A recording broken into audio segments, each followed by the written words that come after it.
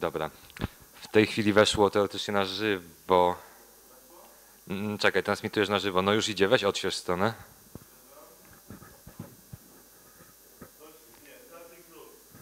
No to jeszcze moment najwyraźniej. Tak, Saturday s.HS. Yes, it's here. But right now we are testing some things to live stream and so on. So still we have still about 20 minutes. So. Yeah. So I never sent you my slides. Do you want a PDF? Well, we are doing it another way. Okay. We are installing a small program to just to transfer your screen from your PC to ours. So we don't need to change them with you. So it will work out of box. Działa? Panowie, działa to? Tak, no jest delay, nie? Ale jest dźwięk. Jest. No to spoko. Jak mamy dźwięk, to jest spoko. Okay, so we are starting in 15 minutes.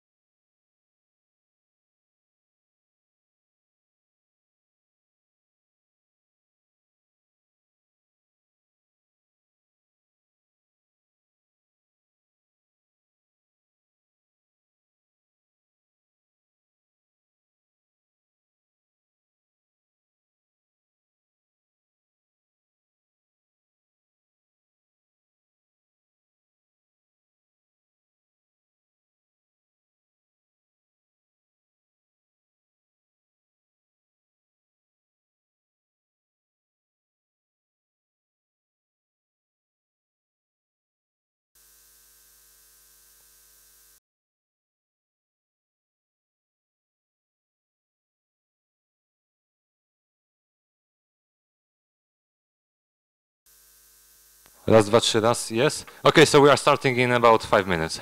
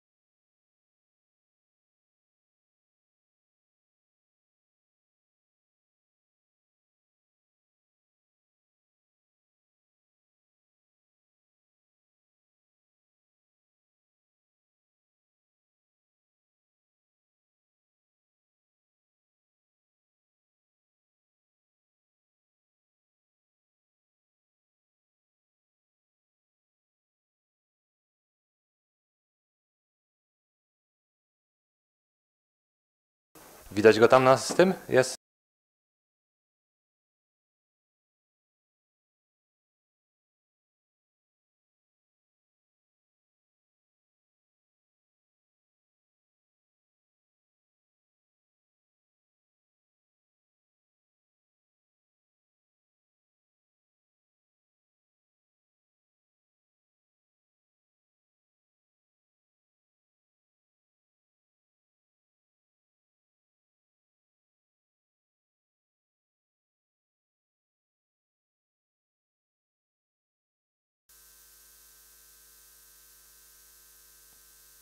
Okay, we're going to start in 30 seconds.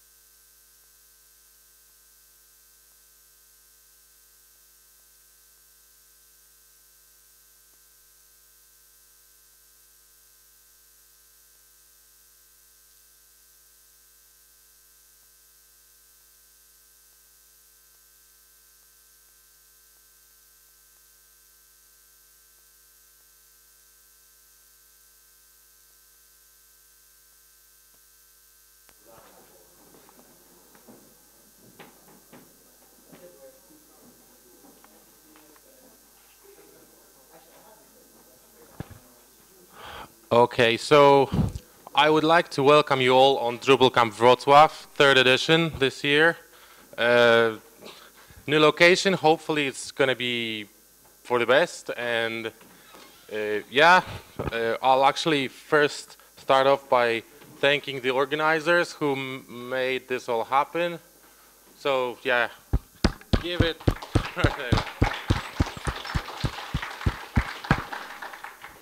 Yeah, we're here thanks courtesy to the Wrocław University.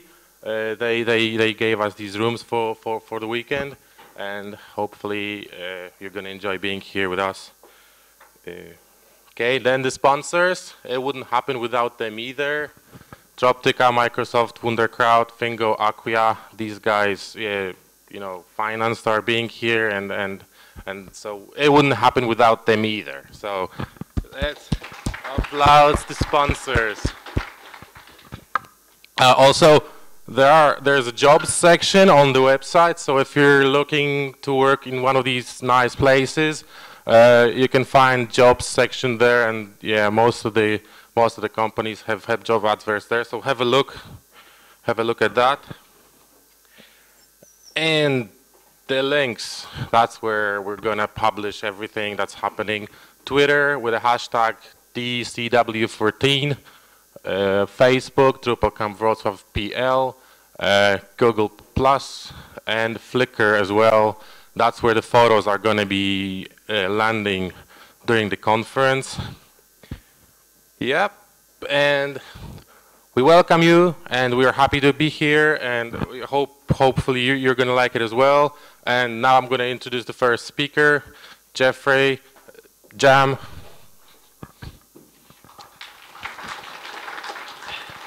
Actually, if you can just All right. So, okay, we've got some setting up to do, I guess.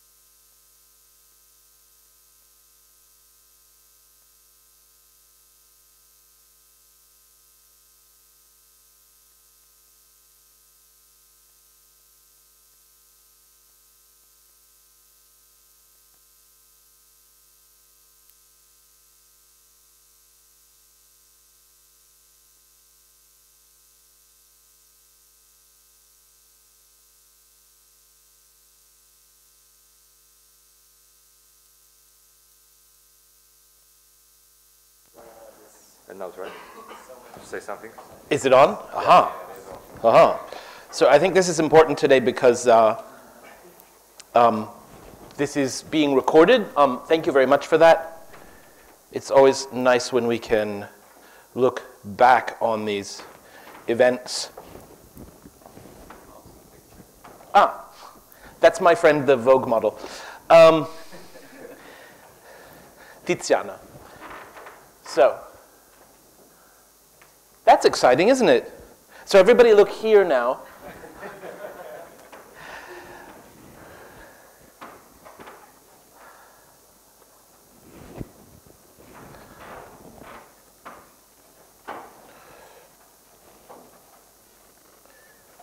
Arrangement.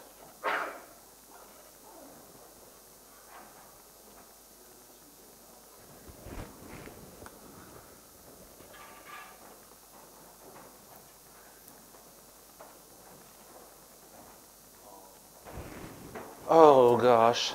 You have to change the white thing on the one of the links. Well, apparently, see, that's not really what I want, but it'll do for now. No, you have to slide the white thing. Yeah, I did that, and now this, at least it's backwards the right way now. Good enough. So, I have the great privilege of doing a lot of public speaking in open source and business contexts, and one of the things that's happened over the last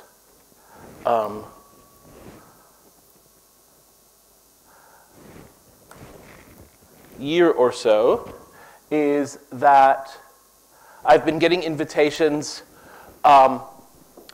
where someone says, "Here's your topic, please come and talk." So DrupalCamp London this year, a guy called Tim Deason gave me this topic, and I was working on the slides just before, I was finishing it up before I was going to speak, and I said to him, "Oh, this is really challenging. It's really taken me a little beyond my comfort zone, and it's been good for me though, and I think it's going to be something useful." He said, "Oh, I just wanted to trip you up." So. Not very nice of Tim. However, the material is really interesting, and there's going to be I'm writing a series of articles, and we're doing an ebook and stuff around very, very similar topics, convincing potential clients to use Drupal, which I assume everybody here wants to. And just to do two shout outs, if you are in the business of Drupal and you want to do better in business, I strongly recommend going to Jacob's talk after my talk, and also checking out the stuff that Robert Douglas has been talking about recently. He did a keynote in Stockholm and a keynote in Edinburgh that are about how to build a product business around Drupal. So basically, we're technical people, right? We're all geeks. Who's a geek in here? Who likes to code? Oh, I talk fast, and I've got too many slides, and we're late. If I'm talking too fast for you, please tell me, and we'll fix it. So we're geeks. We love to code, right? We love widgets, and oh my God, dependency injection container. Yes, your clients don't care about that at all. So they don't care. They don't care about the features. They care about, you have to show them the benefits of what they're going to get if they choose you and they choose Drupal. And you might even have to explain what that benefit will mean to them. So who builds websites, Drupal websites for clients? And who works somehow in a large organization in an internal Drupal team? Okay, and who hasn't put their hand up yet? So, quickly, this is me. I have the lovely job of talking about the intersection of what we do and the intersection of business with a lot of different audiences around the world. You can find me online pretty easily. This /acua.com/podcast is where I make the most noise. I'm also on Twitter a lot. And yeah, so check that out. And if you have any questions, you please always feel free to contact me. That is me at Carnival. And there's another presentation about Drupal superpowers, if you're interested, that's floating around the web. So look, features, like all this stuff, right? WYSIWYG and spam control and social media integration, all this, that's just, you can't pitch for any project without having this stuff now, okay? It's just, you know, most every system has more or less got all this stuff. It doesn't matter, right? And I'm gonna skip over this a little bit, but, you know, hey, in Drupal 8, we've got, you know, real previews and WYSIWYG and the mobile toolbar and the admin menu works on mobile and, you know, it's awesome and right, and we've got Twig and all this really, really great stuff. And, you know, Composer, Guzzle, Ascetic, PHP unit test, all that stuff. But it doesn't matter, right? That doesn't really matter. You've just got to be able to build what your clients need to be able to sell them a project. So my premise is that Drupal is more than just a bunch of features that are stuck together. And I want to talk a little bit about the benefits of using Drupal. And this is a series of thoughts that I had, a series of statements or questions about what we do. And it's a little bit freeform. And like I said, I'm working right now to focus this into some concentrated, sensible materials that you will also hopefully find useful when I publish them in the next weeks. So look, I think that Drupal has all the benefits of being free and open source software, okay? And then it gains a lot because it's very, very broadly adopted and because there are an awful lot of us doing this in the world, and this gives our software package some real advantages that can translate into business benefits for your clients. Hopefully we're all on board. We understand what open source means, right? You are free to use this. Nobody can take it away. Nobody can charge you double for it. You control your infrastructure. You're free to study it. That means that your clients are free to make better informed decisions. You can see every bit of the code so you know what you're getting, you know what it does, and you know nobody's tricking you. You're free to change it. That means that you can make the ideal perfect tool for your client's needs. And you can build a business on that. You can pass it back to the community. You can, whatever it needs. So, and all of these multiply each other. So in a very, very, very tiny nutshell, there's a whole multiple hours of talks that I give just about these, but this is what we're talking about when we say we're open source. Drupal has, we're saying maybe it runs 2% of the web now. It's very popular around the world. How many Drupal 7 modules are there this week? 8,000, 8,500, I don't know. There's a ton of plugins. 80 to 150,000 active members on Drupal.org, depending on how you slice that. An awful lot of developers and an awful lot of businesses. So this picture, you know, this picture gives your clients an idea that, hey, there's a lot going on with this software.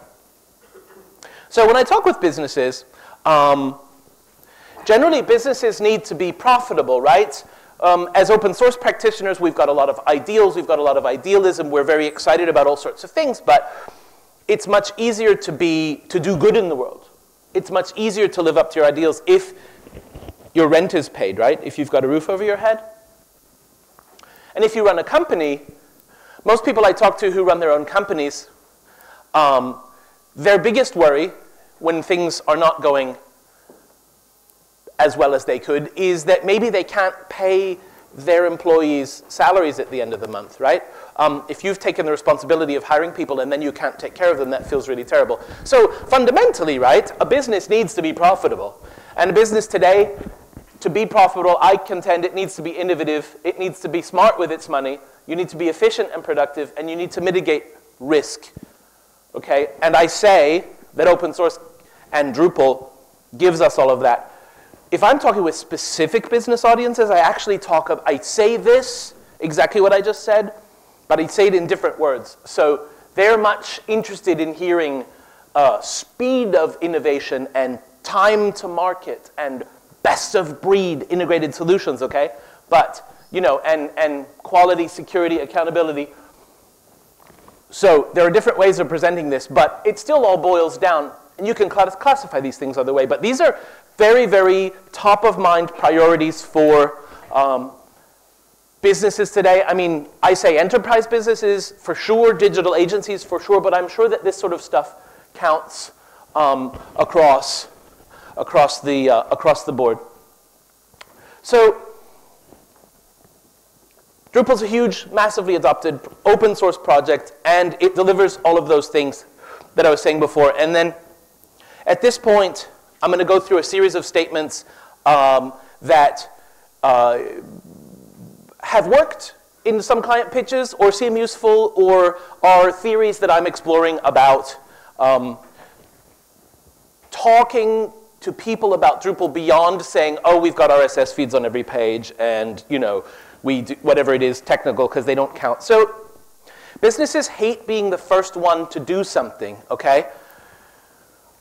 They hate being the first one to do something. They hate taking that kind of risk. Choosing Drupal is not taking that risk, okay? And you can find all of this stuff online. All of these organizations everything that you've got and put in our solution, and you've got social business covered, right? Well, first of all, you know, this was a great idea. This was a great idea when it was sold, right? It's brilliant. A TV and a VCR in one. Now, the TV still works just fine, but this, what do I do with this now?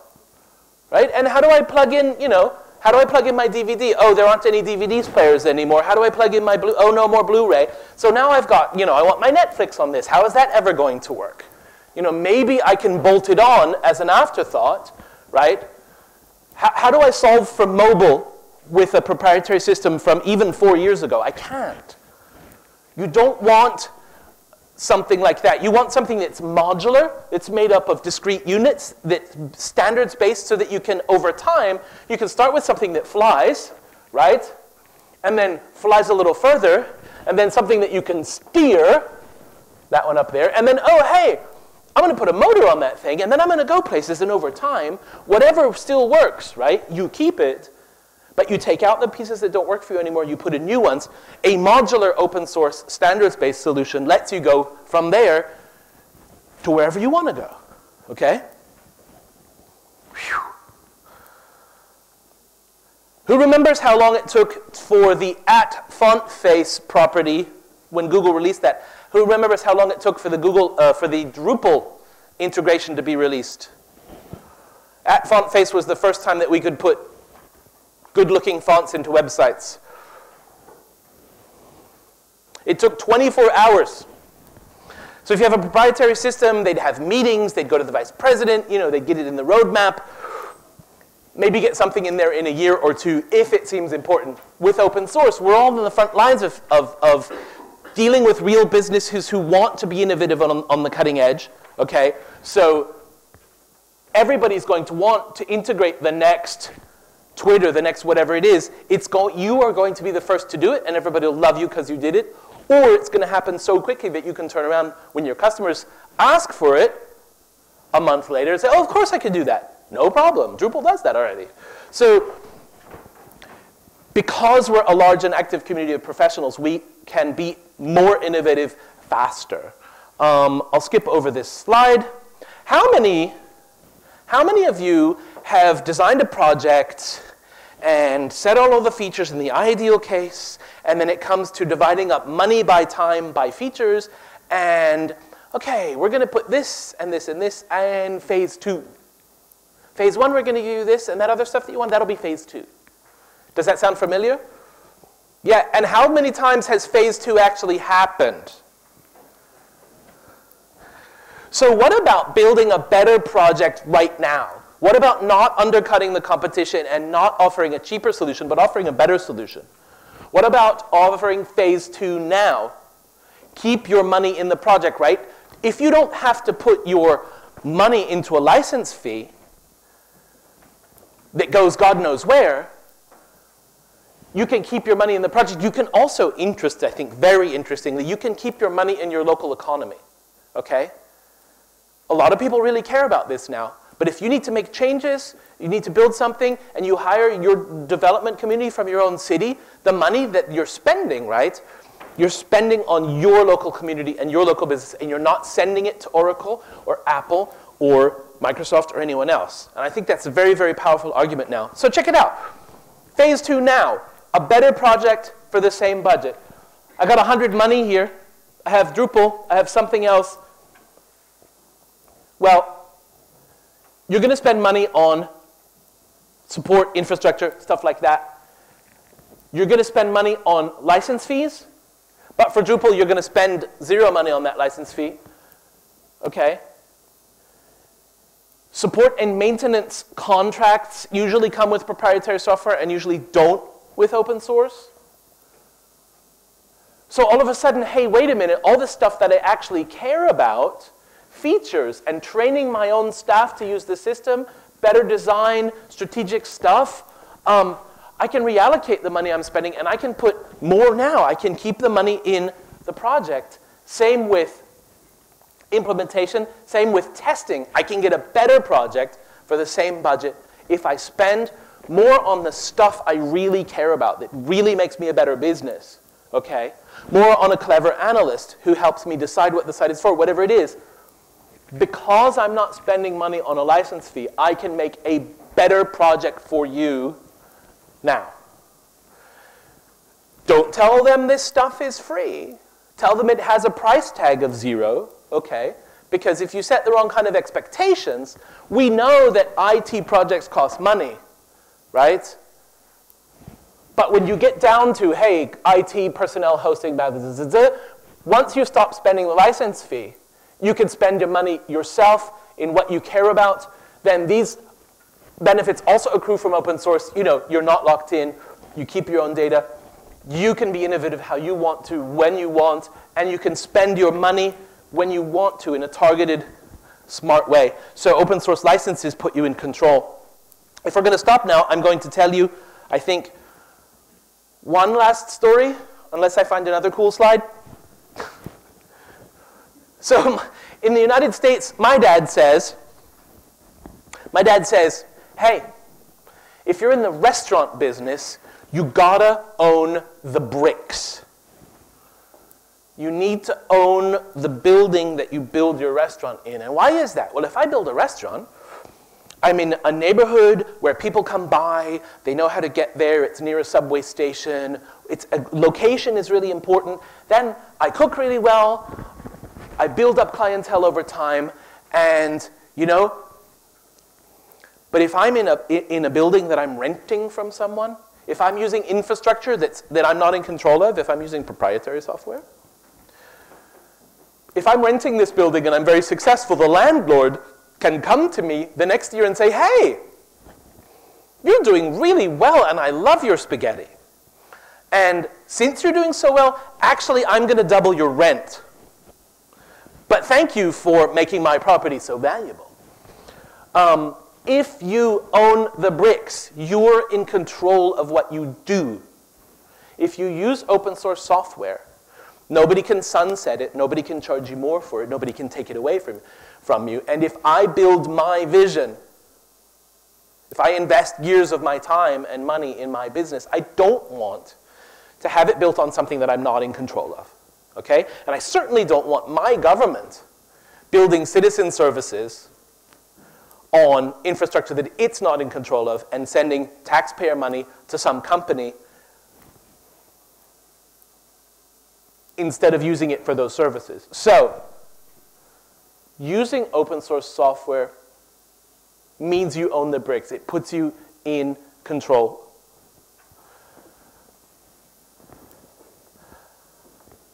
Technically, that's all the time I have. I could go on for hours, but do we have an official keeper of the session time? We don't. Should I just go until somebody tells me to stop? So check this out. This is really the more you use, I love this one, and this takes a couple minutes to explain. The more you use an open source solution, the more valuable it is, okay? The more people who use it, the better it's going to be. Like I said, more feature rich, more secure, better refactored, better code, etc. A traditional economy is called an economy of scarcity, right? If I'm a government and I have 100 money to spend, traditionally a government could build a bridge between two places, right? And you can take stuff between those two places and, go faster, and so then the economy will benefit. People can trade with each other, and if you think that will make the world a better place, that's what you're going to do. You build that bridge, it's done, and then you see what happens, right? Now, governments think it's their job, hopefully, to make the world a better place. So, build infrastructure, I spend that money, I see what happens, I'm done. I can choose to send medicines to the developing world. I can fight malaria or, polio vaccine or something. For 100 money, I can send that to the developing world. And if I think that that makes the world a better place, right, I can do that. I throw that money there, and I see what happens, but I'm done. I can spend 100 money as a government on bombs, right? And I can go and bomb the crap out of some place if I think that makes the world a better place. Now, I don't think that's good, but, we're talking about governments, and governments do that. So, 100 money on bombs, 100 money on medicines, 100 money on a bridge, but when I've spent that, it's gone. That's an economy of scarcity. I do that, and I see what happens. The White House built this citizen participation infrastructure called We the People, and it's built on Drupal. And the White House now has something like 17 GitHub repositories, which is kind of amazing. So they built infrastructure for citizen participation in democracy, and it's open source, right? So they spent 100 money on it, let's say, and any other government can use that anywhere in the world. Anyone can take it and use it, refactor it, make it better. So if transparency for your citizens is in what you need, citizen participation tools as a government, well, you can take the White House's tool and you can use it. And, oh, that was free. Thank you very much, White House. But this thing keeps getting used more and more and more, right? So the White House, in this case, any government, is able to invest 100 money, and then it can do N work. It can do an infinite amount of work. The more it gets adopted, the better the world becomes, but they only had to spend the money once. It's really, really powerful. It's a really, really, really exciting idea. Here's some challenges. If you want to say this stuff when you're pitching people. Were you talking with me, Czegosz? No? Look, I don't know if you want to say this stuff to people, but honestly, you can say, hey, we're an open source service provider. There are actually other companies that do Drupal. This means, right, and all of them know the technology that we're using. This means we're going to do absolutely the very best work that we can possibly do. We are held to the highest standard because there are lots of other people who can do this stuff too. So open source service providers should always be the best service providers for you, okay? The more you can contribute, I think I'm going to wrap up. The more you can contribute to the tools that you use as a business, the better you're going to know those tools, the better you can work. And because it's open source, actually, the Yle in Finland released an RFP where they said, we want Drupal for this solution, and by the way, give us the names of your team who you're going to have work for us if we choose you, because we're going to go look on Drupal.org and see if they're really as good as you say. See if you're really part of Drupal, if you're really contributing, right? So actually, participating here, now that our clients are smart about open source, participating is a record of your expertise in public. It's like advertising for you. The more you give to Drupal, right, the better you're going to do in that context. And so Tieto is a systems integrator in the Nordics, and I'm not sure about the current situation, but for a while they had one of the maintainers of the Scald media integration thing on their team. So they were able to say, hey, we'll do you a media solution, and we're absolutely experts in that because, look, we maintain Scald. We know exactly what we're doing. So if you can find your expertise, right, as a Drupal shop, you can show that we maintain the solution that's used on 10,000 sites, right? That is saying, my Drupal shop, the work that we did, it's on 10,000 sites. You're not risking anything if you use our code, right? Plus, if you understand exactly how, in this case, Scald works, you're also taking a lot of risk out of the project. If you use tools that your team is the most familiar with, that your team has maybe built, you're also going to have the least risk in your own project work. So, thank you very much. And I'll be here all weekend, and I'm really thrilled to be in Poland. Thanks.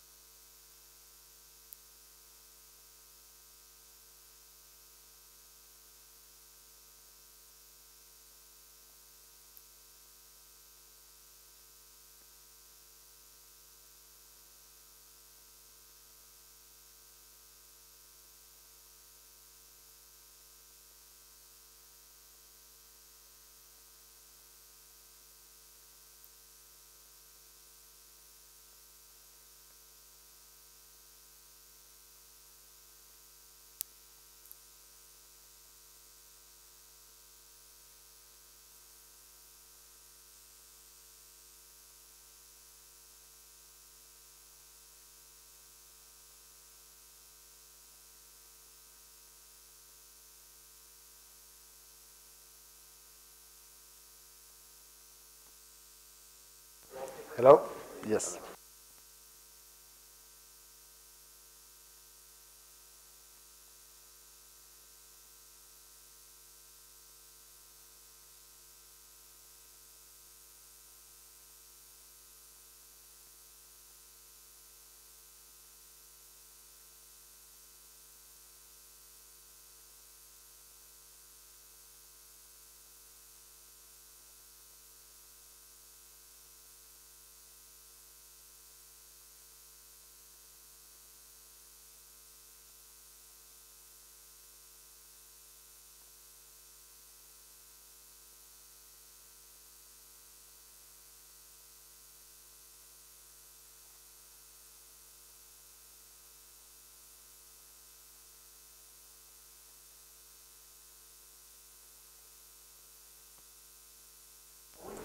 Yeah. Yeah, all right.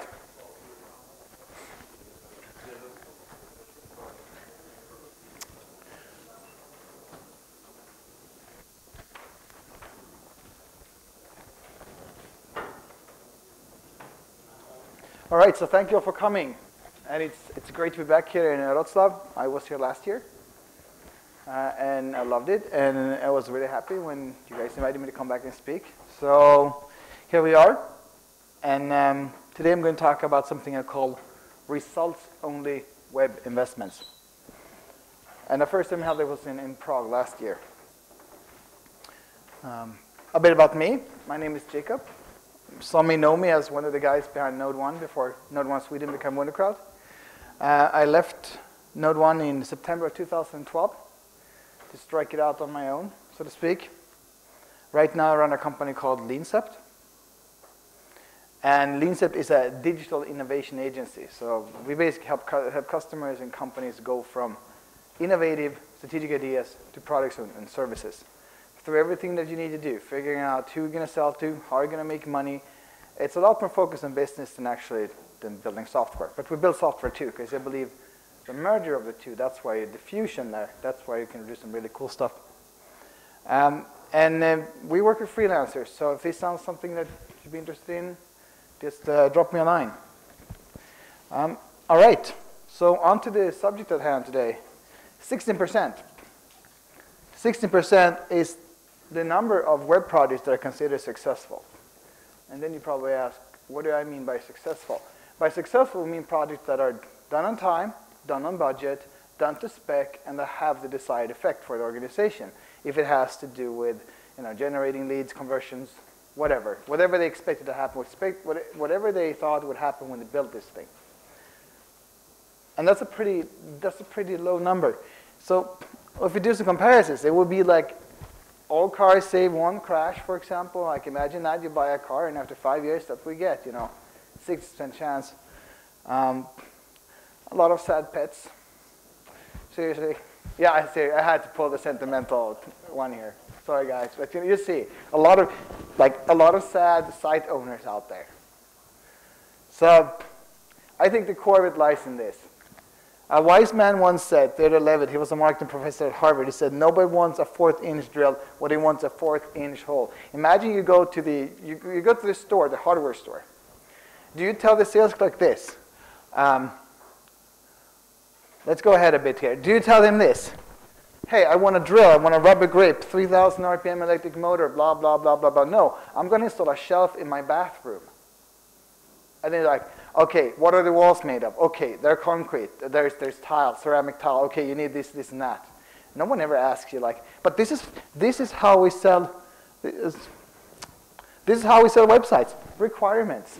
Like up and down, home page, packages module, there's going to be a button there, color. They even specify the hex code, color code, some of these. And did it tell us anything relevant? Like, who are we involved? What does the buyer expect? Why are they spending money and resources on this? No.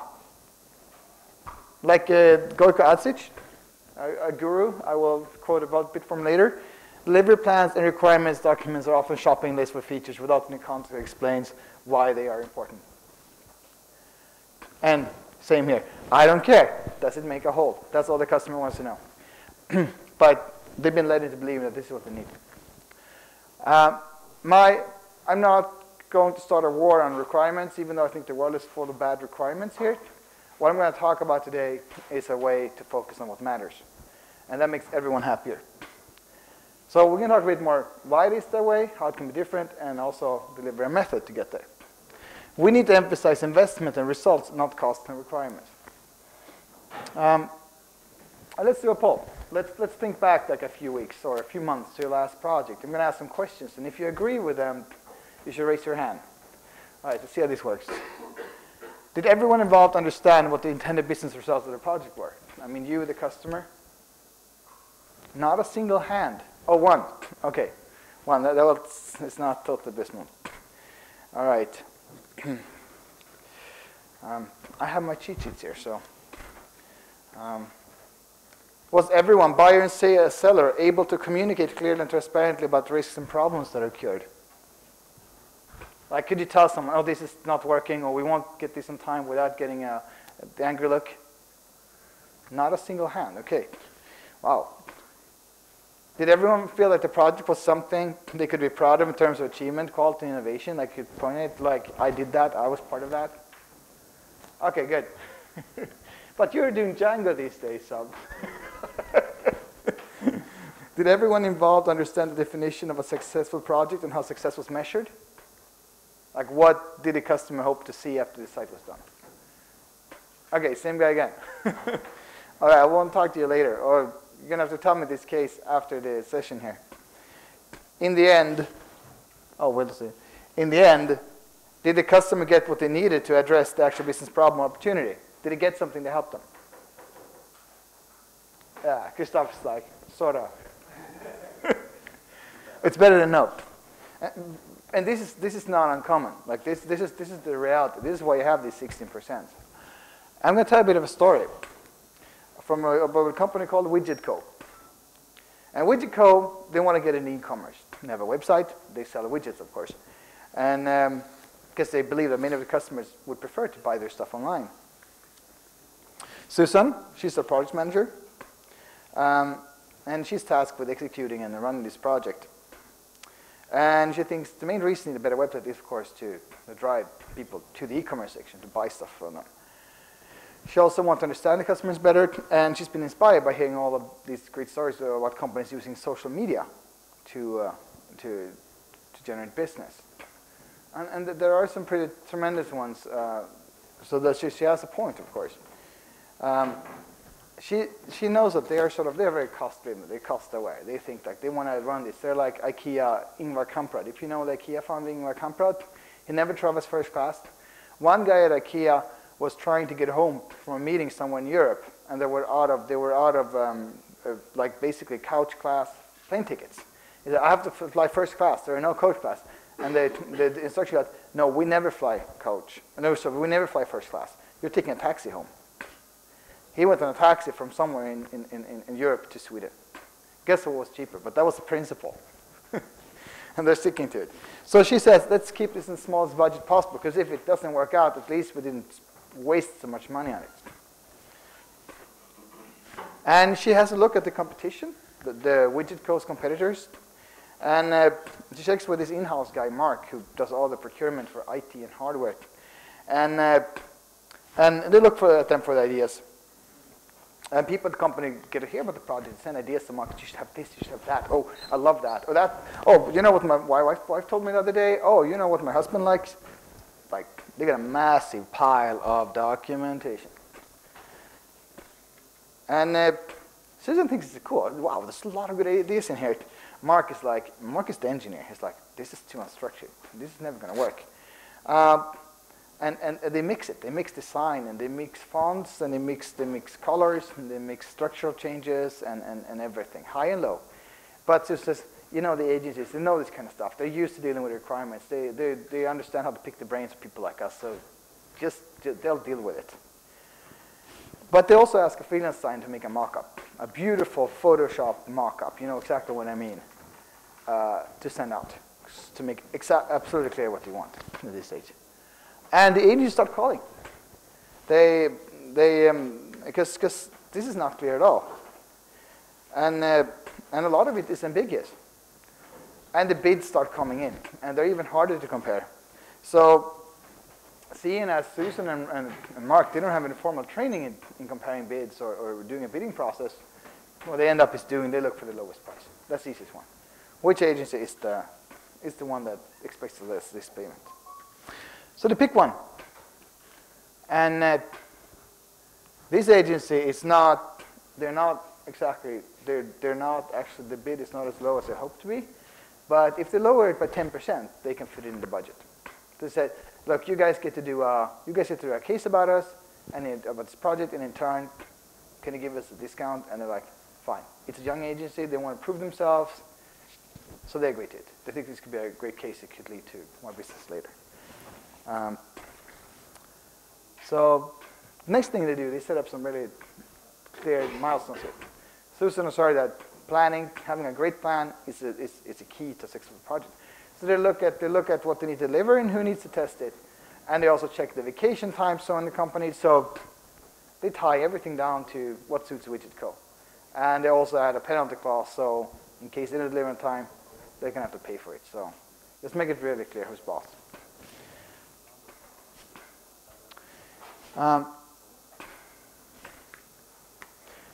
Things seem to go well initially. But there's a lot of questions. And Susan and Mark cannot answer those questions. When the agency comes to them and says, how should we do this? Mark and Susan have no idea. And the people that supposedly know, they're nowhere to be found. They're out of the building for some reason. The team works day and night. And the agency is getting really fed up with all this ambiguities and the changes they imply, because they took on this project on a very small budget and very tight limits. They're like, no changes. We're sticking to what it says there. Even though it's ambiguous, we're going to interpret it in the best way possible for us, because we don't want to run in the red. They see this project growing and growing. They eventually finish.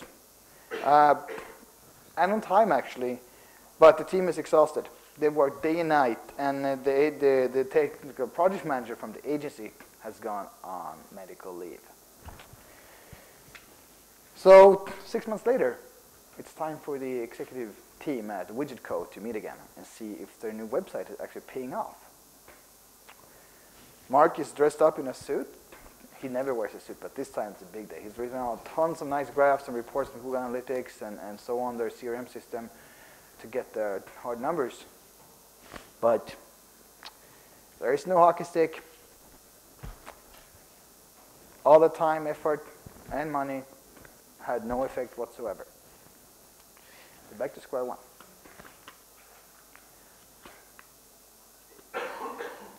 So was this project a success? Well, we can tell up the score and have a look. Requirements were fulfilled to the letter. That's true. But at the same time, the team worked their ass off. The seller made a loss, and the buyer did not see the results they were hoping for. Do you recognize this kind of case? Okay, I see no hands, but I assume you do. All right. So how do we end up here? Well, as I see it, there are 5 important phases of a project. There's a needs phase, a requirements, design phase, a bidding phase, execution, and evaluation at the end. And I think there are some things that we often do wrong or forget to do in these phases. The needs phase, we don't talk about the business goals. So the project becomes cost-driven. Since you don't talk about what you can gain from it, it can't possibly be an investment. And if you're a smart business person, you want to minimize cost and maximize revenue. So I think a lot of these projects are driven by a cost mindset. Secondly, it's hard for the team to deliver what the customer wants, since they're not aware of the business goals. So they can't choose a better solution when they have to. Requirements. Requirements were of mixed quality, focused on the superficial. They weren't relevant to the business goals. They asked for things that had nothing to do with what they actually would expect the site to achieve in the end. The bidding ended up, well, they didn't have an experience in bidding. So what happened was that they just focused on price and not the agency's ability to perform the project.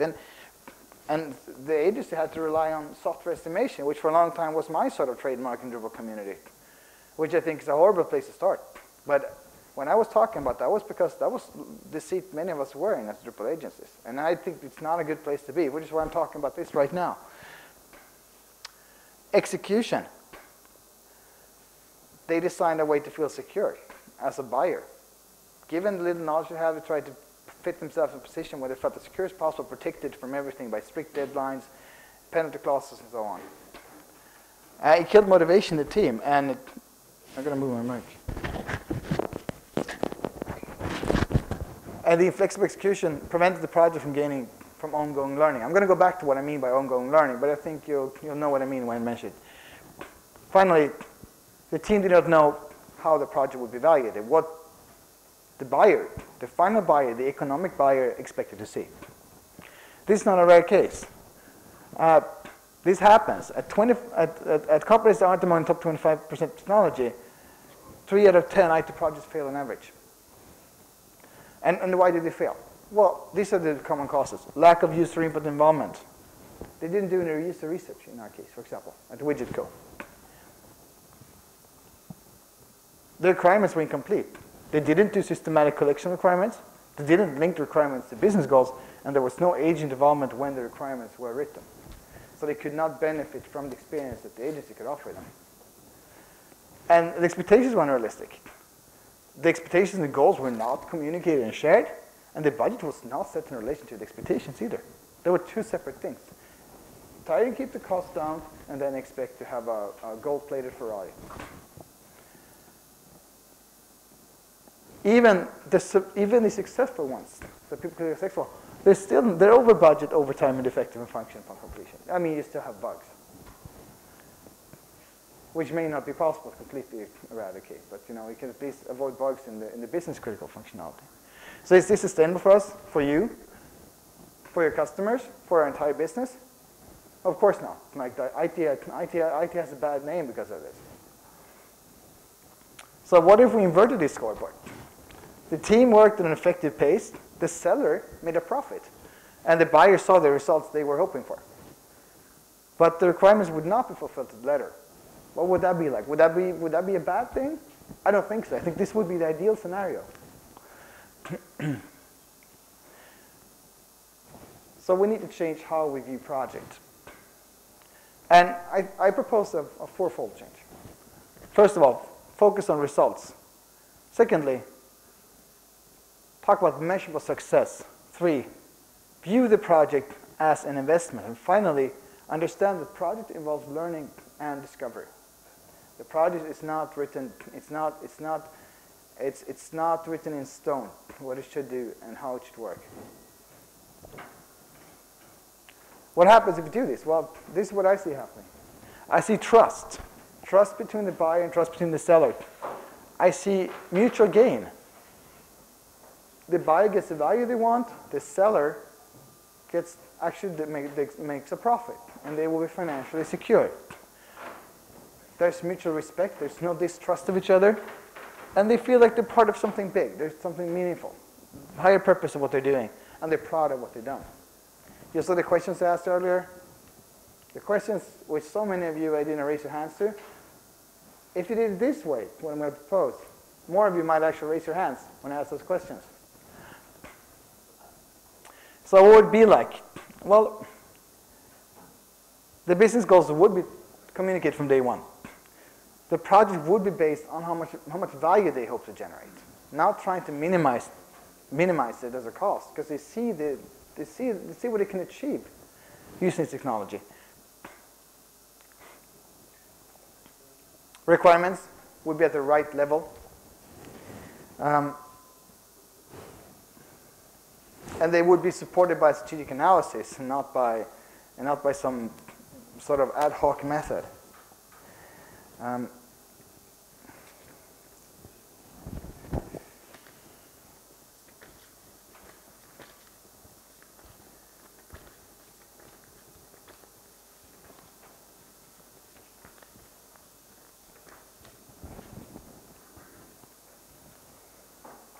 Bidding by looking for the lowest price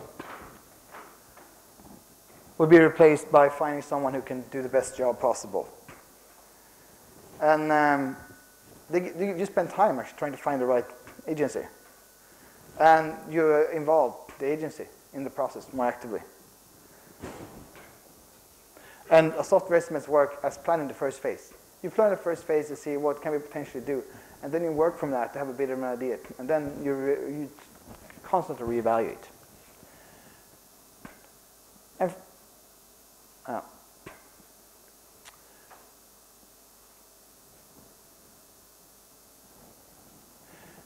learning, I think, is a key takeaway here. And so is the communication, which establishes trust, and continued delivery, which also is a trust factor. If you tell the customer, we have this done by Thursday, then they'll start trusting you. If you keep doing that, keep delivering those Thursdays. If you tell them, this site will be done in 3 months, and you don't deliver, that's a massive failure of trust. Because you promise something you cannot keep. So small promises, small victories. Evaluation. People know what the site is built, and they know what the customer expects to happen, expect to see in terms of raw numbers. And everyone knows what the goals are and what's trying to achieve. So too good to be true, eh? So where did these ideas come from? What is this? What is lunatic talking about? And well, they come from two things: Agile, which I'm sure all of you here are familiar with, and two methods called impact mapping and effect mapping. Agile methods come in many flavors. I'm sure all of you work with Scrum, right? Anyone here doesn't use Scrum? No. No, I didn't expect that. But Agile comes in other forms like FTD, XP, Kanban, DSTM. Some custom projects, some are like just ways of working. And it all began sometime around 1991. And they have branched out ever since. The latest form of Agile working is the Lean Startup, which implements parts of Scrum, and of course DevOps. And it's a way, and I think this holistic, this short wind approach is been remarkably successful. Does it work? Yes, they work. Lower cost and improvements in revenue, quality, and cycle time. You get more for less. And a long-term study by the Standards Group shows that Agile projects are 3 times more successful than waterfall projects. And they were looking at 10 years of data. So why is it so? Well, what most people think is that projects are, when you do IT, you know all the answers. Like, you guys are experts. Like, you know exactly. You solved these problems before. Fact is, we usually haven't. It's not simple. It's not close to certain, not close to agreement. We usually end up somewhere here. Waterfall methods are perfect when you know exactly what you're doing. I'm sure there could be a perfect case for waterfall methods. But as we go closer to uncertainty, Agile becomes more and more suitable. Technologies and requirements are partially unknown. And just because someone says they want a certain thing doesn't mean that you can persistently predict the implications of that. I think Agile is more suitable when you do Drupal work. Here's a new thing for many of you, I think: impact mapping. Impact mapping is a way to link business goals to what you build.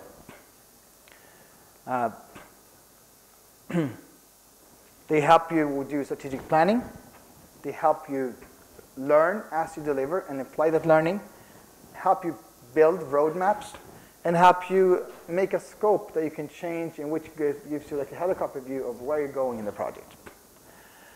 Impact maps basically answer, why are we doing it, who are we doing it for, how do we do it for them, and what do they need?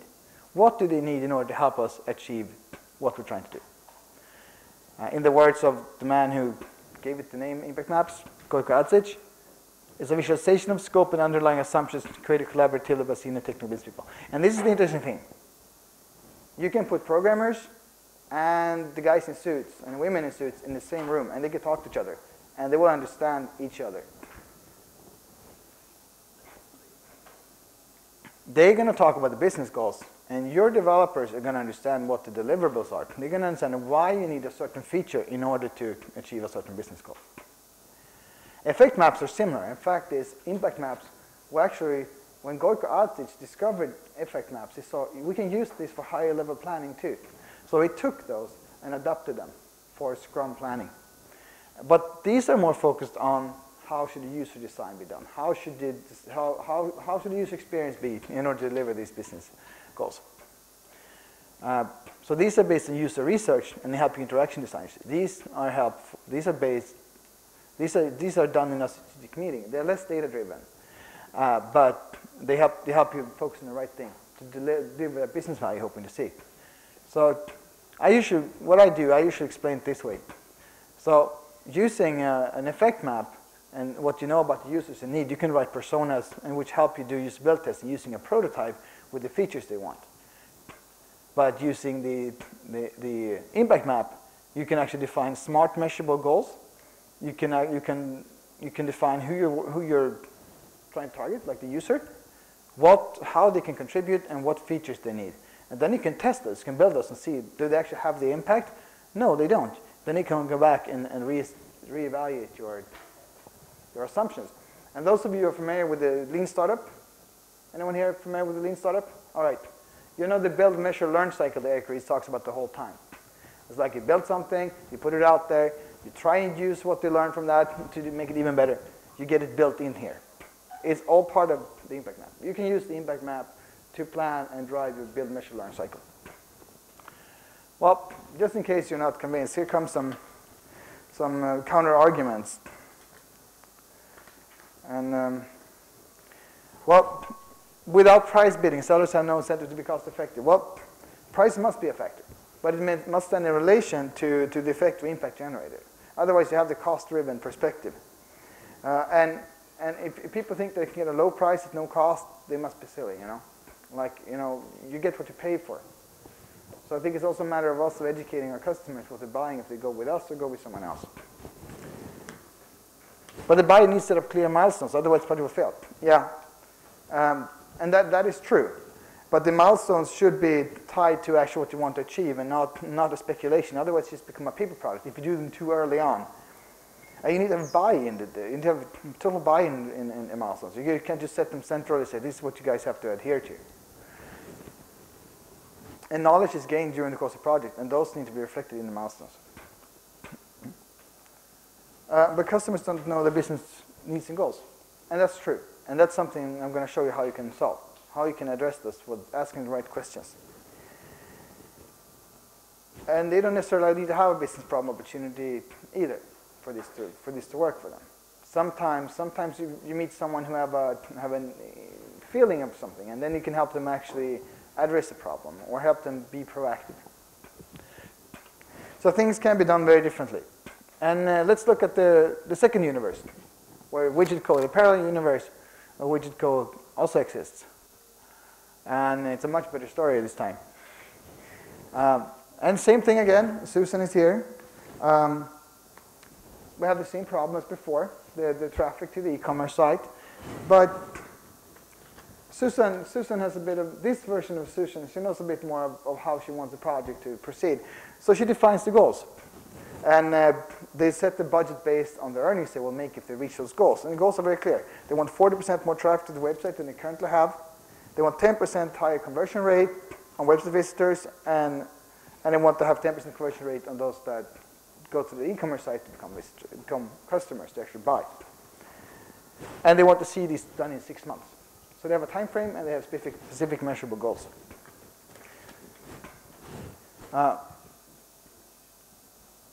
Mark, he's the nerd again. He helps them sort out the few requirements they actually have this time, and they try to keep them high level. You know that they're not experts in this, so they know that they need to get the information they need. So they want to learn more about the end users. So they hire an agency, actually a user research agency, to talk more about the end users. The people in the company will be using the site and the customers they want to affect. They make wireframes, high-level wireframes. No detailed Photoshop mockups this time, just high-level wireframes to capture the most important concepts. And by now they feel they have a basic understanding. They know they will learn a lot over the course of this project. And they're confident with doing just upfront planning. They know that they think plans are nothing, planning is everything. Or you know the saying by which the basic quote to every famous general ever, like plans survive until you meet the enemy, sort of something along those lines.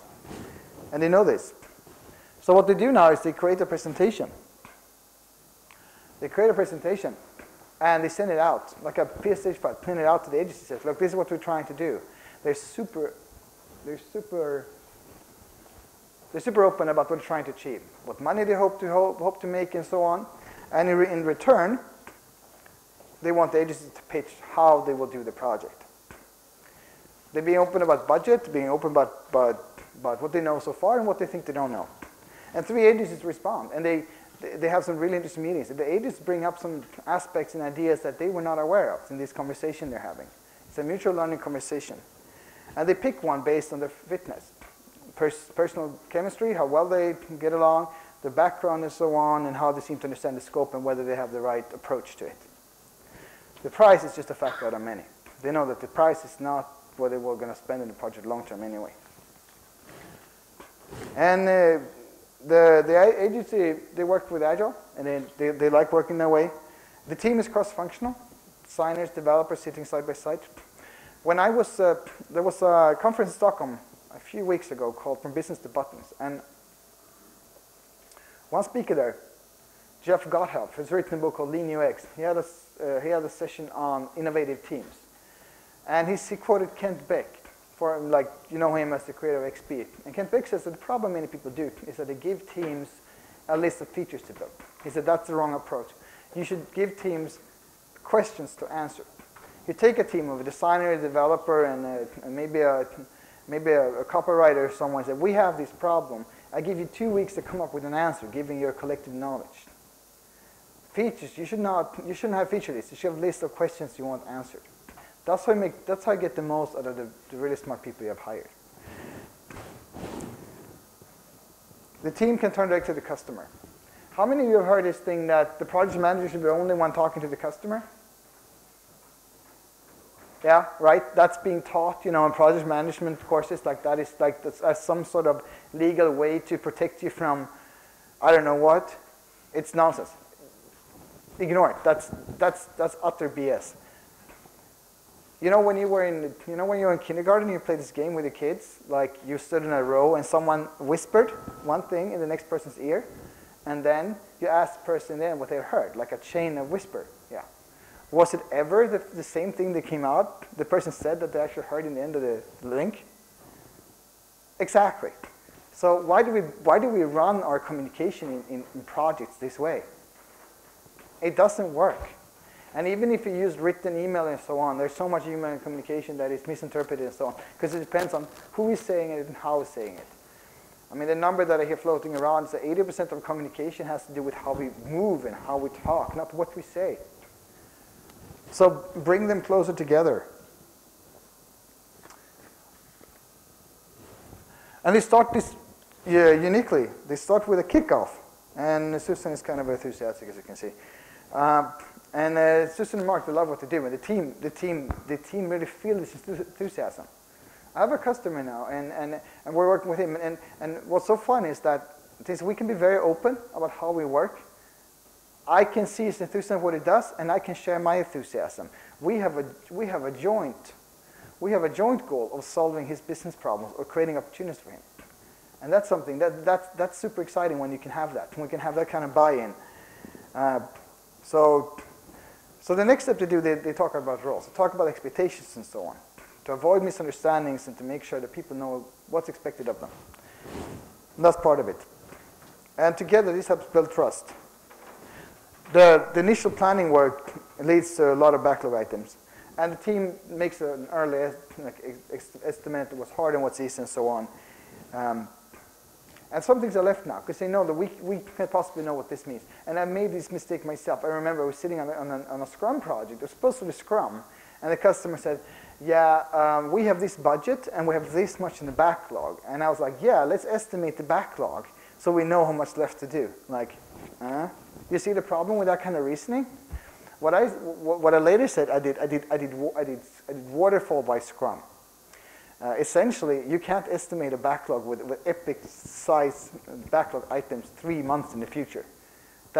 You're making the same mistake, but it's so alluring to think that.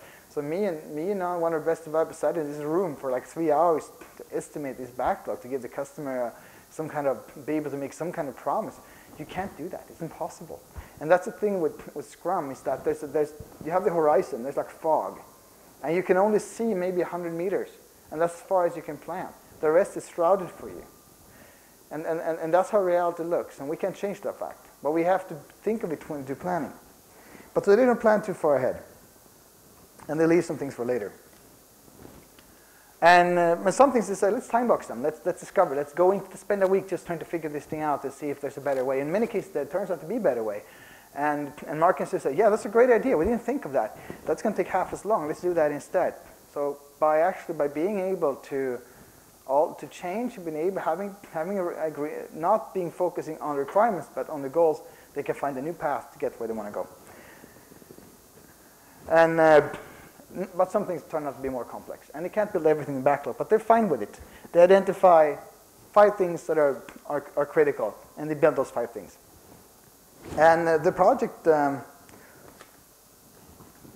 project is finished on time and so on, and they have a release party. About a week later, they discovered there's a bug in the registration process. The users can't sign in, and the agency is super quick. Even though the project's over, they're super quick to go in there and fix it, because they know this is our baby. We worked so long to make this thing work, so we're not going to let this tiny little thing stop it. And immediately they meet the results we're hoping for to meet in 6 months. They meet in 4 months instead. Widgetco is super happy. They're like, wow, why didn't we do this before? And they're actually planning the next phase of the project right now in the fictional universe. So you have a stronger buyer-seller relationship. You have better use of money, higher success rate. You have higher satisfaction of all parties involved. So I'm asking you, what universe do you want to live in?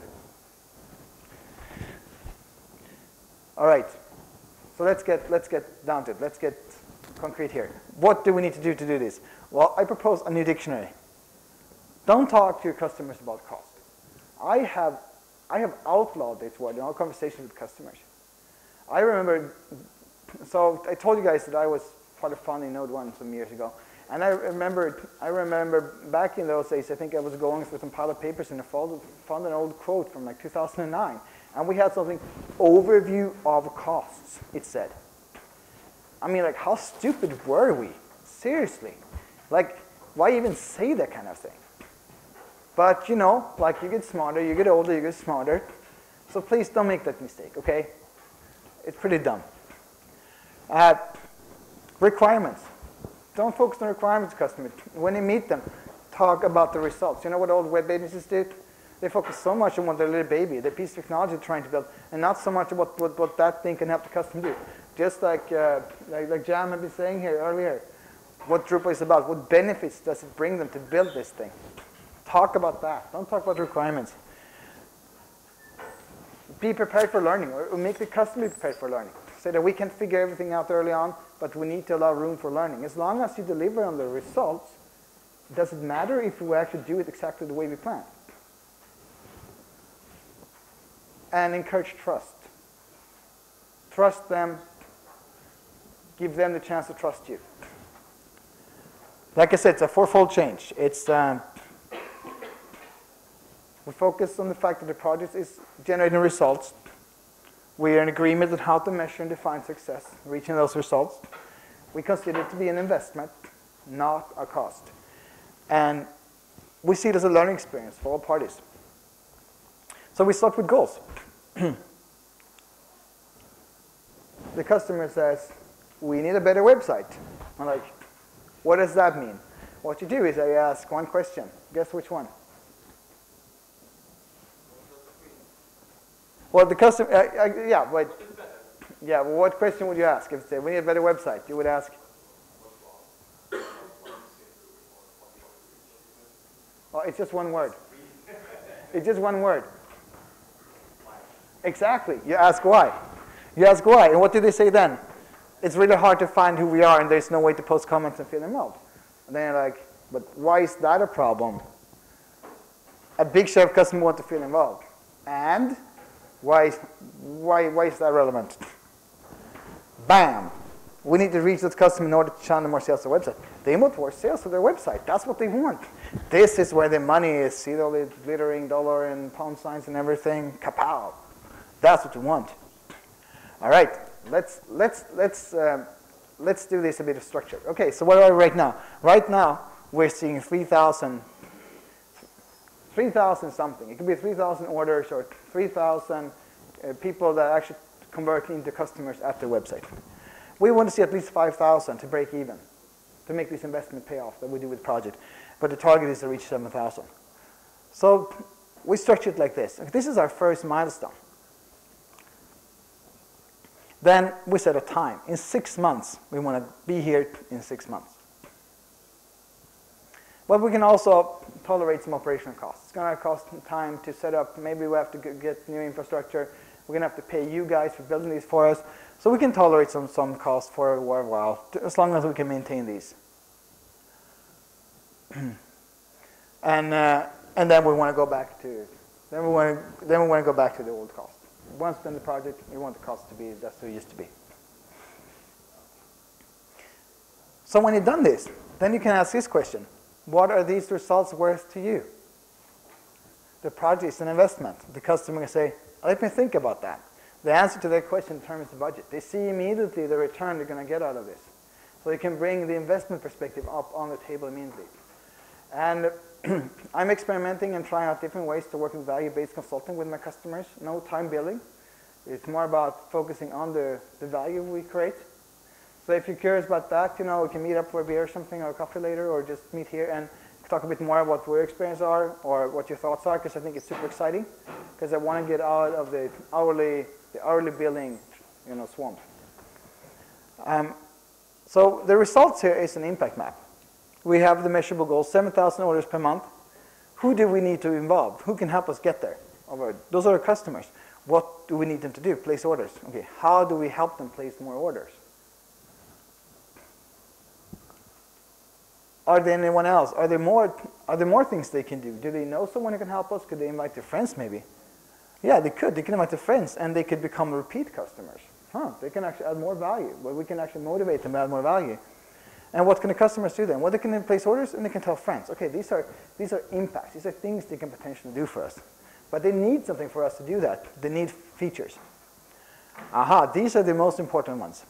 These are the ones we want. Because when we have a view of what the customers want, then we can actually take an opinion of how much time will it take to implement. Is it worth doing? Is it low or high hanging fruit? Now we can do this analysis. And then we can look at, okay, what features do we want for that? Well, product recommendations, implementing Facebook like, share.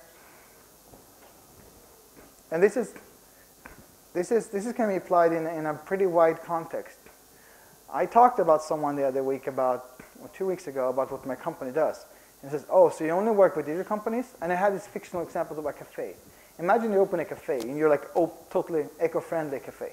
And a lot of the customers that come there, they hang out with people at the same values. And you come up with this idea that when you go to the cafe, if you pay with your phone, order with your phone instead of at the bar, you get a 10% discount. So a lot of people, they start placing their orders on their phone. And then they enter the table number and the people serve to the table. It might seem like a really idiotic way because you lose the human interaction. But here comes the fun part. 30 minutes after you leave the cafe, you get a pop-up on your phone. It says, did you like your latte? Well, you can give a discount code to your friends on Facebook and they get a 20% discount. And you get one for free. What do you say? So by tying these digital links to people, you can market in a whole different way, regardless of business you're in. And this is a low-hanging fruit that could come out of this, because this map does not only talk about the website. It talks about your partners, like advertisers and so on. It's a high-level system to find new ways to advertise your business. They visualize deliverables and assumptions. The beautiful thing about this business map, this impact map, is that you can share this one. You can sit in a room with the buyer, with the economic buyer, and with the developers, and they all understand exactly where things fit in here. The developers can weigh in on the feasibility and the complexity, and the economic buyers, they can weigh in on how much it is worth them in terms of investment and so on, and how it fits in there strategically. This approach also allows us to learn. We can look after 2 milestones to see have we seen the impact we're hoping for. Are we seeing 7,000? Our key target, 7,000. If we're not, then one of our assumptions are wrong. and we need to go back and reconsider those. So next time you're starting a project, you should ask the customer, why do you want to invest in this project? They will tell you the goals, the milestones, investments, results. That's key information. You need to ask, who do you want to involve? Who do you want to engage? That will see your actors, your personas, the users that you want to be more active on the website. How will actions contribute to the goal? Then you see the impact, how they can contribute, invite their friends, place more orders. And finally, what will the actors do to create impact? Will they place more orders, invite friends, do a share, what do they need concretely? Like, I want to invite friends, but you can do it 10 different ways. This will tell you concretely what function you need. And if you're going to read more, there are 2 books I recommend. Impact Mapping by Gorkasic, and you can find it on impactmapping.org. And, and the other book is Specification by Example, which presents a really great way to write better user stories for Agile. And you can also go to my website for some more links and downloads if you want to see more. So thank you, and good luck with the next project.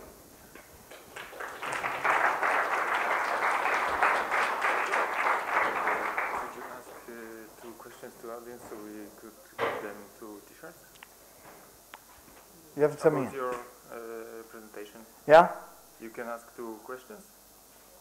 Do you want me to ask 2 questions to the audience?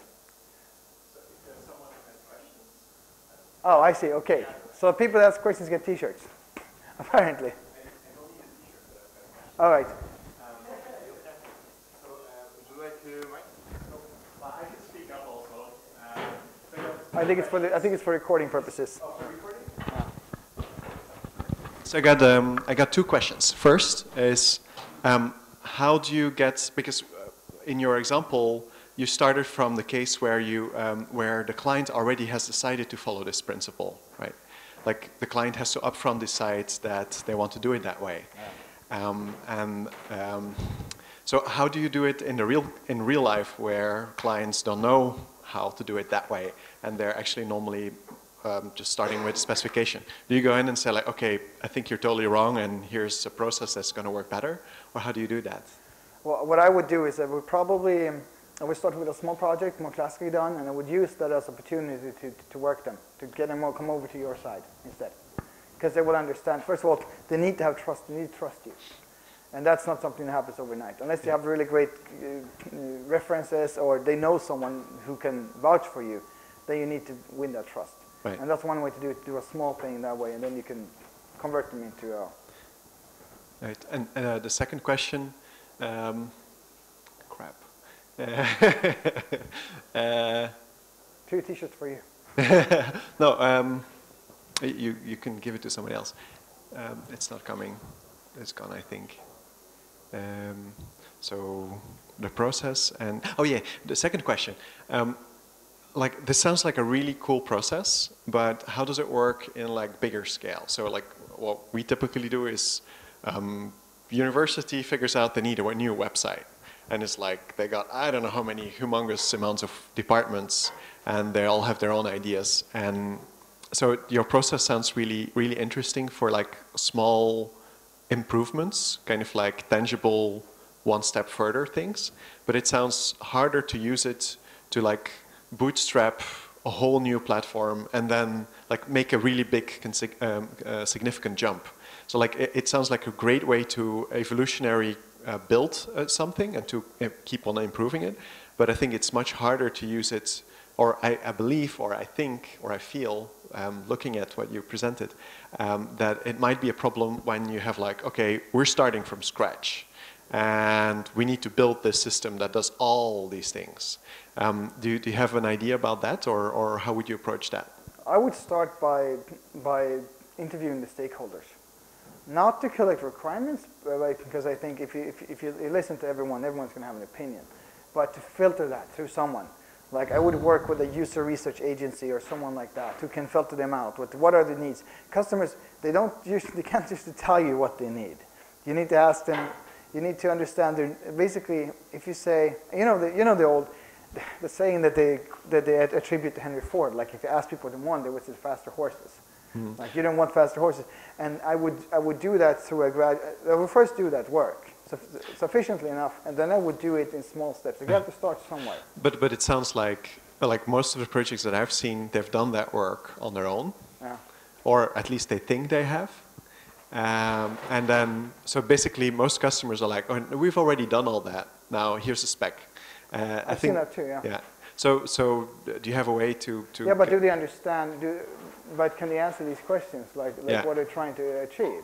Like, do they have any metrics on what they're trying to achieve? Right, that's a good question. Yeah. Well, it's and interesting. And if you have the metrics, and then in the end complain the project's not what we met the metrics you asked for.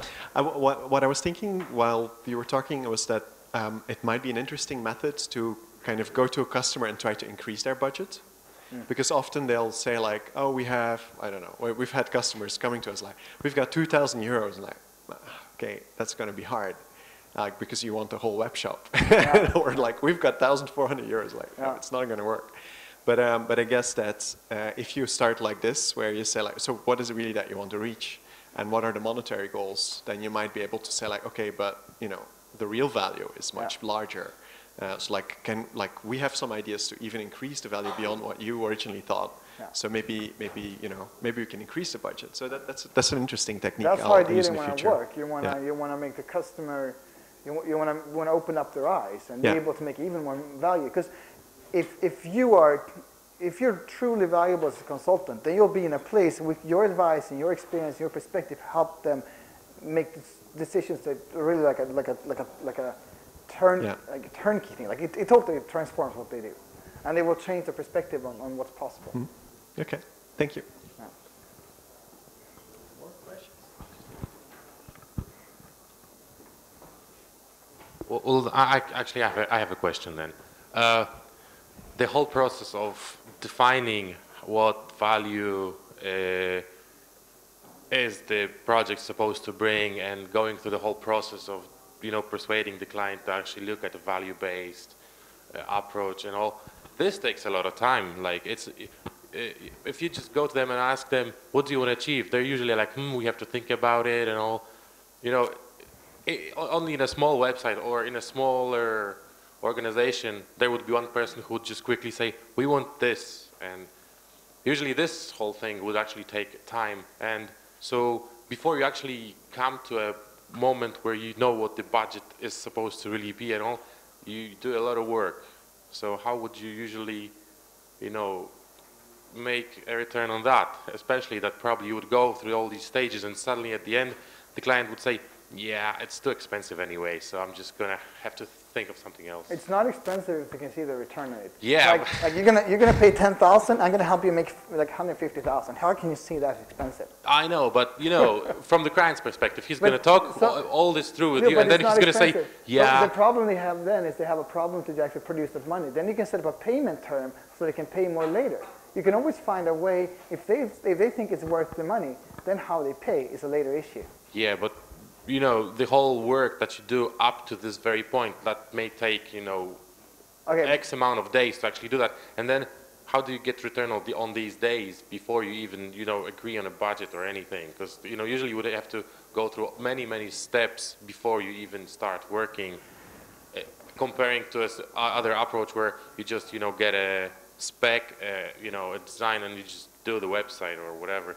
Then you can, you make an estimate and you just earn money.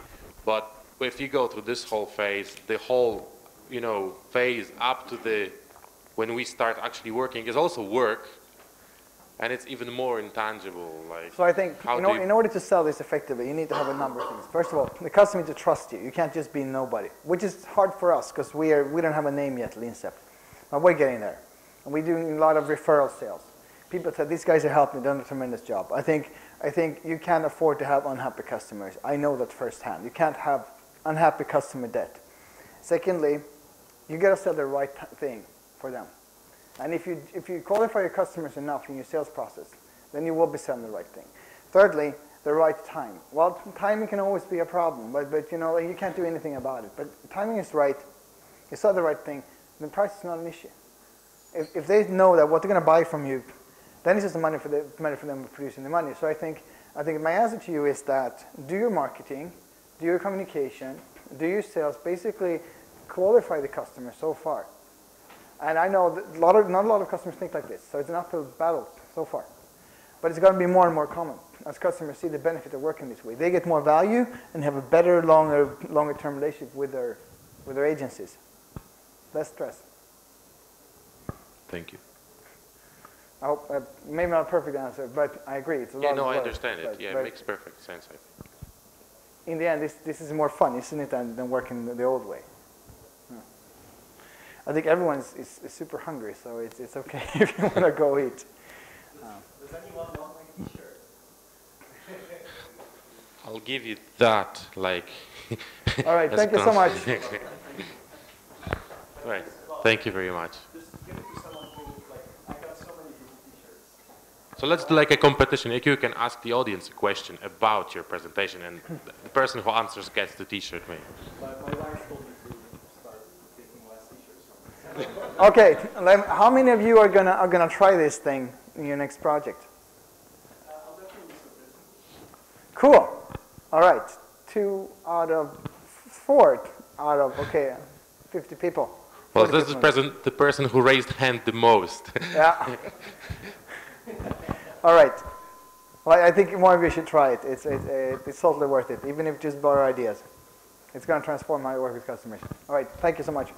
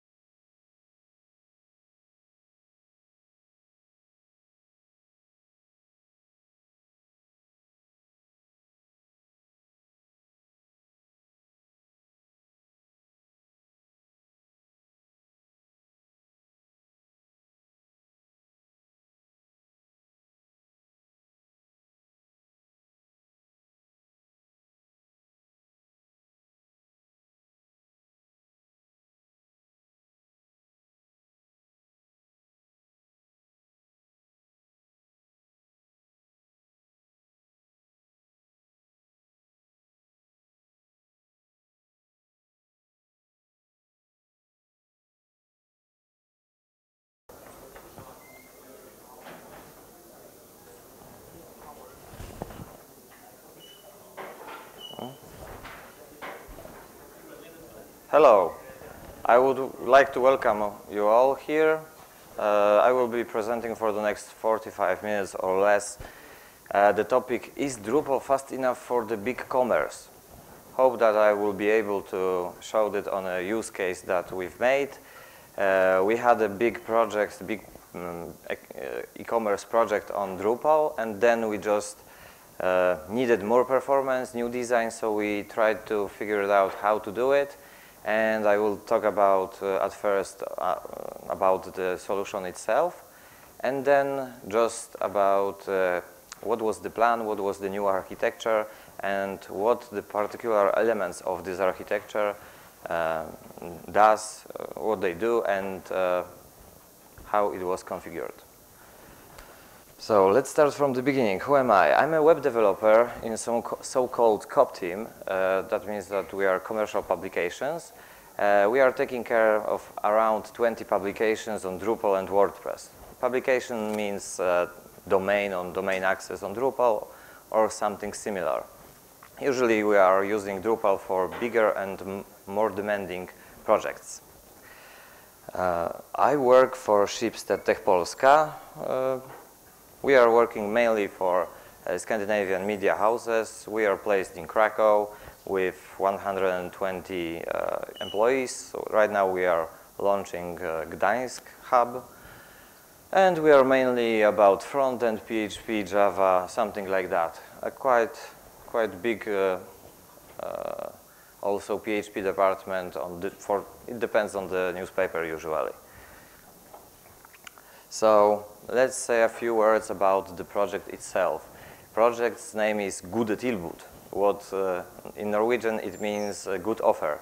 And the whole portal is an offer portal for medium or small businesses. That means that they are actually not online businesses, but the businesses that has actual location, some kind of a shop. It could be a music shop, for example. It could be any other, with a shop with watches or anything. And it was primarily built by some Norwegian consultant company in late 2011. The same company was involved in planning of the 2.0 version. And 2.0 is something that I will talk about the most, because that's the new configuration with single page app. So we've got plenty of publications for that project. That means that domain access is running there. So we are running for the biggest newspapers around Norway and one in Sweden. That means that's the list of the newspapers. And here's Oslo, Bergen, Kristiansand, Stavanger, Trondheim, and Karlstad. But okay, that's the old one. So that was the looks of the project before we went through changes and established a single page app for it. It was kind of Web 2.0 look, as you can see, not so attractive at the moment. So newspapers demanded some redesign, and while doing redesigns, we just pick our battle to make performance better. So I'm talking about big commerce. I don't know if it's huge, but I think it's big. That's the statistics from 1 year period. And you can see on the left, on the left you have views and page views and everything about ads. Ads means the carousel widgets on the newspapers. So the numbers are quite similar to the numbers for the newspaper itself. These page views, that's tremendous number, and 1,050,000, that's the number of actual ads that were shown on the carousel. So that's, if carousel has 40 ads, it will be number 40 because it was counted that way. That's why it's just this crazy number there. But you have to take into consideration, because that's only for one publication in Oslo, that we have 6 million of Norwegian people at all, and half of the million lives in Oslo. So that's still a big number. So primarily in the 1.0 version, we were using Drupal. Our key technologies there were domain access, of course, Drush, no automation, no good automation could be done without it. And also we used Drupal Commerce for entities like store, offer, and everything for a kind of self-service for our customers, so they could change a picture or something. But apart of that, of course, we used many other technologies, also Solr just for searching at this point, and heavily use of varnish cache was involved, because without it, our solution just didn't work. It was too heavy to deal with this kind of a traffic, incoming traffic from the newspapers. So let's talk about the main concern for the newspapers, because this is on the front side of each newspapers that I mentioned, the carousels. So I'm in kind of a commercial team, and we are doing, usually we are all around carousels, make it different, make other type of carousels, make it go faster, slower, and everything. So that's the main tasks that we are doing throughout our day. So on 1.0, it was just built into the Drupal, this JCarousel, and it was just exposed in the newspaper in the iframe. We did a separate project for that in the new version, and I will talk about it further. So JCarousels, how did it work? It was working poorly because there was a view with node collection in a specific view mode, and all these nodes were put in the script type HTML elements, and then JavaScript, our custom JavaScript was rewriting it into the actual JCarousel. That was crazy heavy and multi-level type of doing things. And you can just imagine, if JavaScript went down, you've got an empty page with a pure 503 error, and it did happen. So it was kind of a sad. So effect was a terrible performance. If the varnish goes down, or even someone just cleared the whole varnish cache, we've got a 20 minutes dead portal, because Drupal was just trying to handle all this incoming traffic just to push it to the varnish, and it was not good. Also, offer update time was too long, because we had to do the long timeouts on varnish. When customer changes just an offer picture, he had to wait something like 6 hours, and it was just also too long for them. We got many complaints about it. And extremely complicated development. This wasn't a good development, not only because of this mechanism, but also it was spread around Drupal configuration and something like 3 different modules. Just to create new carousel, you had to, for the first time it took me about 2 weeks. But despite the fact that it was hard, we did, for example, implementation of the cube carousel. You can see it on Lister. The third letter is S in this. That's not so obvious, I think. And we were just handling it that way. But finally, Aftenposten, the biggest publication, the biggest newspapers that were using this portal for their offers, decided that they have to change the design because it's not selling too good. It could be better, so let's go with our old consultant company, let's figure it out how to do it. So they needed to refresh the design, made some improvements on the performance, and also they decided to split the work, because the external company was from Norway, but they had an office in Portugal, so we were working hand by hand with Portuguese people, and we were doing the backend stuff mostly, and they were doing the front side. That means the Angular JS programming and closely related stuff. So, just a few words about the design and UX. We needed a modern look. We needed it responsive because before that we were using mobile tools just to switch between mobile version and the desktop plus tablet version. And we needed a larger, better images. We needed a speed because clicking throughout the old portal wasn't too fast. And also this update time should be shorter, so we also tried to lower this time as well. So this was the new design from the designers. It was looking nice, but that's not my main concern. My main concern is about web performance. So the idea was to decouple the front end from the back end in Drupal, because the main concept of the portal is that it's just for public. So no one, almost no one have to log in.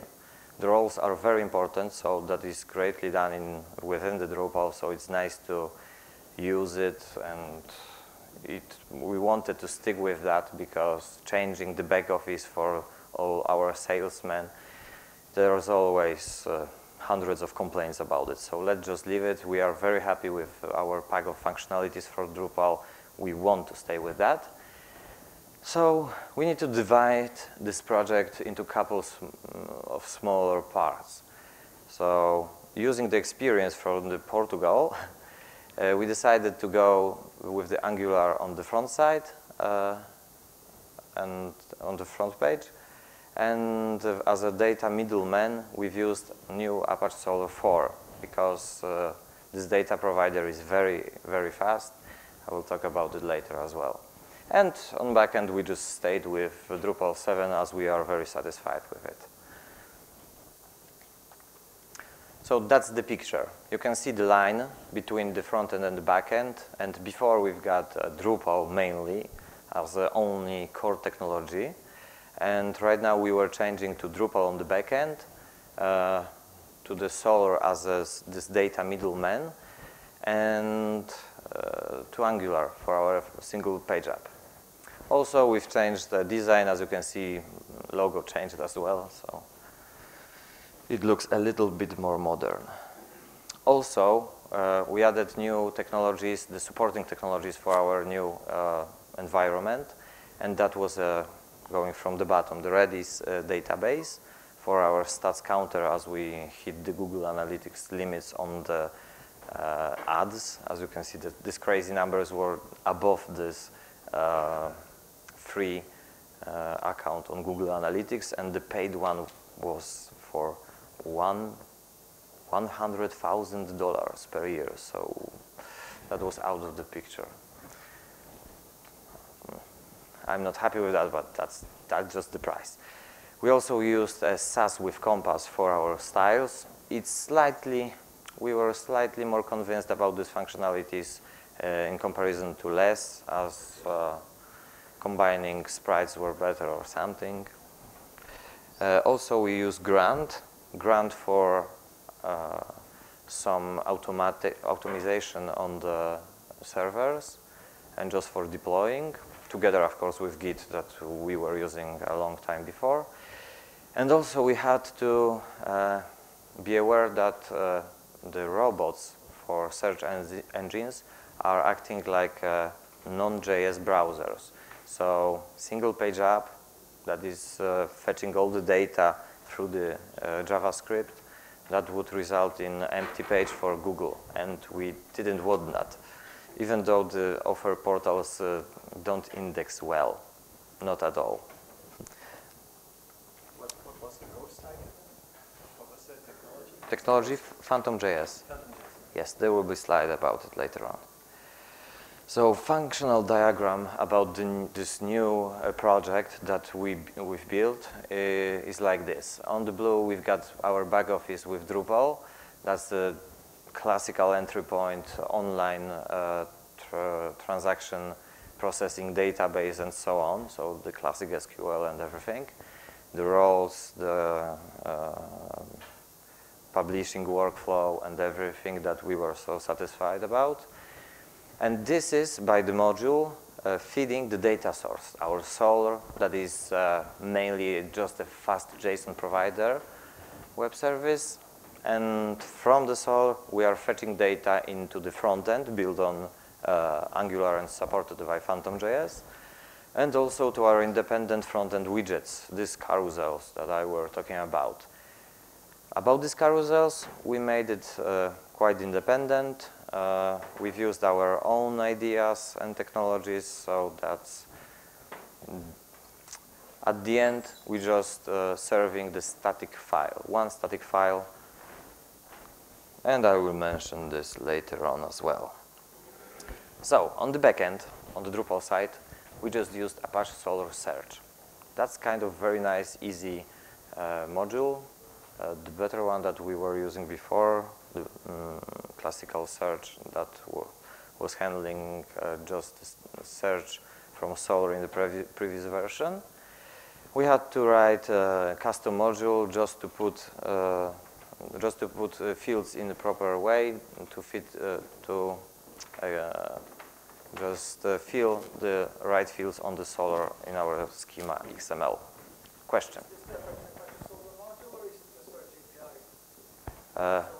It's not Search API, it's a different module.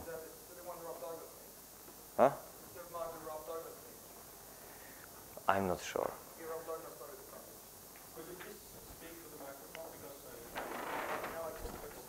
There was a question about is it a Search API module or is it a separate module? It's a separate module called Apache Solr Search that we were using. So you can see a part of a screen of it. So it's not the part of Search API that we were using before. And from the backend, we are indexing all the content to the Solr. We are doing it also using the Drush cron job. Just to be up to date every 5 minutes, I think we are just pushing all the updates and new created items to the Solr. And our Solr, what he's doing. We've used a simplified data model because when we thought a lot, we didn't need all this information about all the relationships and everything. We just stayed with companies, offers, categories, and that was all. So we could simplify this data model very, very much in comparison to Drupal. We didn't need all the reviews, who created them and everything. All this information were kept in the Drupal, so on the back office you have access to everything. Just the public data is being pushed to our Solr. Also, Solr came out with all his functionalities. That means full text search, fast JSON web service. So that was very tremendous change because it's still working very fine without varnish. It's a little bit slower because right now every our carousel widget and every our portal instance is connecting directly to our Solr, but it's still working on a single VPS, virtual machine, so that's kind of great. Also, we limited public access just to the selects, not to be surprised by deletion of all our information and so on, because that could be troubling. And about selecting, if sometimes someone wants to take all our data, okay, it's just advertisement, just go for it. That's for you. You cannot sell this. You just can't buy it. That's the code fragment from our schema XML. And the interesting fragments are being pointed out. For example, dynamic field random. You can just sort by the random underscore some numbers, and the data that you are fetching will be randomized. Also, we've got dynamic field alt text that is used just for full text search, because in the version 1.0 we are using Solr only for search, and right now we are using it for everything, so fetching data and search as well. So it's just capable of that. Okay, about the front end. Phantom is used, actually Phantom is a WebKit browser that is run on the server side, and it's just generating the static file, just generated file, the same one that should be generated in your browser on your computer on mobile phone. So serving this prepared static file that is placed in static directory usually, it's just very fast. So our workflow right now is when someone connects us, it's just being served with our static file. If static file is not present, we are just asking Phantom about how easy it is in Angular. And our carousel design was too smooth, actually, because it was too easy to omit on the page. So, carousel widgets. That was the first thing that we had to care about just a minute after the launch. So, we have thrown out AngularJS and also jQuery, because Phantom failed as a solution here. We couldn't omit having jQuery loaded when we were using and creating this static file using Phantom.js. And still, it was too many levels. It's just a single page, just this carousel. So we found Swipe.js, a very lightweight library for very nice little carousels, just for mobiles as well. So we thought that, okay, we will build something responsive and maybe we will use the same code just for mobile and desktop, probably later on. And we also improve it. My colleague just did an implementation of a system when you have 3 times the number of ads visible, just for scrolling forth and back, and only the data, the text data is being changed, and they are just juggled between them. Because if you have something like 55 offers, creating new elements is just memory, it's just taking more and more memory, and it's not so nice, especially for the smaller devices like mobiles. So we've got, right now it's no matter if we have 100 or just 10 offers, because it's the same amount of HTML, just the data is bigger, of course, because you have new information about what kind of image and text and so on. We lazy load images, of course, and we are using Grunt just to combine all this, our custom JavaScript, CSS and everything, uglify it, minimize it, and put it into one file. That's 18.1 kilobytes, and that's, if you zip it, it's even less, it's below 7. So that's just working. Single page application, not in this case. Single static page. So we are back just serving the index HTML. Oh, that's my favorite slide. That's not my slide, that's the image that we received from our client. That's why some writings added our distinct number for our clients. How many of our visitors just clicked and went to their site? So we just put a bigger button for setIlbut, that means see the offer, just made image clickable and so on. So that was a little change, but we A/B tested it and it's just better. It looks like 57%. It's the version B, the new version. Also, how easy is to do A/B testing on Angular? It's very easy, because I've just created a variable in the global scope that it depends on the second, the actual second, if it's an odd second or even second, and the user will be see the version A or the version B. And in AngularJS, it's easy just to put the conditions. Should this widget have this element, should have this class of CSS or not, and how to even switch between the blocks of the later on generated HTML. So that's very easy to do real A/B testing there. It's not so easy in the code, but it's just a temporary solution, and then you just have to clean it up when you know which version won. The third topic, that the carousels were too smooth. So on the left-hand side you have old design, and on the right, new. The left was just very easy to omit. This is the carousel for mobile, and this is the carousel for desktop. So we just had too much overlay on the images. They were kind of hidden, and we just did the bigger contrast and put the images in the better visibility. So do you mean people just didn't notice that it was a carousel when you say it was too smooth? Yes, they were just running, the eyes were just running through it and just scrolling down. Basically ignore it. Ignore it, yes. They were ignoring it, and our job is to make it not being ignored because that's advertisement, but you know, the newspapers have to get money from some source. That's just natural. And the results, we've got plus 40% visits.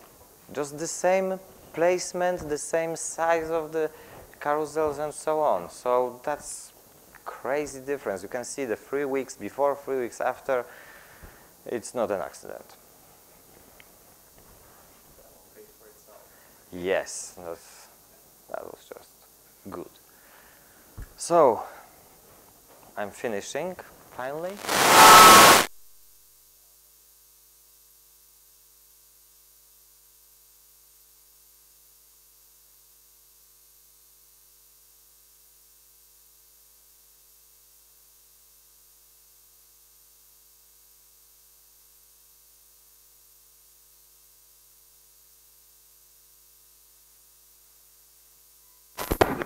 To look.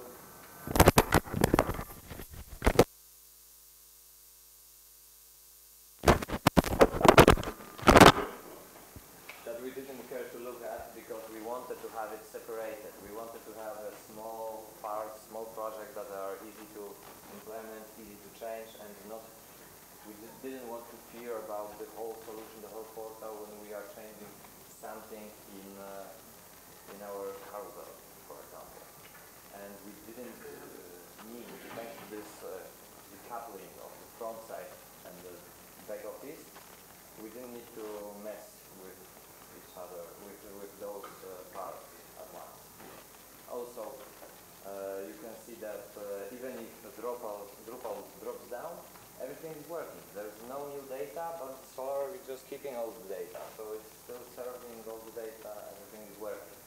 And the fact that Drupal is not serving the front end, also it's just not that fragile that it's been before. So also there is one conclusion about Reddit. It's a great tool, and you should, I think, you should use it instead of Memcache. Even in Drupal itself, on our other project, it proved to be 10 times faster than the Memcache caching. Also, single page app is not the answer for everything. In our particular case, we've got a portal that you don't have to you don't need to log in. So it was very easy to decouple those front end and the back end. So I think there's no ultimate answer to the question of web architecture. This is just one of the propositions, and probably you should consider that if you've got some familiarity. As well as... No. Thanks.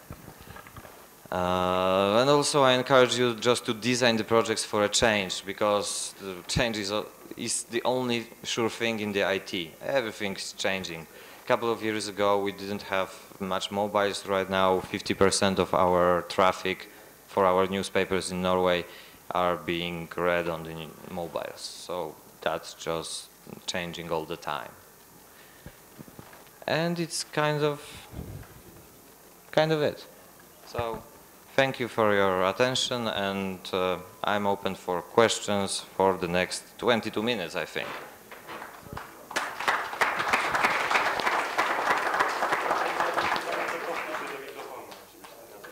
Okay, you can ask questions in Polish as well. I will translate it and I will repeat all the questions.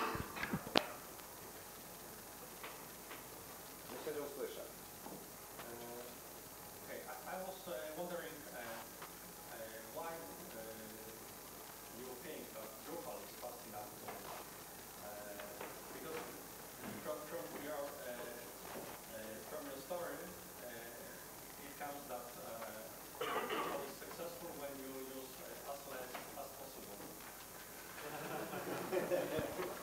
Okay, I was just asked why I said that Drupal is fast enough, because from the whole use case came out that the less you use Drupal, the faster it is.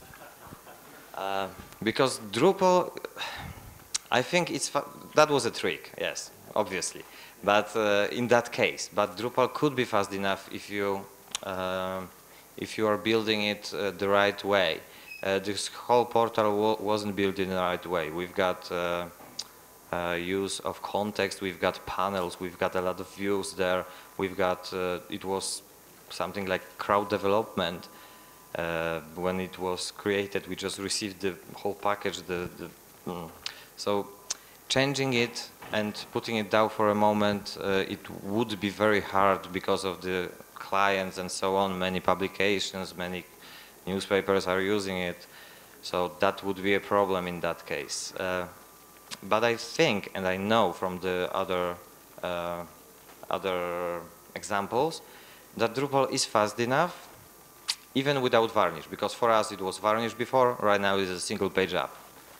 But also, you shouldn't push, I think, you shouldn't push into Drupal too much. If something just don't fit, you can always do some kind of external project, just for a widget, for examples. So basically that was kind of a trick, is fast enough. But I think the main thing about Drupal that is its great functionalities and so on. And the decoupling front-end from the back-end is the trend that you can see not only in Drupal but everywhere. Most of the big systems that tried to do both and everything are just too slow right now. Thank you. Why the switch from Search API to Aperture module? Why we switched from Search API to Aperture module? Because we didn't have good experience with Search API, basically. It was a problem, it just hanged, dropped, crashed many times when you have an index above 1,000 records, and it's not that much for the data indexes, I think. We've got problems. We tried to figure it out, and then our Portuguese friends just served us with this, try this. We tried it, it just worked. So from our perspective, it's much easier, and it's not bloated that much. It's just about Solr and indexing. It's just a module for the Solr index, not Solr API, which is doing everything, facets and Solr as well. Another question. Did you add any contextual links, for example, to edit a node from the content to backend? No. Simple as that, but no. Also, we've got a very similar URL for the backend, so you just putting some prefix into the domain, and you are on the backend, on the same offer. As you saw the number of publications, right now only 2 publications, because it's kind of fresh, are in the new concept. The rest are still running in the old concept, so we have to run both concepts at once. And it's just easily working because we did just new bricks to it on the same servers. You talked a lot about a one-page app, but what do you mean with that exactly? Is that like asynchronous loading of content, or what do you mean exactly with a one-page app? Okay, what did I mean about single page app? Because I talked about it a lot. Is this asynchronous loading of the data and so on? Yes, that's just the typical use of AngularJS. So you are entering the site with established single page app. You are being fed with all of this JavaScript, and you are just querying for a data, JSON data. So there is no actual refresh of the page. You are just on this some kind of a single page, and just JavaScript is going all around. Of course, a lot of asynchronous data is being fetched, and so on. And why did you choose to do it that way? Why did we choose to do it that way? Because that's fast. That's fast. Only problem is the SEO, I think, in that. And we were able to do that because of the specifics of the project. Because the data model was quite easy, and most of our traffic came from the guys that don't log in. That's why it was possible, and it just fitted there.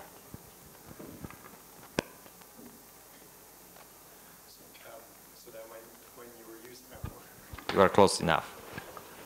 When you were using Phantom.js, were you then generating the JSON, like the JSON objects that you were then loading into your one-page app, or what were you exactly loading?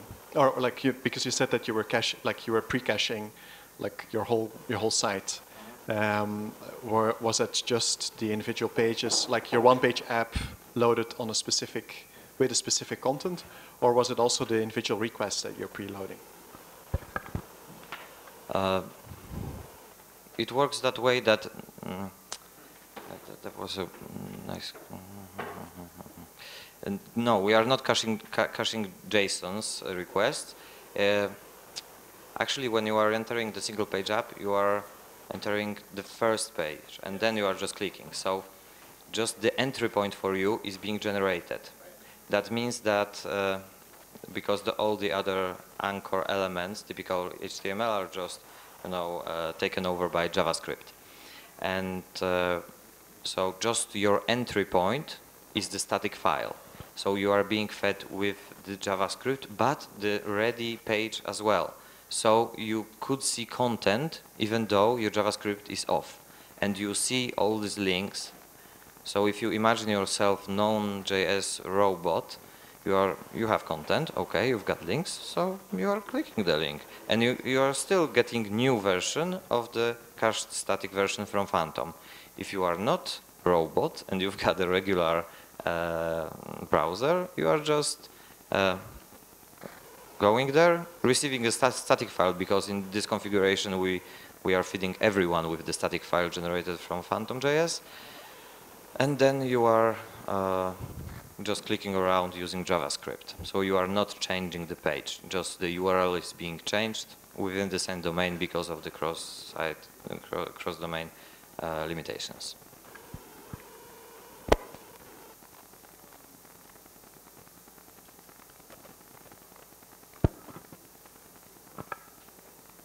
Any other questions?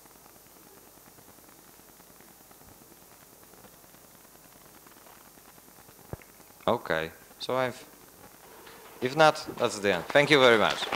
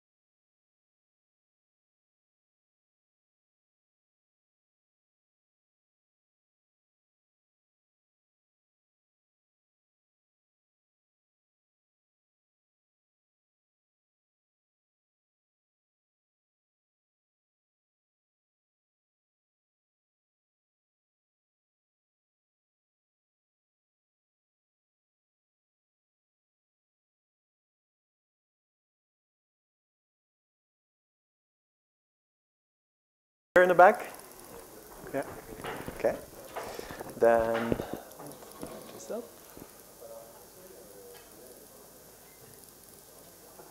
Yeah. Okay, so I'm not doing a recording today.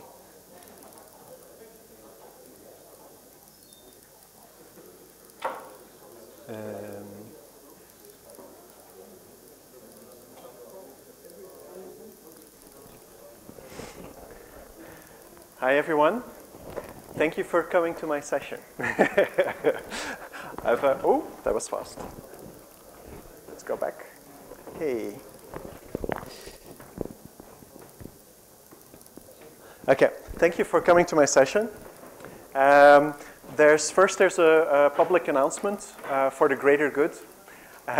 Apparently there's a change between the program in the brochure and the program online. The program online is the right one. So if you want to know, I think it's the title of all the sessions, the correct title, then go and see it online. So this year I'm turning 34. And my wife has told me that I start getting gray hair. So I've given myself permission to give you an old man's talk about all the stuff that I've learned as a Drupal consultant.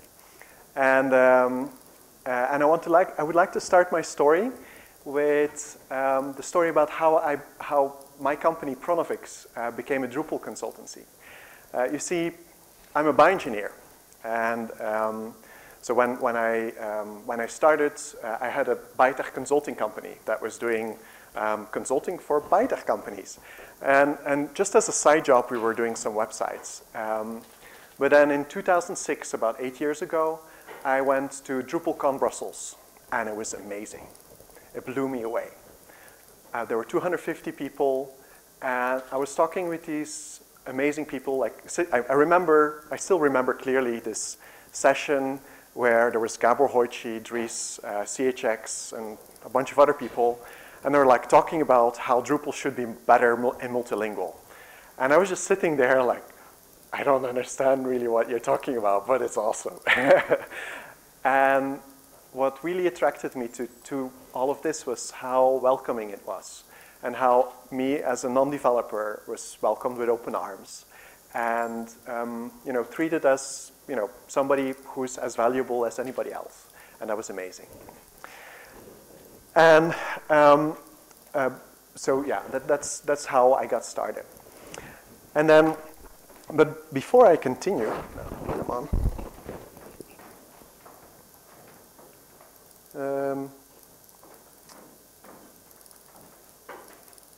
I'm not sure if I can do it without the auto run thing.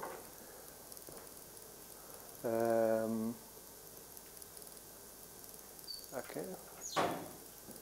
Let's see. Is it running? No, it's running. That's not good. I'm just going to show it then. Full screen. Okay, so now before I'll get you excited about products and I start saying how I want to do a product company, I need to make this statement. I love being a consultant. I love providing service to people. I love doing that job. It's great to be able to help someone who doesn't know how to make a website to get a website that is good for them. I love that. But there's a few problems with being a consultant.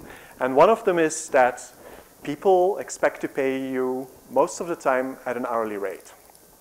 And this is, I know, Jacob, you're fighting this. But the reality is that people still want that. They're like, I've got this one customer, and he's like, yeah, we need to talk about hourly rates because you're too expensive. I was like, what? And that's not really nice because basically you're in a zero-sum game. I don't know if you know what is a zero-sum game, but it's basically there's a fixed amount of pie and you're supposed to divide it between people. The truth is not like that, because it's not true that there's a fixed amount of budget to do a project. Because if you provide more value, it might be that the business grows more and you should actually be able to get more money. But most customers don't think like that. So most of the time, you're stuck between your customers and your developers, your employees, if you have employees, or yourself. Like, do I charge more to my customers or do I charge less? Do I give more to my employees or do I give less? And that's not really, it's not really a comfortable place to be, I think.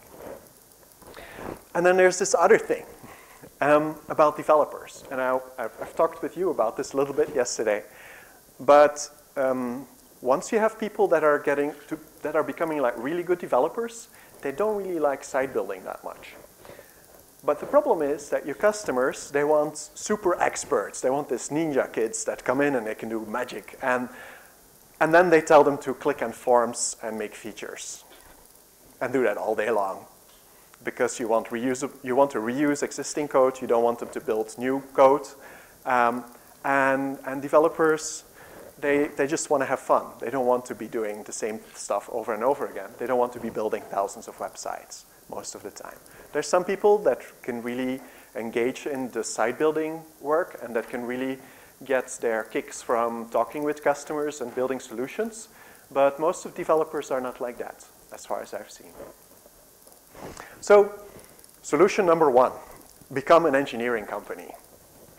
What I mean with that is that engineering, like once you do bigger stuff, everything gets more interesting. There's always something funky that you have to solve, and there's also closer relationships with your customers because you have less customers, so you can go deeper and learn more about your customers. And you learn to deal with really big projects and really complex problem spaces, which means that you learn a whole new set of skills that you can then use for other things. And most of the time, like, people like working on bigger stuff. They like to tell their mom and their dad, like, hey, I'm working on this site that millions of people are visiting every month. That's awesome. And basically, becoming an engineering company opened for us the way to doing this product service synergy. What do I mean with that? Is that we could be doing like interesting, it's kind of like this, like, you know, symbiosis? I think everybody by now probably knows that. Anybody doesn't know symbiosis? Okay. Do you know what this is? Close.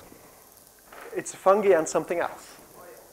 This is a fungi and algae together, living together. You find them all over the planet.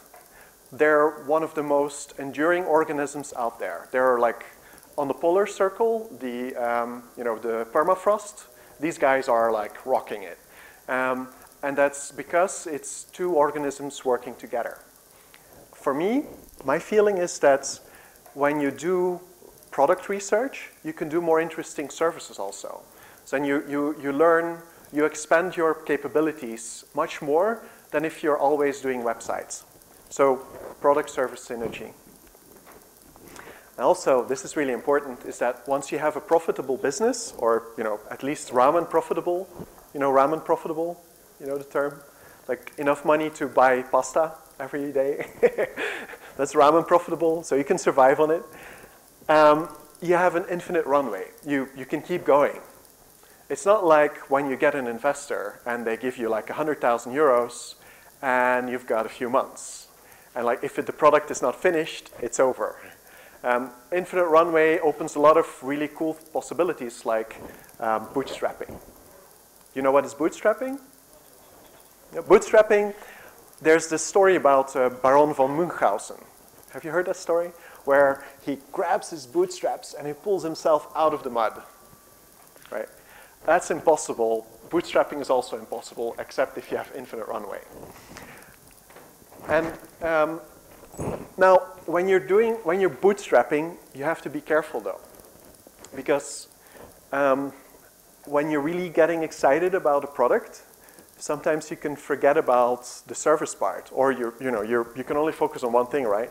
And if you're focusing on your product and you're really thinking about how to make it grow, sometimes like you think everything's still okay with the services, but maybe you have to, so you have to have some monitoring in place for that. Back at DrupalCamp New York, I promised that I would make, like we have a spreadsheet for this, for doing cash flow projections. Who here is doing cash flow projections? That's right, of course, yes. But anybody else? Yeah. So basically, if you want to make sure that you're not going to run in trouble, you should be doing this, where you have an idea of like how much projects do you have in the pipeline, how many of them are you sure you're going to be doing, how much money are you going to get, when, right? Because if you've got one customer that pays 3 months late, you might be in trouble. And if you can't pay your employees, that's a big deal. Now, that was kind of common sense. Now, this one is kind of unintuitive, but it's crucial. It's one of the most important things you should learn when you try to make a product, is that you should open up right away. Most people have the instinct that when they start thinking about, well, everybody knows what's a product, right? You understand what I'm talking about? If there's anything you don't understand, you should shout. If I talk too fast, tell me also. So the one thing that we learned the hard way doing products, because we've been doing this for a long time, like almost from day one, we've been experimenting with our own modules, trying to differentiate ourselves in the Drupal market. But one of the most important things that I learned and that I really saw in the last project was that if you open up from day one, you say like, we're going to build this thing, then suddenly somebody will say like, oh yeah, that's a great idea, but what about this? And for example, in our last product, and I'll talk a little bit more at the end of the presentation, we had this idea to be able to show people what to do in a browser. And then this one guy, Christoph, that I met in Belgium at the Drupal user group, he said like, that's a great idea, but why don't you use Selenium to record what you're doing? I was like, that's an amazing idea. And then I go to DrupalCamp Prague, I do my BOF session, and there's Dave who says like, that's really cool technology, but why don't you use a proxy so that you can inject your JavaScript in other people's websites? It's like, that's an amazing idea. And those ideas were not our own. Those ideas came from direct interaction with the community from day one. If we wouldn't have opened up the product that we are now building, that we're about, well, that's now open in beta, but that we're about to launch, would not be what it is now. It wouldn't be launchable, I think. It's only from the interaction that we got a better product. And then the last one is to seek resonance. Because you have time, because you're doing it agile, because you have this bootstrap thing, you have to go fast, you have to get out there, but give yourself, don't necessarily have to be monetizing immediately. Sometimes it's good to do some checks to see if people actually want to pay for what you're doing, but you should give yourself the time to tune in. Like if you've ever tuned an instrument, you know that this is that's what you should be doing with your product. Like trying to find, like a product is an interaction between you and the market. And it's really important to find that resonance. Another advice I would like to give you is that you should not buy into the TechCrunch myth. Now, I think TechCrunch is very valuable. I think it's a great publication. I think it's interesting. But the whole idea that your startup is as valuable as the amount of money you've raised is really bad. And myself, I've bought into that myth at some point in this process.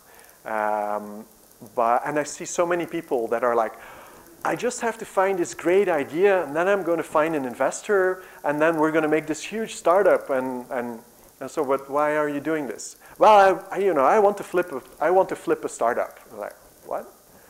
Like, is that really what you want to do with your life? Is that really valuable enough?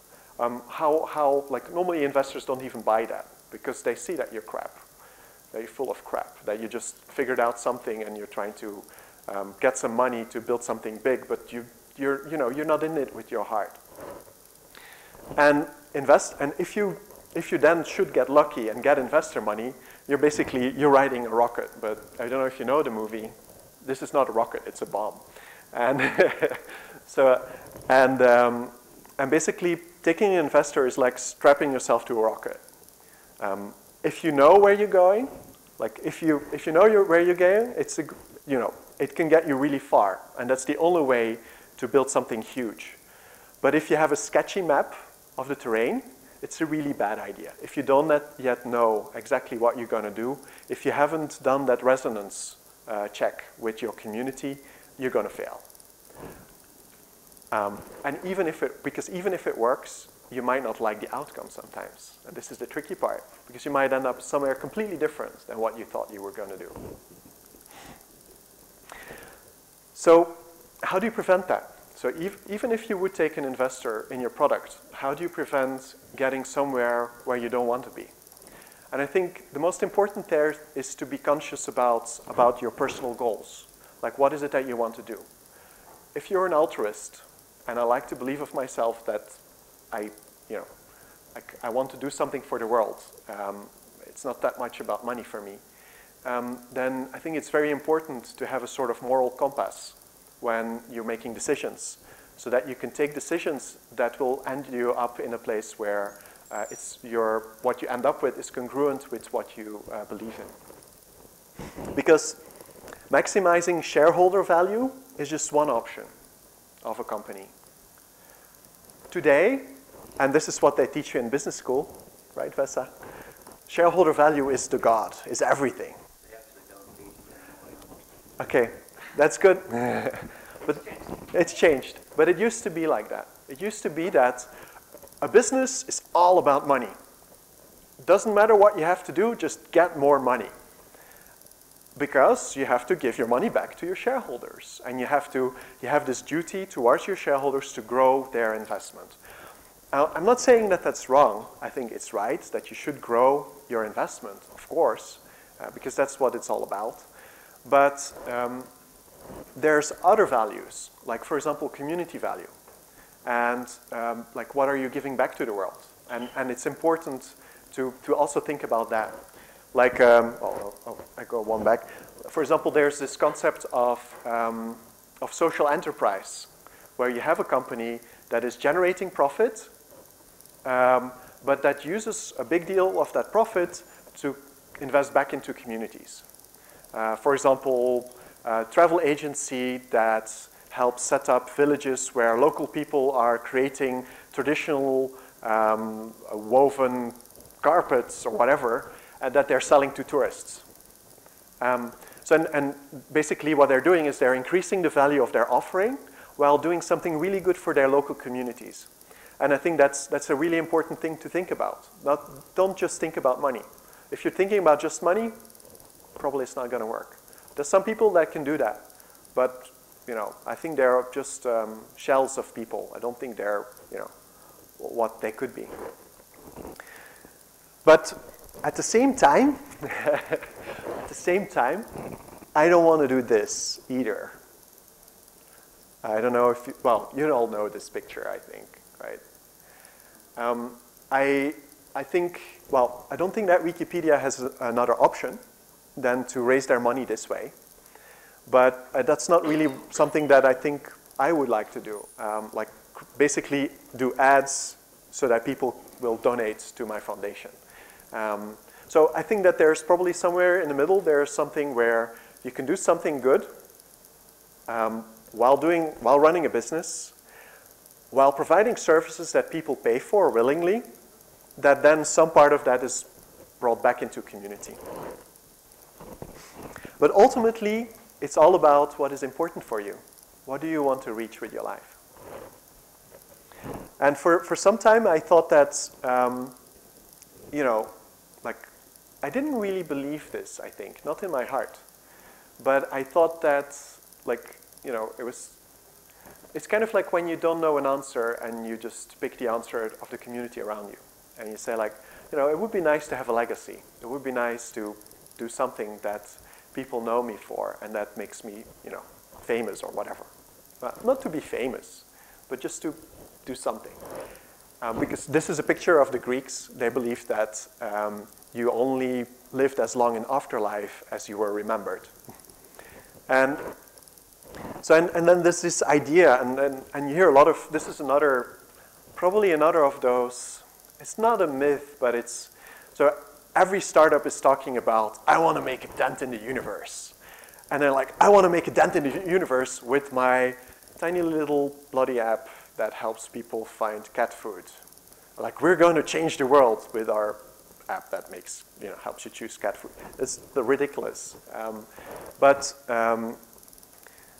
Like, this is the answer that you hear a lot. But then, so what is your dent? What is it that you're going to do? For me, it was not making an army of consultants. That's one thing that I knew.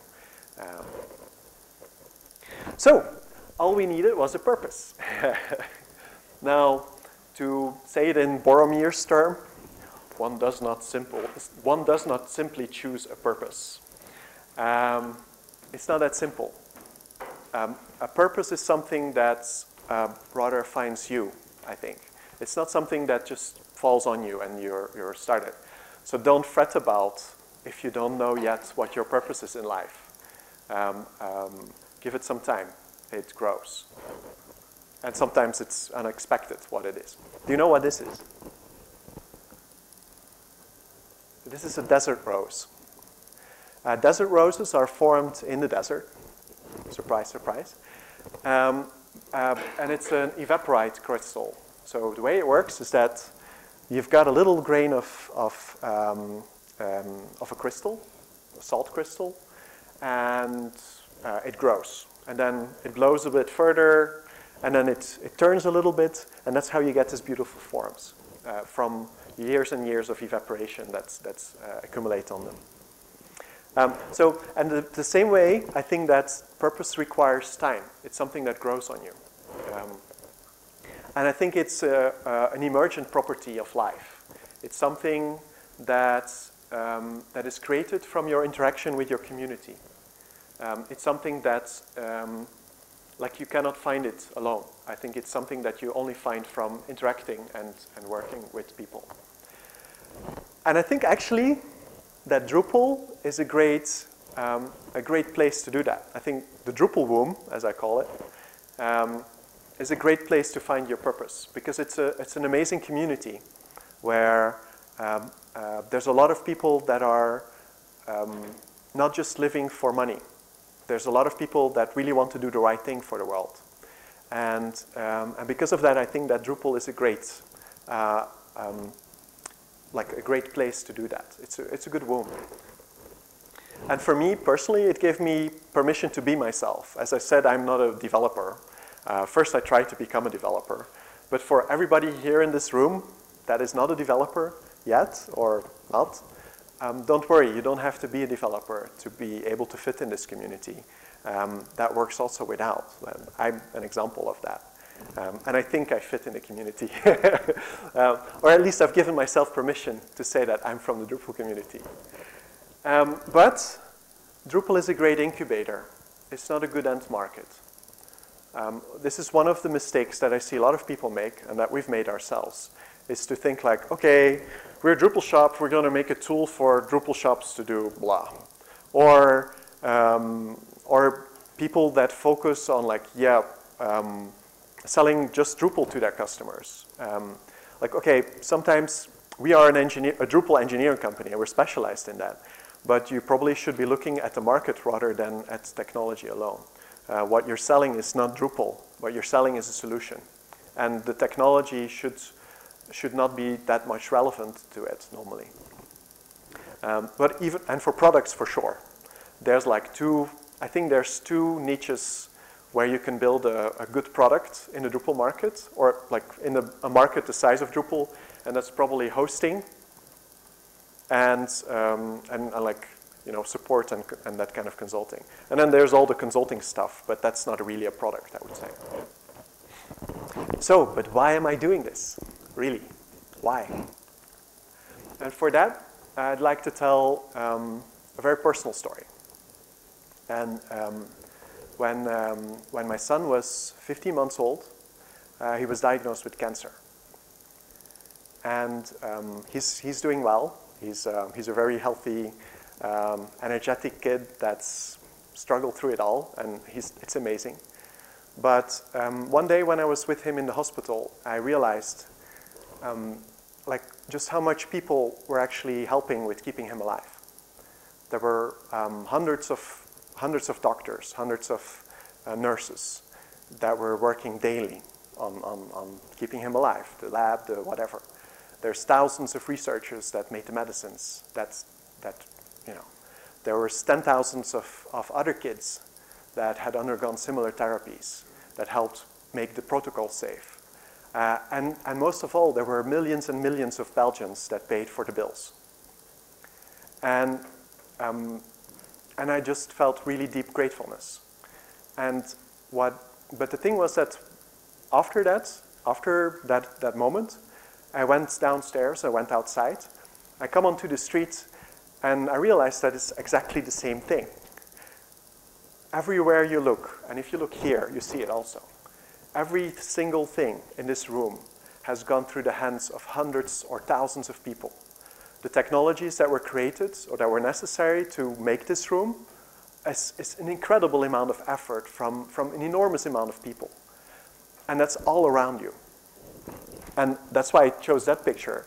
It's basically, if you look around you, you see this incredibly large web of generosity that has built everything that you touch, everything that makes our lives better than people that lived 1 year ago. Because if my son would have been born 20 or 30 years ago, he would not have lived. And so personally, like, we are all part of this web. If you want it or not, your body will become the food of plants. Your mind is the food of culture. Like, your mind is a medium for our culture. Whatever you do, you cannot escape it, except if you go somewhere alone. Your work, even your paid for work, is food for the economy. Whatever you do, you always contribute. You cannot escape this. But I personally want to choose how I contribute. I want to consciously choose and try to do the biggest possible thing for this world that has given so much to me. The life of my son, my own life, my comfort, everything. Personally, I'm an evangelist. I learned this from years and years, that basically community is my art. Like, I don't know if you know the principle of flow. Flow is the idea that you can basically forget about yourself and fully become the thing that you're doing. Programmers know this.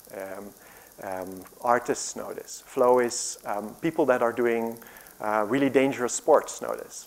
Flow is the thing that brings you outside of yourself and then makes you connect with something bigger around you.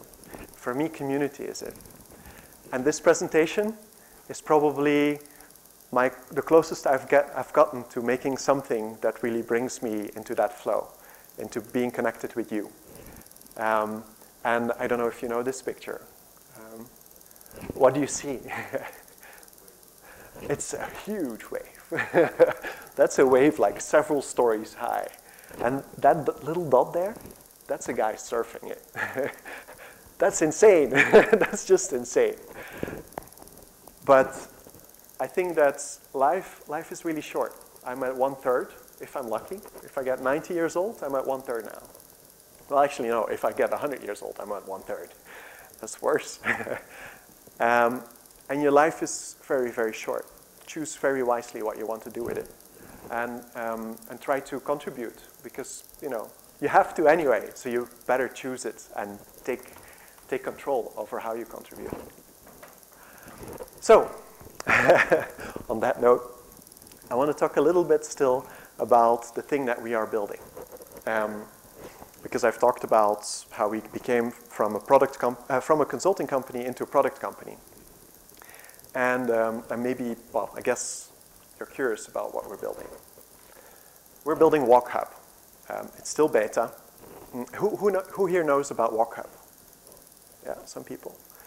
So WalkHub, and this is the only slide with this much text. I'm very proud of myself. WalkHub is a user guide for all of the internet. It's a tool that allows everybody in the world to contribute to our common knowledge about how you do things online. Because if you look around, everything is getting a user interface online today. Your government, your business partners, even your family and friends have a user interface online. It's called Facebook, right? And the thing is that a lot of people are not able to navigate that, even if a lot of money is invested in user experience, which is not always the case. A lot of these interfaces are not very usable, are difficult to navigate.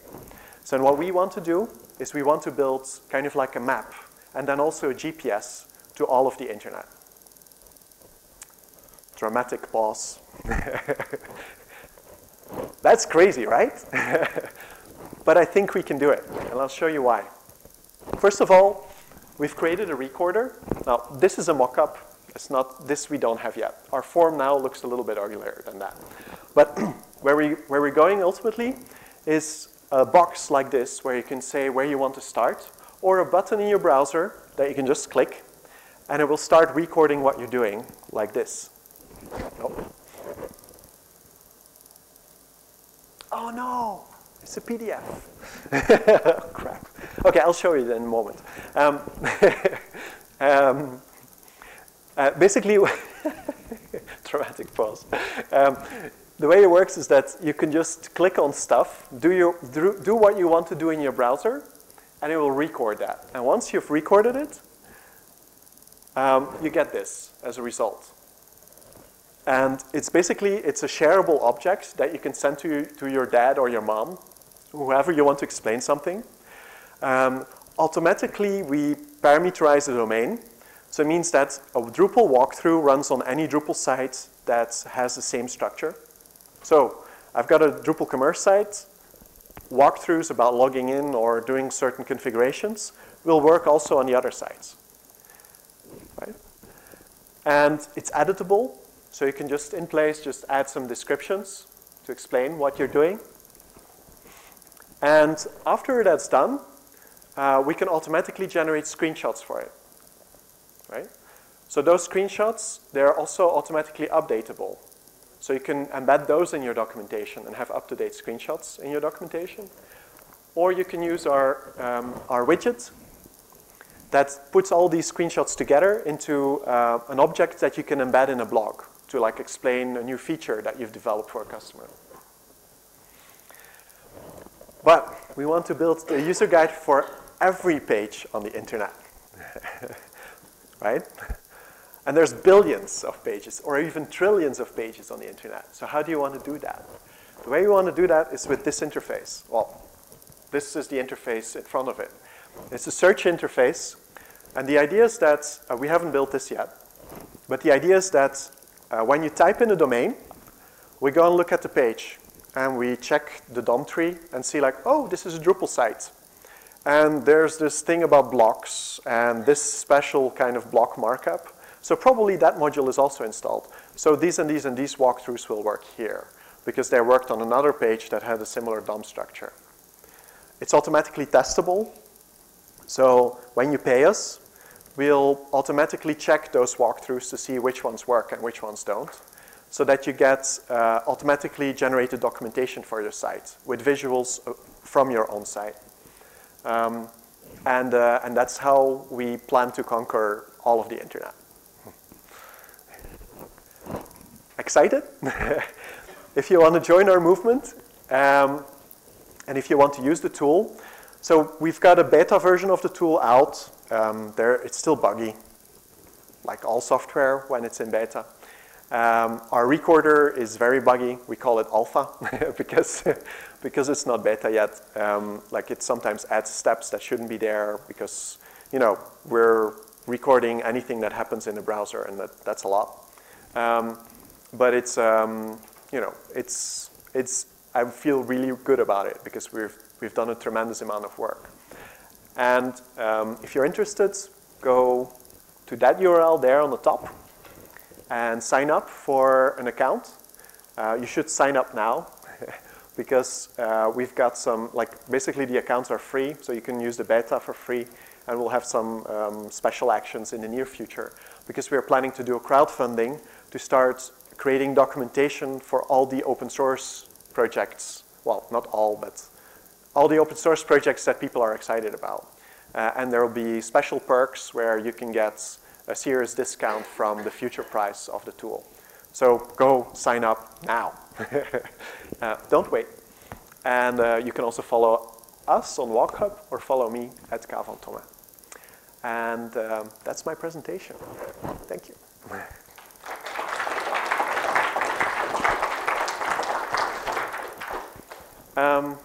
Who here has a size large? I'm sorry.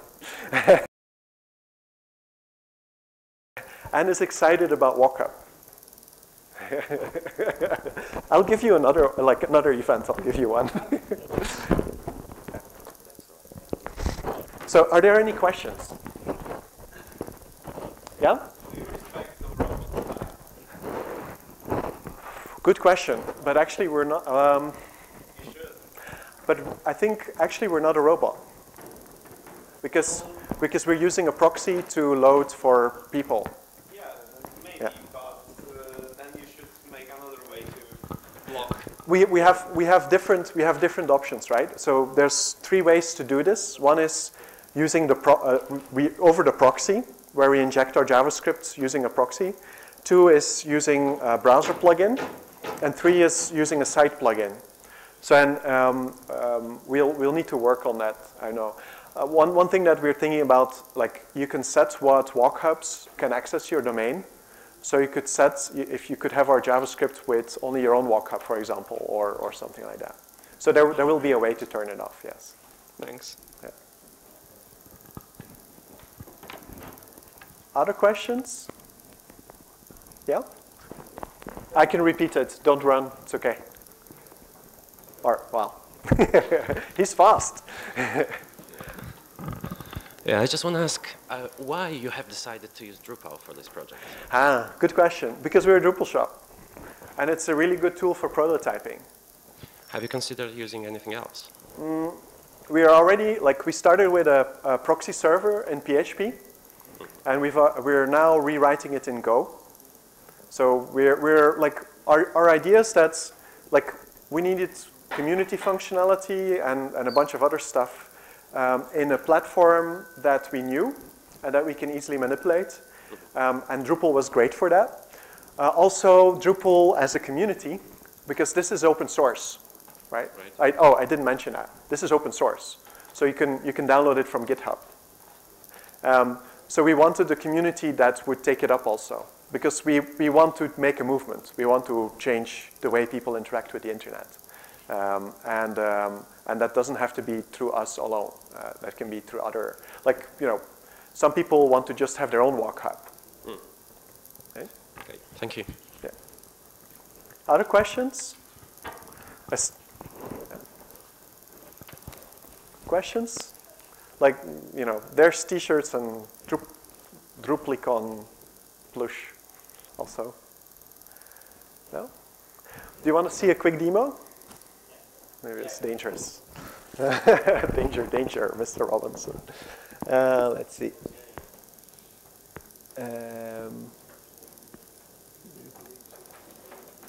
Okay.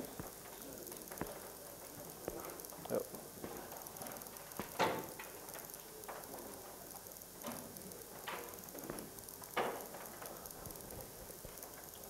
I hope this will work on this resolution. So I'm going to take, for example, wikipedia.org. I'm going to record over a proxy. I just click record. It's kind of sucks that they do this auto activation for that element. It's pretty small. Let's see. I'm just clicking around through a few links. And when I finish, I just close. And you've seen it recorded the page, like the actions that I've taken. Give it a title. Save it. And then you see it automatically created descriptions for the steps based on the action that was taken.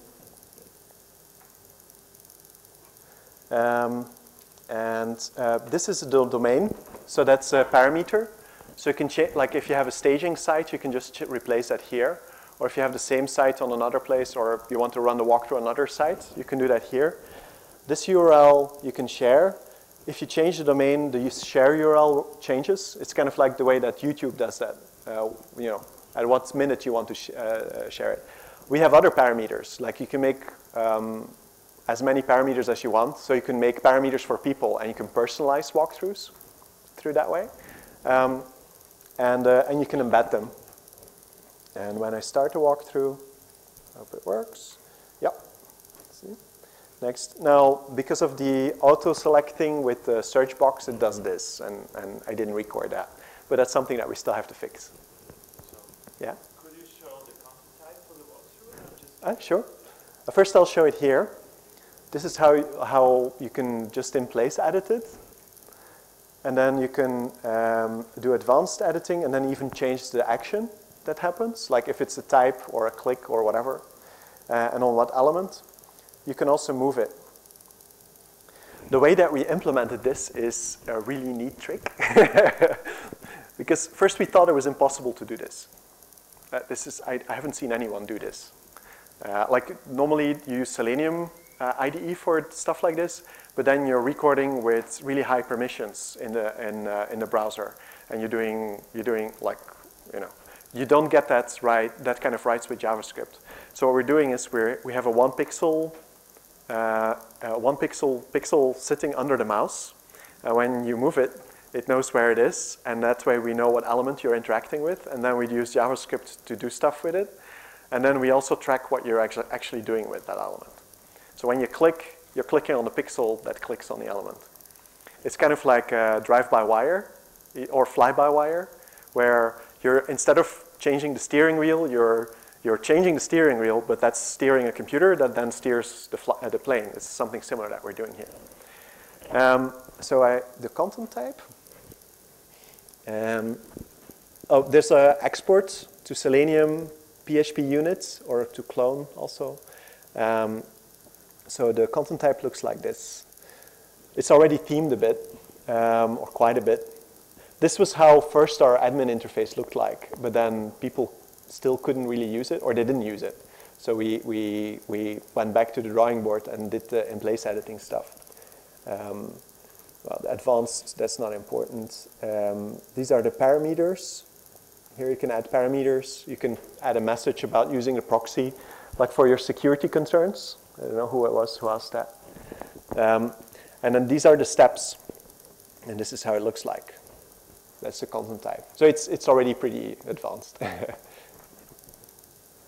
And you can drag them here. So I guess you created some kind of custom field, right? There's quite some custom stuff in here. I'm just curious about how you're going to store all this data in the database.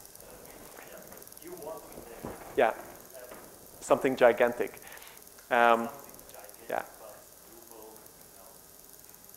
Likes to eat database space, actually. This is a prototype. Like, we are fully aware that when we grow, we'll have to rewrite whole pieces and replace the database layer, do all kinds of crazy stuff. But it's about, like, first of all, also the distribution, the thing that you can download for yourself, doesn't need all those optimizations, probably. Yeah, right. And that can be, like, you know, lighter and just the Drupal site. So it's gonna be available as a distribution in the It's already now available. Really? Yeah. Ah. It's it's a little bit quirky to get it all working, because you need Jenkins to trigger the screening job. You need a Selenium server that can do the screenings, or well, if you want screenings, right? Mm-hmm. I'll show you the screenings in a moment, and then the Drupal side. You need the proxy server also, but all of that is available. There's some parts that we're not going to share, but those are things that are, like, you know, our secret sauce. Well, how to say? that are the things that make us the ultimate walk hub. Like you can have your own walk hub, already today. And the pieces that we're not going to share, those should only matter for people that really want to compete with us. Okay, cool. Thanks. The way that it looks, will I be able to show it here? I wonder. Yeah. Let's see. I think that one. I hope that I can get there. Because the widgets, because it's such a small resolution, like we still need to tweak it for different resolution sizes. And I don't want to run it, but I want to just show it. This is a walkthrough that we recorded for Wikipedia, just to show off. And what you see is that, so first of all, this is the widget. This is embeddable. So we can, you can get that widget onto your blog. It's an iframe that has all this magic that can go full screen and stuff. So when you, right? So people can quickly see through the process and see if that's what they wanted to do. And then this is the screenings. So and for every step you see this picture. That is a permalink to that picture. So when you do a new screening and front page has changed, you've got a new picture up, you just rerun the screening and all the pictures gets updated. And with the permalink you get those.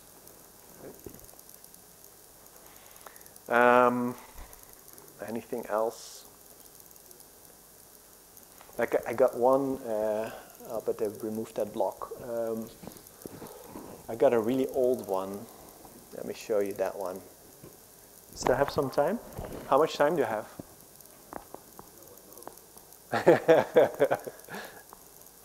Anybody knows? 15? 15? Yeah. Okay. Yeah, that's need to do contents. I just want contents. Yes.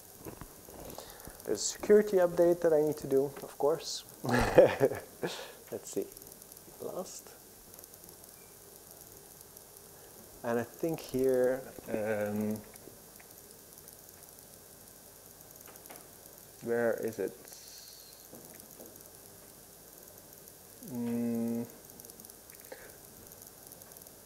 I got a login walkthrough that I want to show you.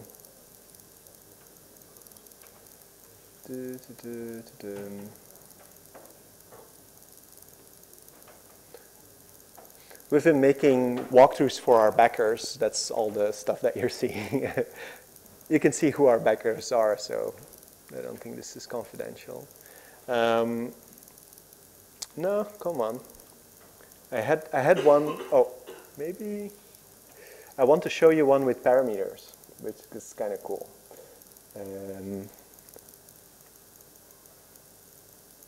Oh, but it's all screenings. That's the problem. Reset. I want walkthrough. Oops, filter. And then the last one.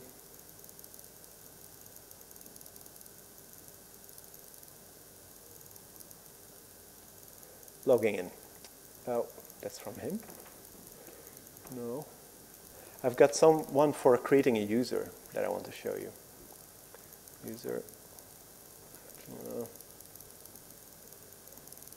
Okay, no, I don't see it. Anyway, you'll have to believe me now. But you can just create random parameters for different stuff like username and password. And then you can add those to the URL. That's probably not very secure with the password, but that's one example. And then you can make a spreadsheet, concatenate everything, and you get a walkthrough that automatically does the filling out of all the fields with the data from your database, for example, from your spreadsheet. Crazy stuff like that. Okay. That's walkup. Yeah? If you don't mind. You sure? It sounds like a massive project. Can you give us some details on how you are going to host the application? Hosting right now is just a Linode server. It's nothing fancy, but we expect once it really grows, then we'll have to look at probably splitting up in different servers and doing crazy stuff. But right now, like this is still, you know, it's still pre-launch. Right now, it doesn't really matter.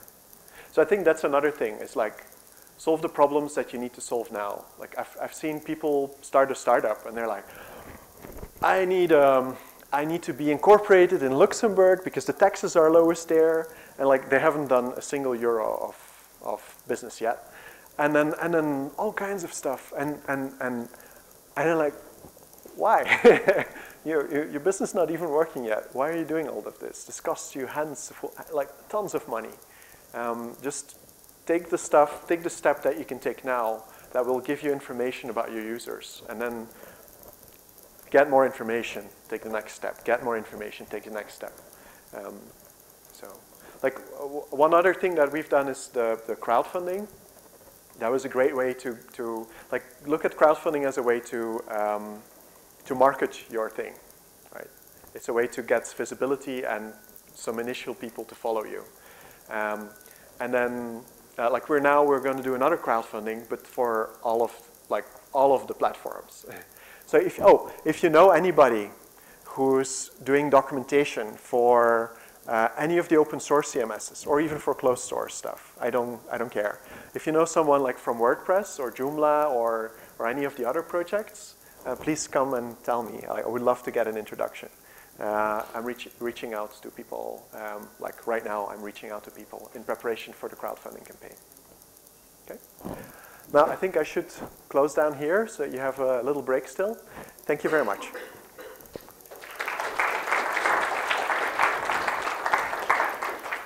And go and register.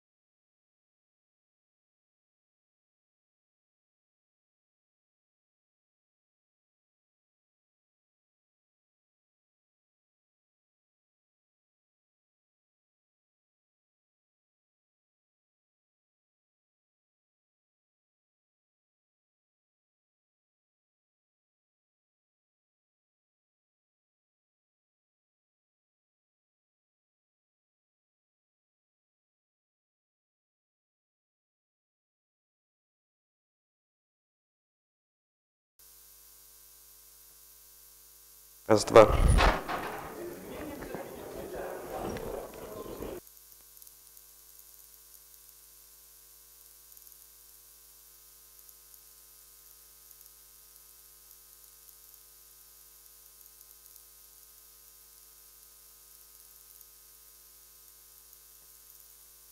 Dwa. Teraz mam.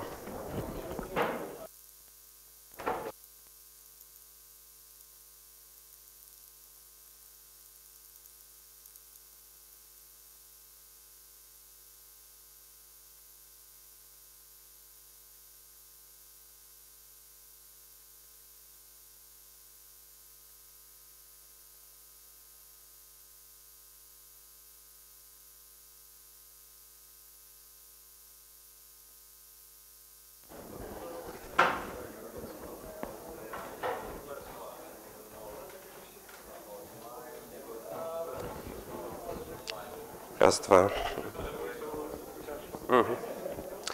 Dzień dobry.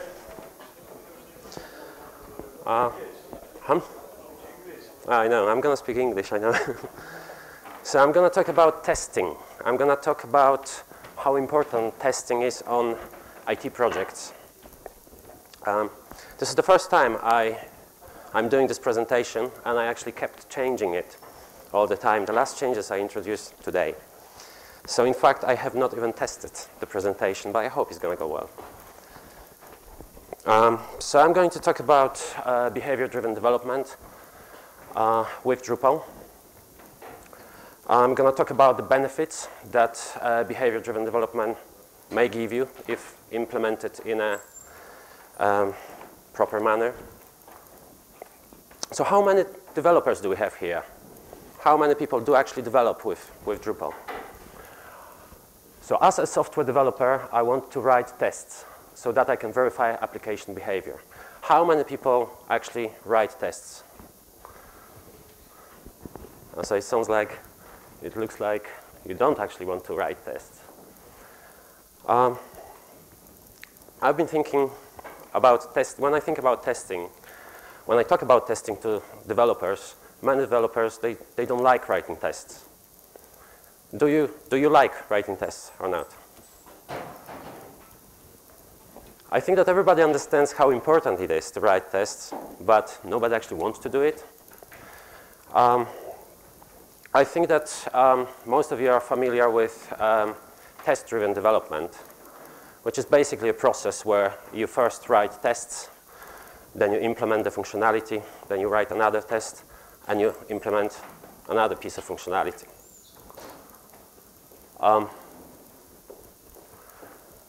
But the problem is with that is that if you are a developer, you may not know what is the most important thing to test in the application, what to test and what not to test, what to focus on, and how to understand why the tests fail. Who knows that? The business knows that. The business people know what is the most important piece of functionality in the application, where the business value is. You as a developer may know that or may not know that. So it would be nice if actually the business stakeholders could write the tests. That will never happen, obviously. But it would be good to have a way of communicating and collaborating with the business people, the business analysts, the business stakeholders who have interest in the project, to help you understand what to test and how to test things on your application. So I'm going to give you an example of a project, and I think this is one of the biggest, if not the biggest, failure in IT. NHS is the National Health Service in the United Kingdom. This is an equivalent of our Polish Narodowy Fundusz Zdrowia. Some time ago, over 10 years ago, they started a big IT project that was supposed to help the doctors and the people who administered NHS. The project was supposed to provide a central place where all the patients would have like an account where the history of the patient would be actually stored. So they started the project in 2002. The project was terminated in 2011. So it's 9 years of development, right? And the cost of the project was 12 billion pounds, which is the equivalent of 60 milliards Polish zlotych. Yeah? Lots of money was put into the project. And you can notice here I say it was terminated. So actually, it was never accomplished. It never worked. $12 billion is a lot of money. One of the richest people of the world, an American investor, Warren Buffett, is worth about 35 billion pounds.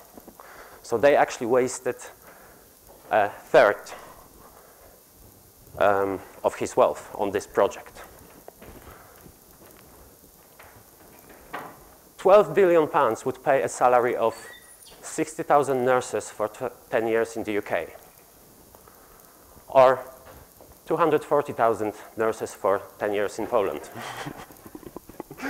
So, yeah, I just want you to understand how much money was actually wasted. And I'm sure that there's no single reason why the project failed. But a couple of years ago, there was an inquiry from the government into the project. They wanted to find out what happened.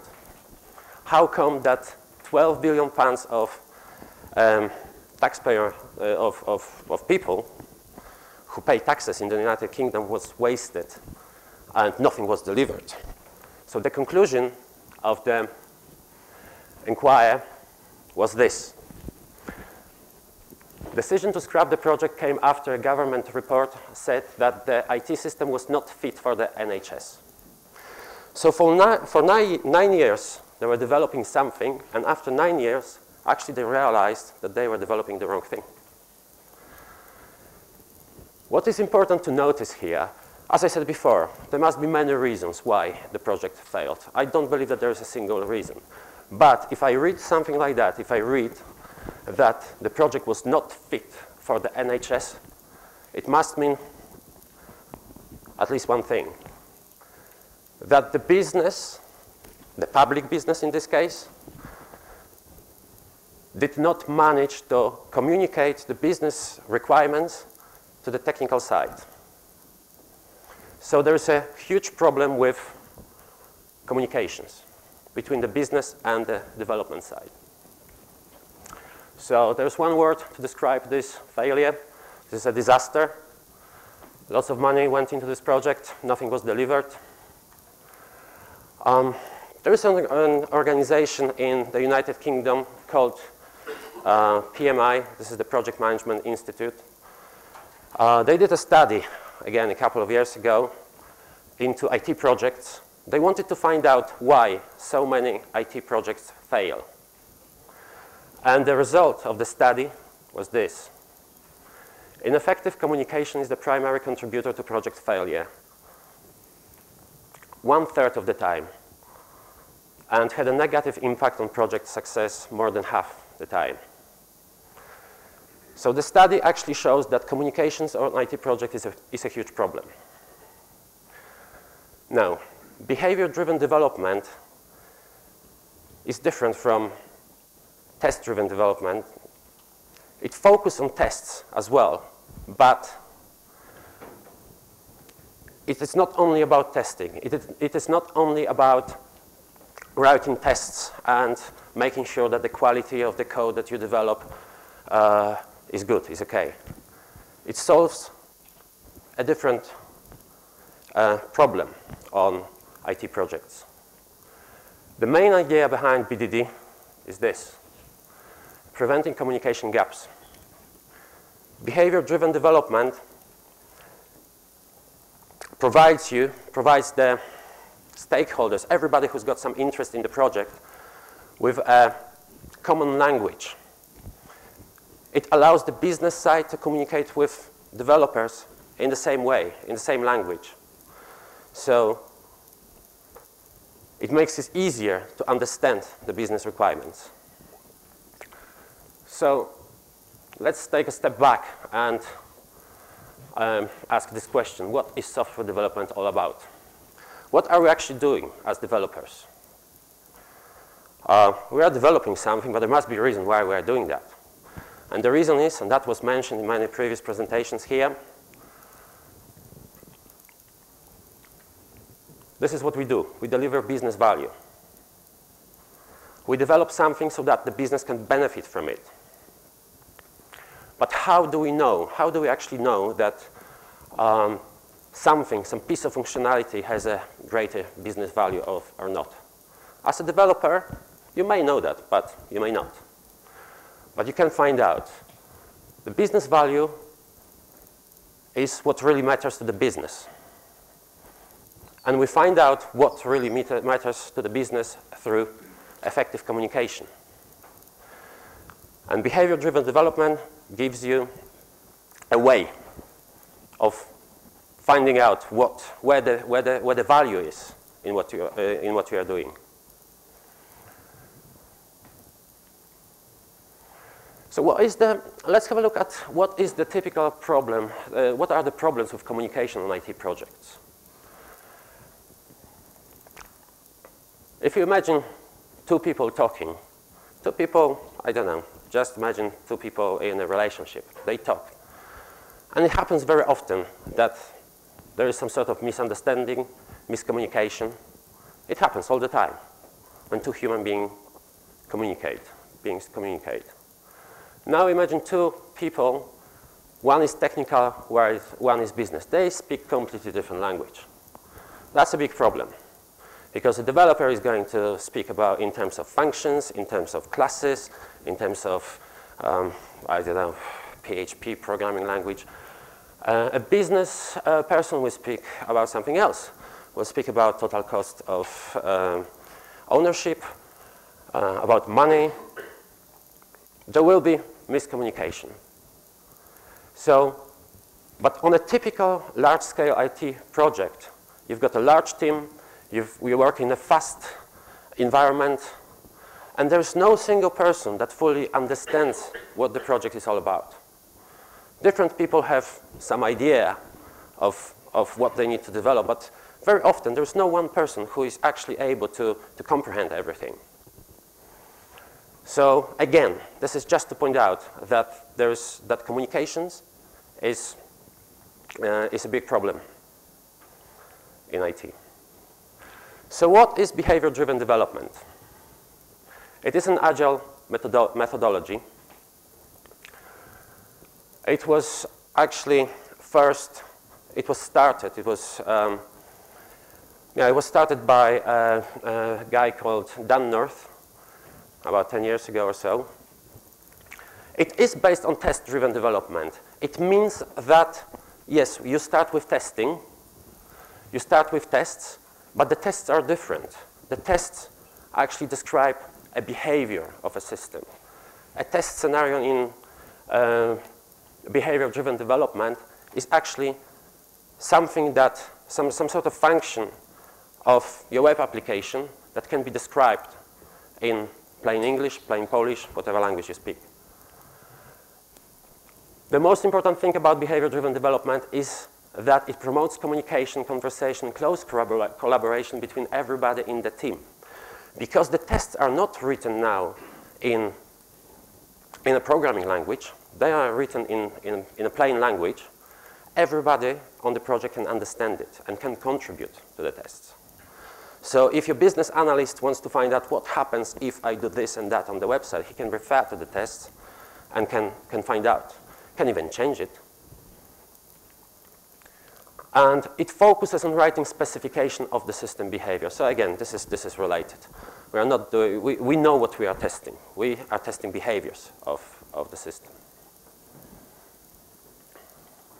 So let's look at the benefits of doing behavior-driven development, or business-driven development, as I like to call it. First, and the most important benefit of BDD is that business and behavior come first. So the developer does not have to think about what should I develop first, what should I test, what should I develop. They know because it comes from the business. So whatever is most important to the business is going to come first. So there is a prioritization on the project. The second benefit is collaboration. As I mentioned, same language for all. 3, quality. This one you actually get from test-driven development.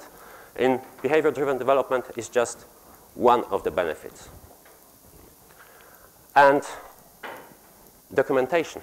So your tests actually become the specification, or if you prefer, the documentation of the system that, as I said, everybody can refer to. This is a template for a typical BDD stories. This is not the only way of doing that. This is just an example taken from one of the websites on BDD. So what you actually write, you've got to write a title. The title should be actually a description of what kind of behavior you are testing. Then you've got the user story. So as somebody who has some interest in the project, I want some features so that I can benefit from it. And then you've got a set of acceptance criteria, which are actually called scenarios in BDD. You can have many of them per story. You can have as many as you want.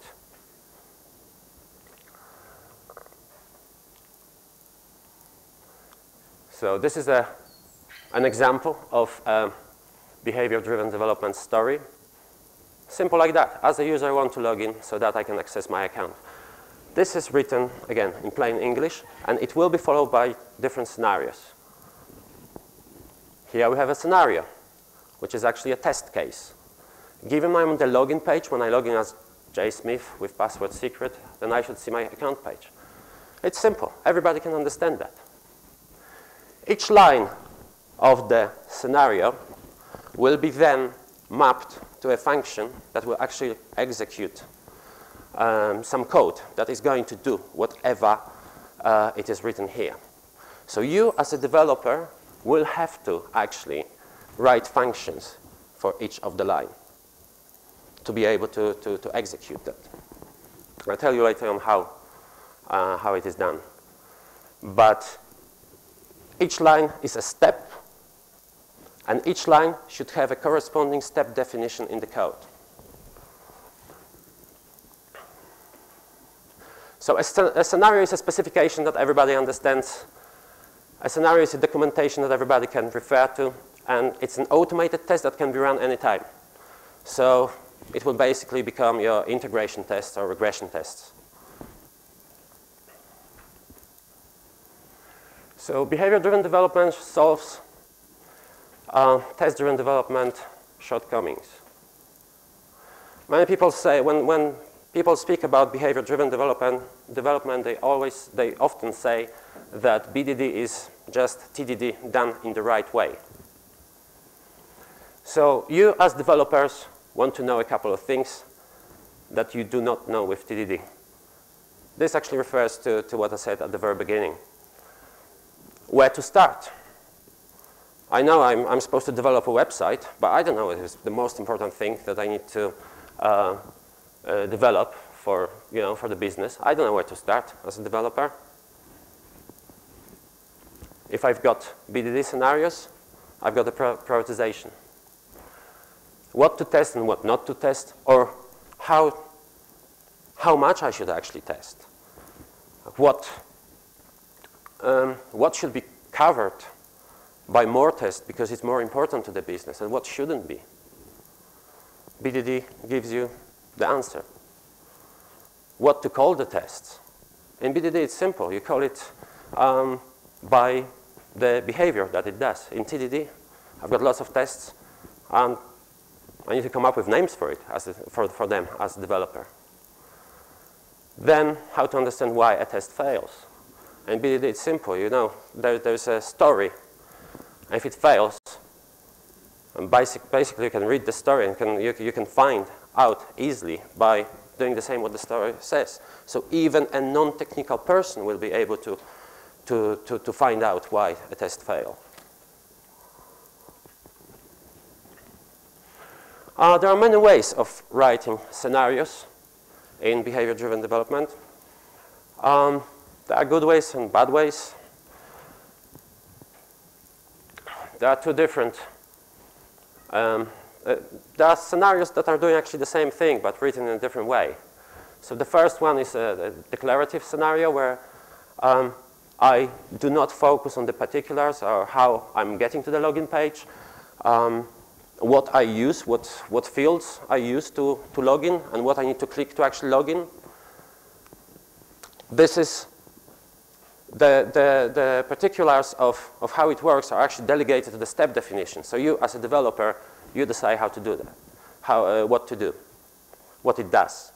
It's good because if you change the way people log in, for example, to your web application, you don't have to change the scenario.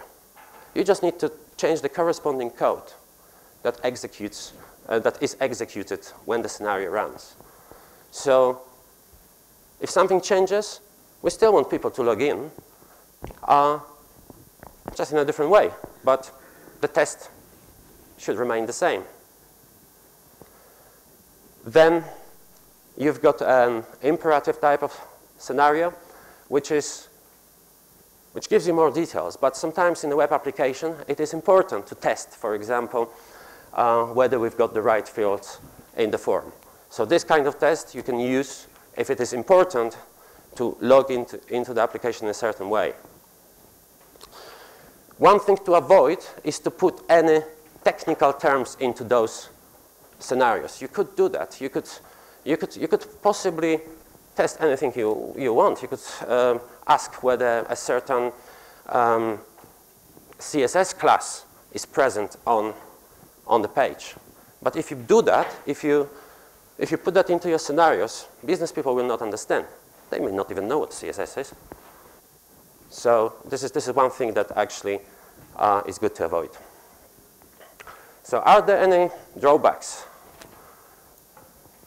in using BDD? I wrote that it increases the cost of maintenance. It may increase, because obviously you need to maintain all those scenarios in the code that runs the scenario, the step definitions. But on the other hand, if you've got proper tests, you may save on the different side. Your code will be of a better quality. You will have fewer bugs to fix.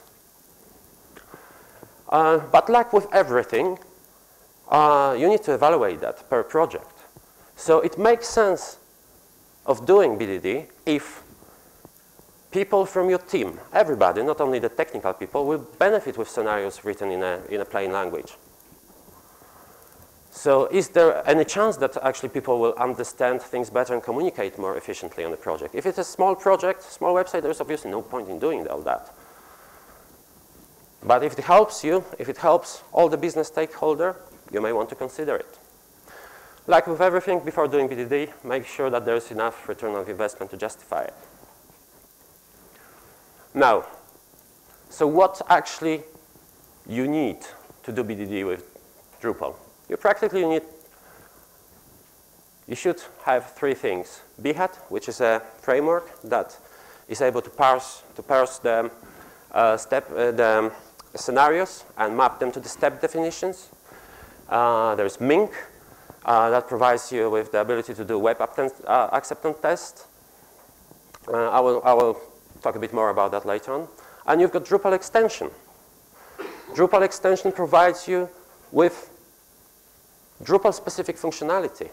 So actually, remember I told you that every single line in the scenario is actually something that's going to be mapped to a function and executed. So Drupal extension provides you with those step definitions already. So you only write the test, and there is a corresponding code to be executed.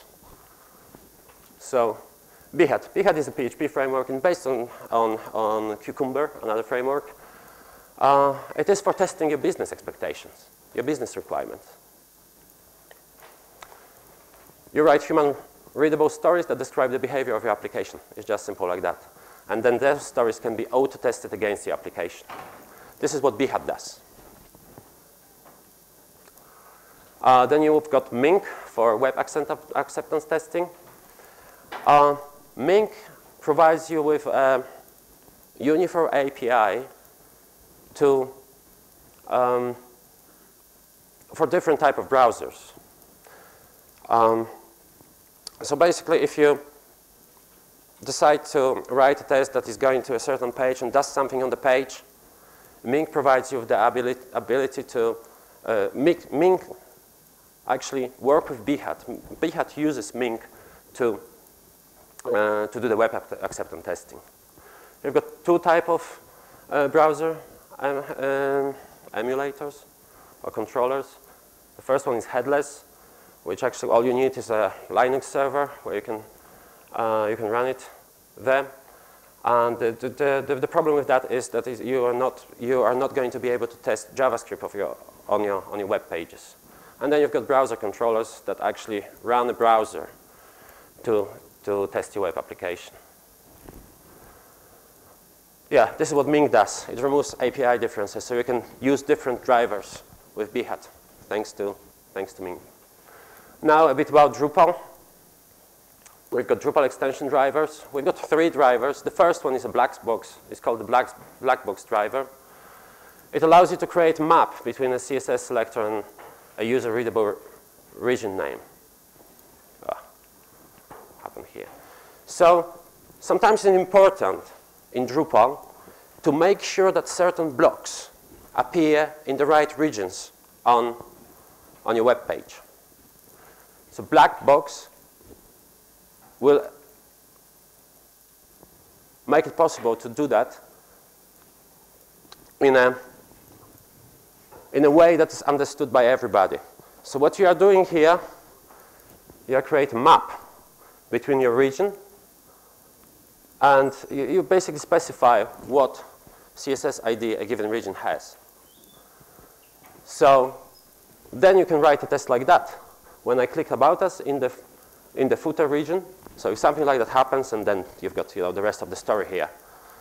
But you could obviously do that when I click on About Us link in the div that has the footer ID. That could work as well. You could then write a step definition that would execute that code. But again, it wouldn't be understood by everybody. So this is a black box driver. It actually goes to the website, downloads the code, and checks whether something is there or not.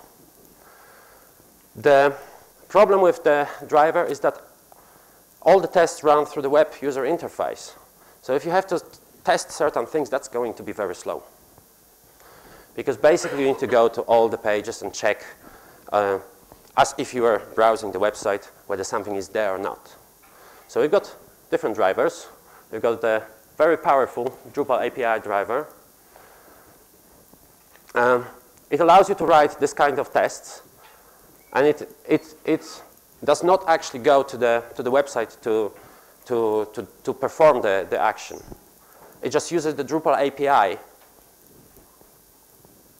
to execute this kind of test.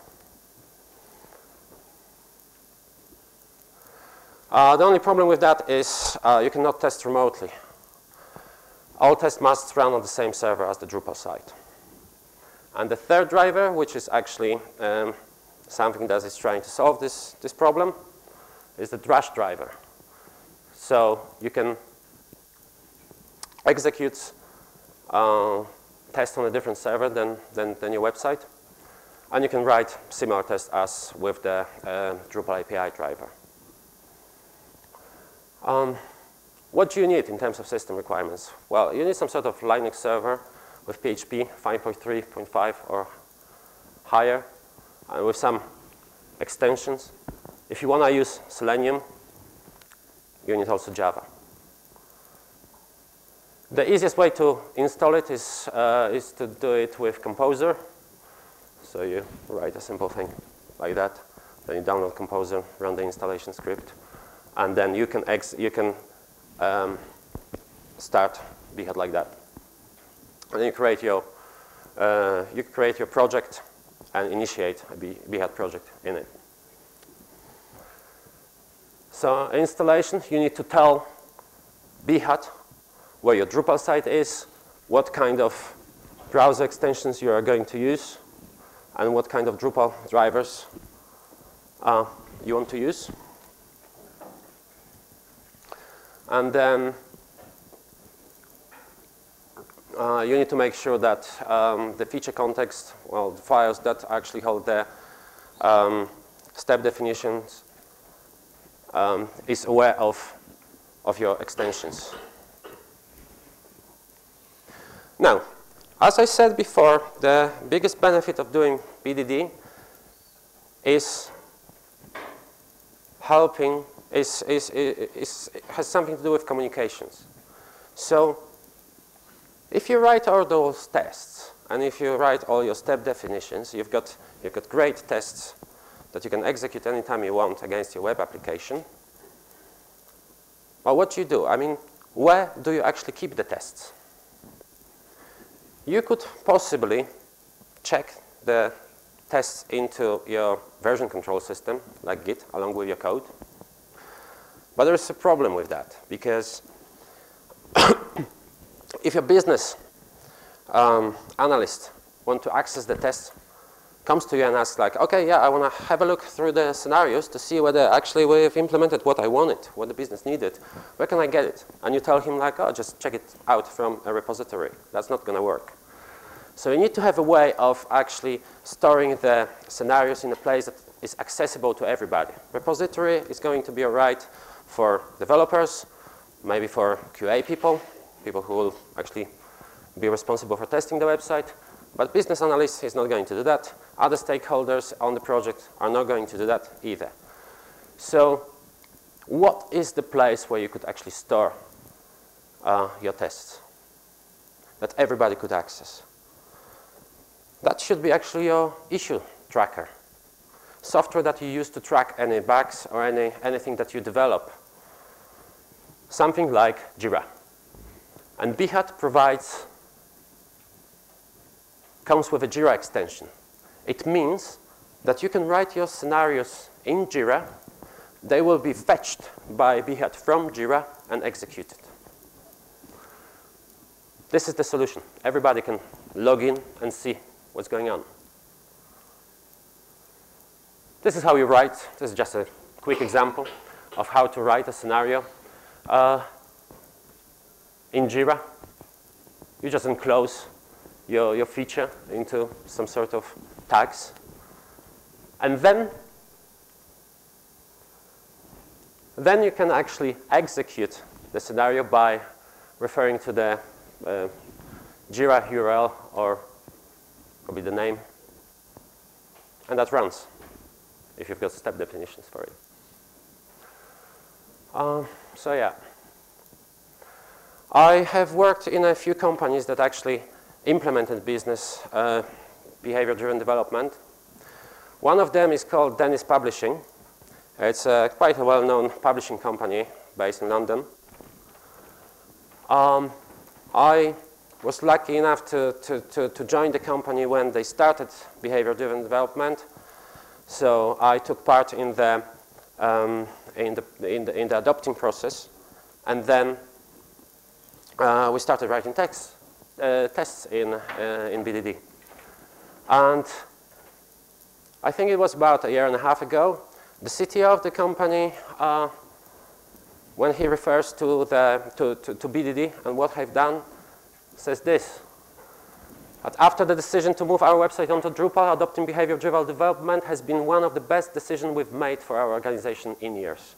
Dennis Publishing runs multiple projects. They've got many different websites for the business, for different magazines. And they are using that, and they are using that successfully. They have fewer problems with releases. So everything, Behat, the tests run on a test server. So anytime they do a deployment, Behat runs the tests. If there's any problem, it flags it, sends an email to all the developers. Somebody goes there and look into it. So I used a couple of websites from the internet to do the presentation. The first one, and it's contains a few very good articles that were translated in many different languages in the world. Is a website of Dan North, the guy who actually started behavior-driven development. There's a Behat website, Mink, and this is a very good resource that's gonna tell you how to install and how to use the Drupal extensions for Behat. Okay, we're coming to the end. So, dziękuję bardzo, thank you. Who am I? Marcin Pajdzik.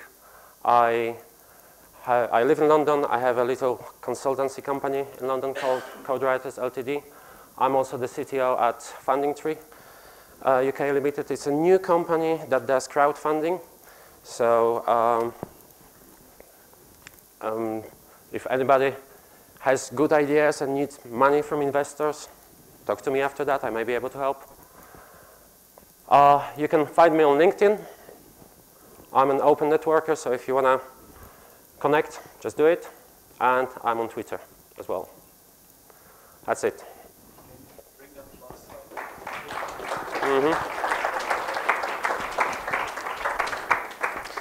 So guys, I've got a couple of things for you. Do you have any questions? Maybe first.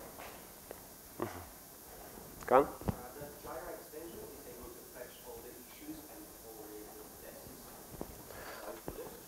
Yes, so basically you write the scenarios, only the scenarios, not the step definitions, obviously. You write the scenarios in Jira, and you can tell Behat, by using that extension, you can tell Behat, you're basically telling Behat, go to Jira, fetch the scenario that exists on this URL, and execute it.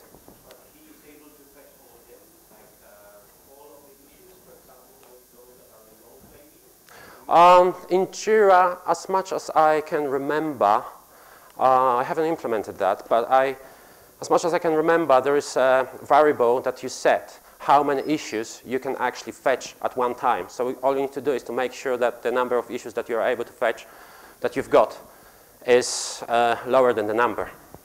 And yes. Any other questions? Go on.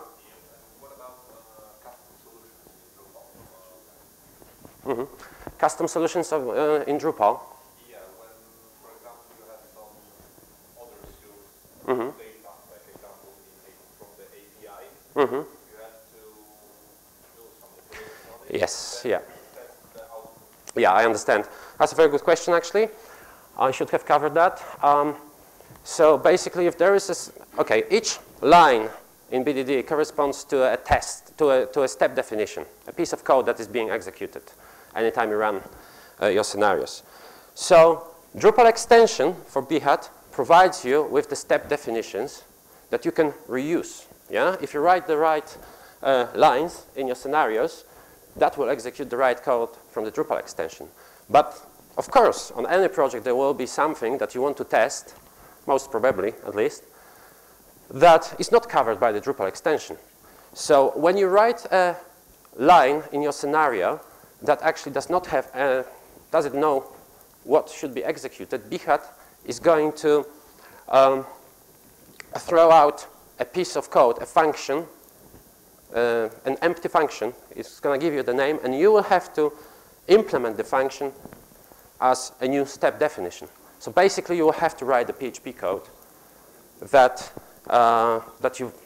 you want.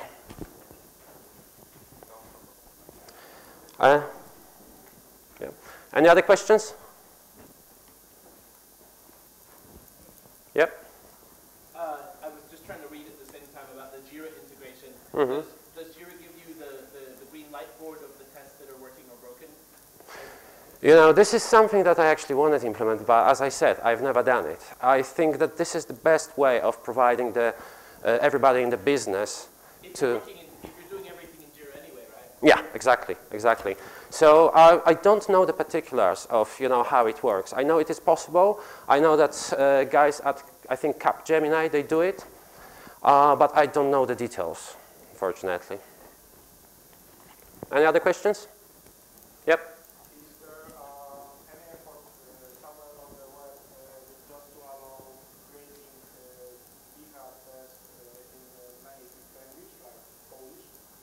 Oh yeah, yeah, yeah. You can do it. You can do it in Polish. You can do it. I know people doing that in French.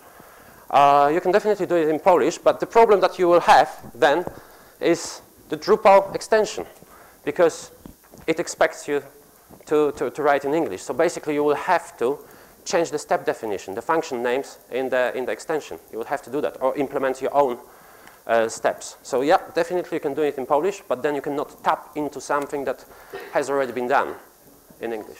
There's also some risks, like I heard that in German, the generic language, that some of the tests totally blow up, basically. Like, I don't remember the particular details, but I saw a talk where they were talking about testing documentation, and he was saying like, okay, generic languages, forget it, or there was something wrong. Well, I know that people do that in French. I don't know how successful they are and what problems they face, because I haven't done it in any different language. But it's definitely possible. You'll face different problems. Yeah. Any other questions? No more. Okay. I was given a couple of things to give out. This is something, I think it's free hosting for a certain amount of time. I think it's for half a year. I'm not sure. Need to check. But I'm going to ask you a couple of questions about the presentation. Whoever answers is going to get one of this and a nice, lovely orange T-shirt. The first question: what is the most important benefit that behavior-driven development gives you? Who can answer that? Yeah, who said that? Okay.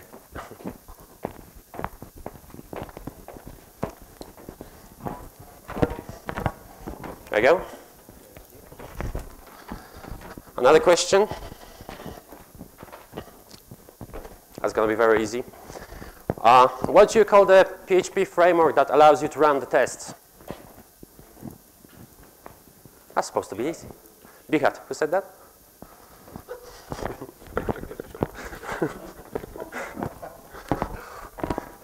There you go.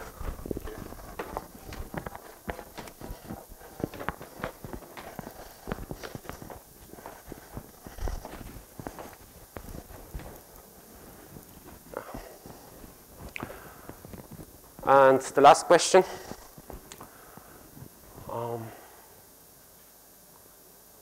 Don't know what to ask. Who wants a T-shirt? Yeah, that's a good question. Who wants a T-shirt? Okay. Oh, sorry, didn't work. Okay. Right, thank you very much. I'm very happy to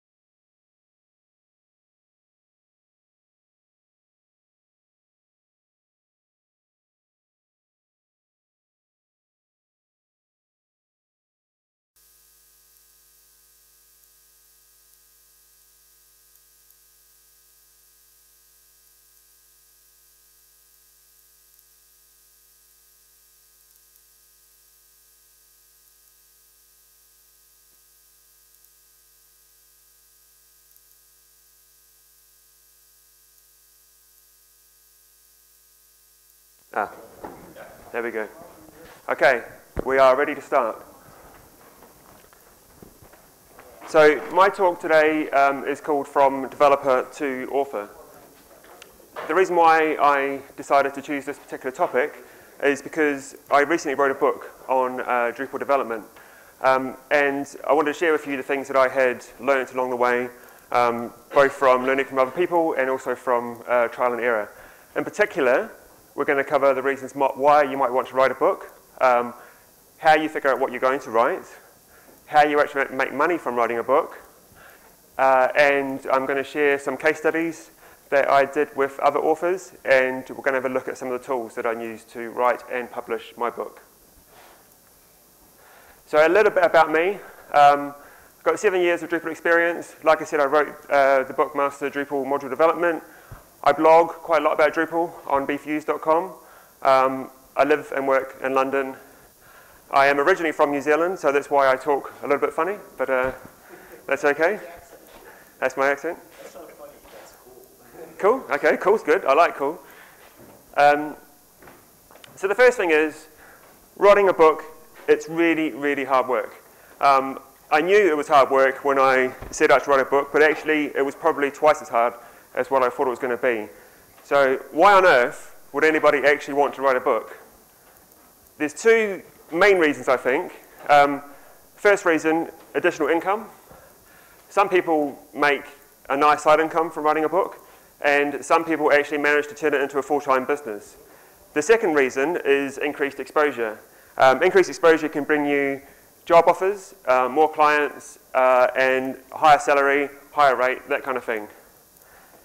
Now, the important point here is you need to decide what your main goal is before you start, because your pricing strategy will be determined by your main goal. Reason being, if you decide that you want to go for increased exposure, then you probably want to sell as many copies as you can. Therefore, you probably want to have a relatively low price. However, if your main goal is additional income, then I would not recommend having a low price. And we're going to talk about pricing a little bit later on. So now you've got to decide what you're actually going to write. If you're sitting in this talk, then I'm assuming you have some kind of vague possible interest in maybe one day writing a book. You may actually already have some ideas of what you might want to write. Of course, the important thing is that you need to write a book that people are actually going to want to buy. So how do we do that? Main concept here is to serve your community. That's a photo of DrupalCon London. So we're all a member of the Drupal community. We're all members of the greater PHP community. You may be a member of a freelancing community or a Polish startup community, that kind of thing. So the idea is to basically study your community, find out what problems they have, their pain points, what really frustrates them. It could be that they've already bought an existing book on the particular topic. But if you go to Amazon.com, for example, and you read the reviews of that book, you may find that actually they don't like the book, or it didn't solve their actual problem. And then you need to decide, can you actually help these people? And a way to do that is to basically take all of the problems that you've identified with your community, and then take your own knowledge, your own experience, what you know, and look at the intersection between the two, which is in here. That could be the topic of your book.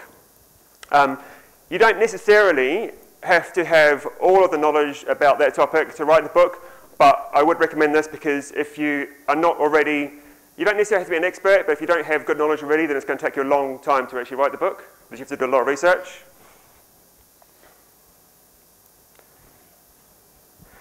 Okay, so obviously we need to sell this book. There's not much point writing a book if nobody actually buys it. So we've got a couple of options. The first option is to get a publisher. You can do that in two ways. You can think up the topic yourself, and you can approach the likes of O'Reilly, and you can ask them if they would be interested in publishing it. Or you might actually get approached by a publisher. Either option works. However, there are some problems with this. First problem, you don't get much money. The publisher is probably going to pay you about 15% in royalties. You don't actually have that much control. And do they actually promote your book? Chances are a publisher is only going to really promote a well-known author. They may put your book on, well, they will put your book on Amazon. They will put it on their own website. If you're really lucky, they may put it into a bookstore, but they're not going to push it that hard. And the final problem is that any customers that you get are not actually your customers. They are the customers of the publisher or of the retailer. The second option you've got here is to bypass the publisher completely, self-publish your book, and put it directly onto the Amazon Kindle store. There's a few problems with this as well.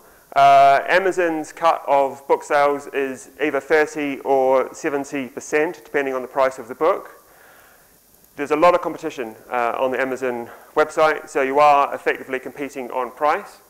And again, the customers that you get, they're not your customers, they are Amazon's customers. So, what are we going to do? Luckily, we've got a third option here.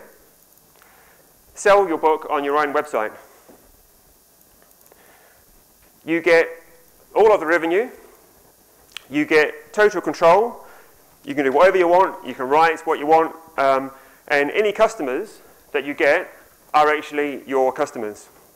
Now this, I'm stressing this point because this is really important, because if you write a book and you get these customers, then in 2 years' time, you may decide to write a second book, and you can promote your book to your existing customers.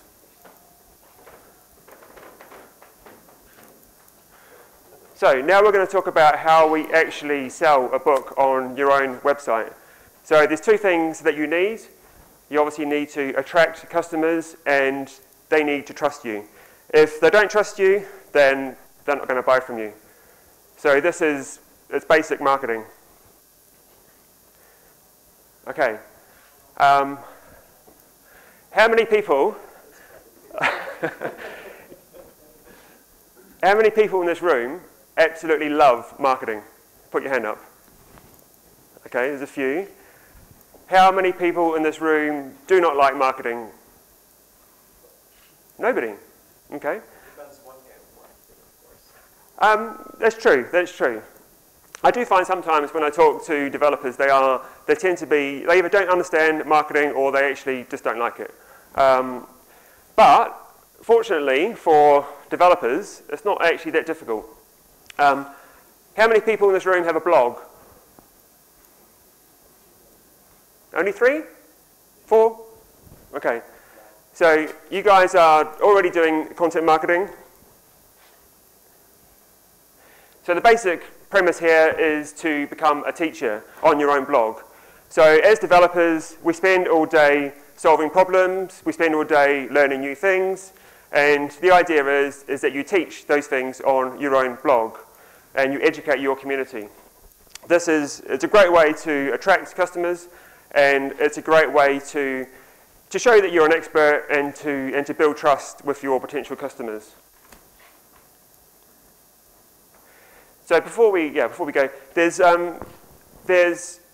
kind of two kinds of blogging that I want to talk about. The first one is when you write what I call an epic post. So an epic post is a very long blog post, normally around 3,000 words. It could be a very long tutorial, a guide, could even be a video or a cheat sheet. These long blog posts tend to convert very well. They also tend to attract quite a lot of traffic because they get shared quite a lot. The problem is that they take a very long time to write. So for me, myself, I try to do this, but I can only do it probably once a month, maybe once every 2 weeks if I'm really lucky. So what I recommend is that you mix it up with some shorter, smaller blog posts. And these can be between 200 and 1,000 words. These word counts, you know, it doesn't actually matter. It could be 100 words. As long as it's actually delivering some kind of value, then it's fine. There could be quick tips, there could be short tutorials, and there might even be a code snippet. Code snippets are incredibly easy for developers to share because you're writing code all day long. You take a small snippet, you put it on your blog, you write a description about what you're trying to achieve, and you've shared it, and you've taught somebody. So you can do this on a regular basis. I recommend at least once a week, ideally once a day if you can, if not 3 or 4 times a week.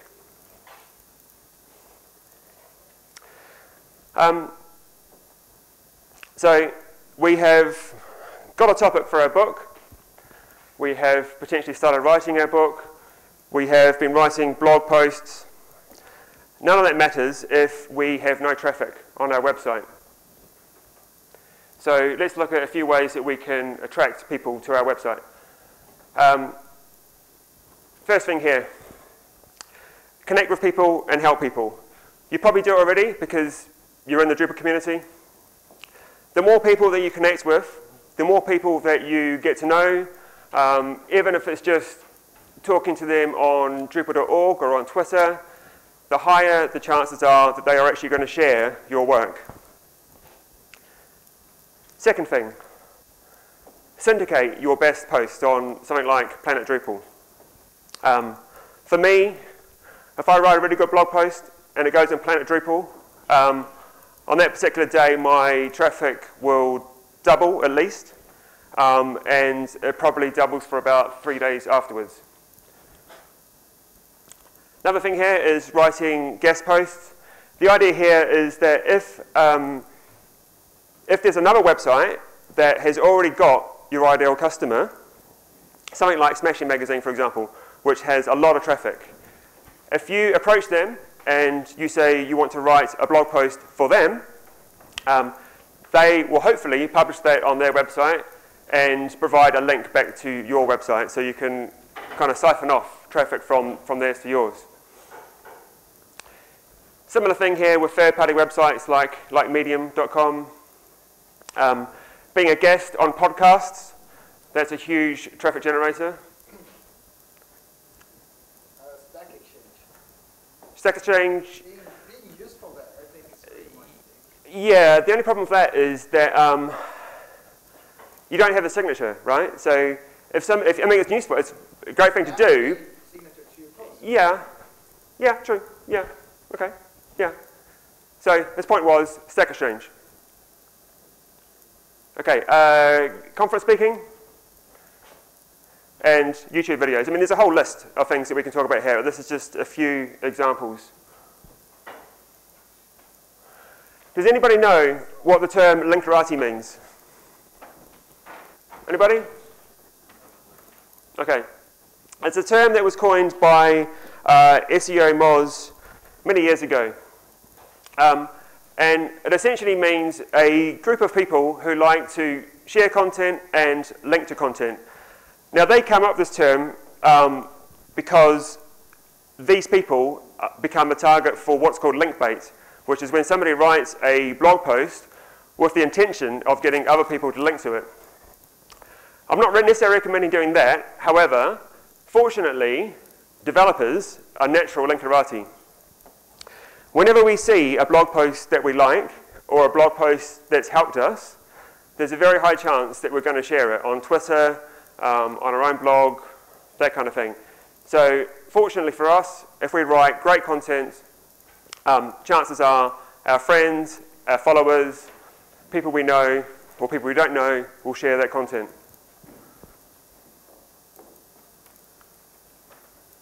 Okay, so we've got our book. We've got some traffic on our website. Now what's going to happen? Somebody's going to come to our blog. They're going to read it. They're going to read our post. Then, chances are, they're going to get distracted. They're going to leave the blog. They're not going to come back.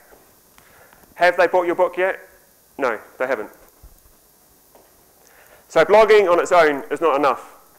We need to try and attract these people and get them onto our emailing list so that they become a member of your own personal audience.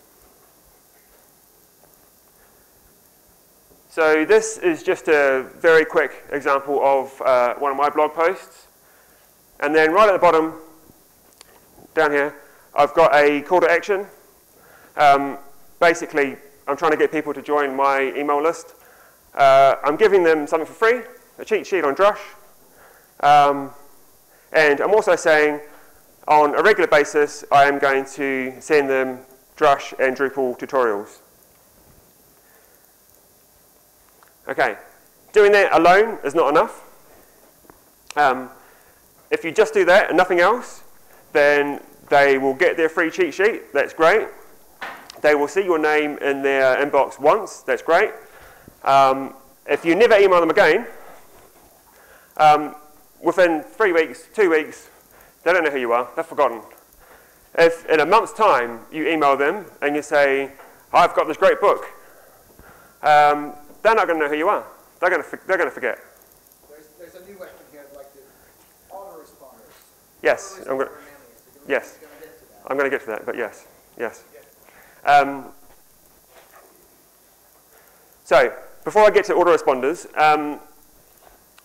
basically the idea here is you need to offer them more value. So you need to email these people on a frequent basis, and you need to start building a relationship with your audience.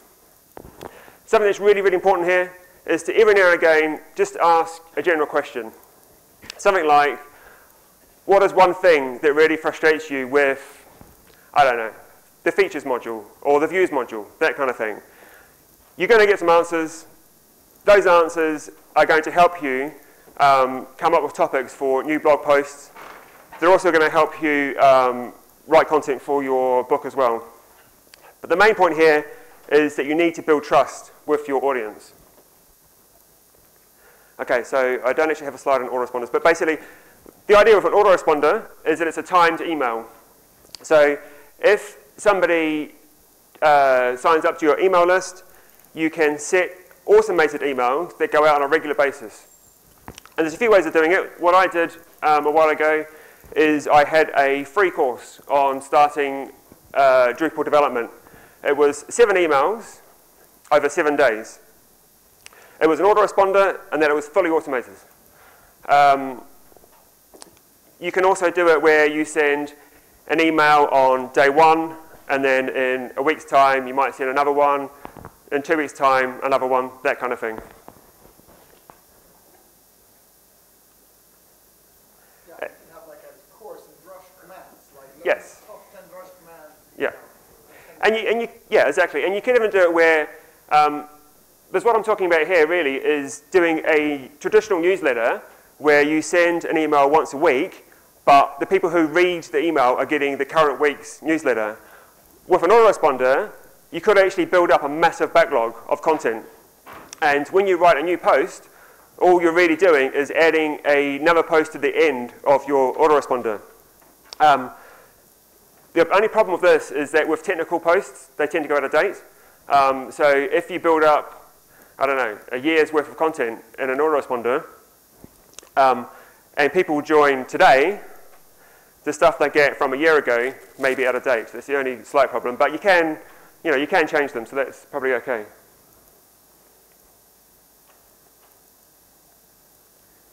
Okay, so at some point, you need to ask your customers, or your audience rather, to buy your book. Basically, don't do this too soon. Don't get them onto your email list and ask them to buy your book on day 1, because at this point, they still don't actually trust you. You are still an unknown person on the internet that they've come across. They need to trust you before they buy anything, so you need to send them a lot of value before you ask for the sale. So I would recommend probably send them maybe 4 weeks worth of content before you actually ask them to buy your book. At the end, I'm going to show you an example of my sales page, but the general point here is that in your email, at some point, you'll say, you know, I've written a book on this topic, and you will provide a link to your sales page.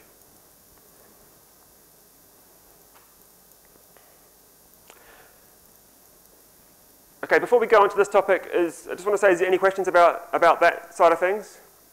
Any more questions? Yep. When you're starting to sending value via email list, are you starting from the scratch for each user, or you have some common point for all the signs?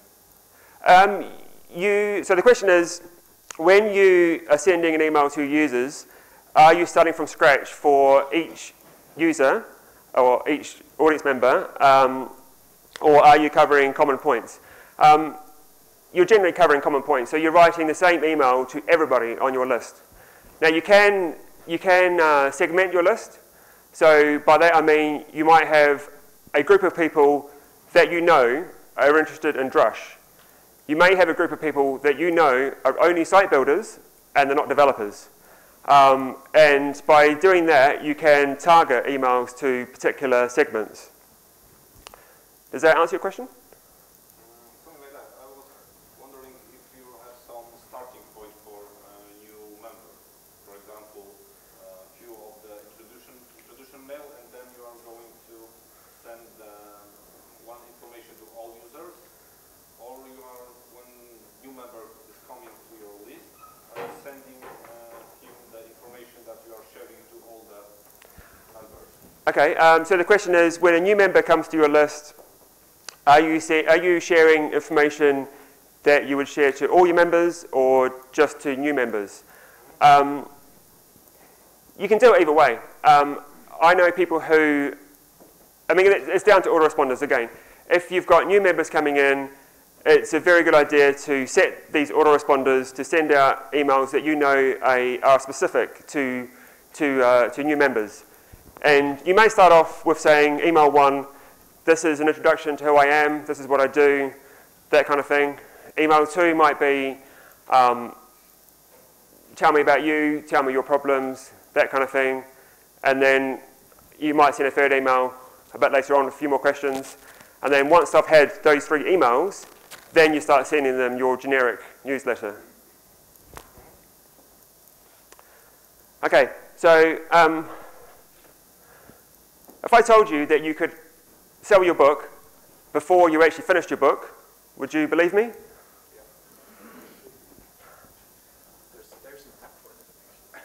There is. So what we're talking about here is pre-selling. So what I did with my book, when I finished writing 5 chapters of my book, I offered it for sale. My book is currently 11 chapters, so it was less than 50% written. I was very honest. You know, I said this is not a complete version. I offered a very big discount. I think it was 25%. And of course, I offered unlimited updates, which basically means the customer is going to get regular updates on a monthly basis until the book is actually finished. The great thing about this is that you get a lot of feedback from these people. These are people who are interested enough in your topic that they're willing to give you money before you've even finished the damn thing. So there's a high chance they're going to give you good feedback. That feedback goes back into your book.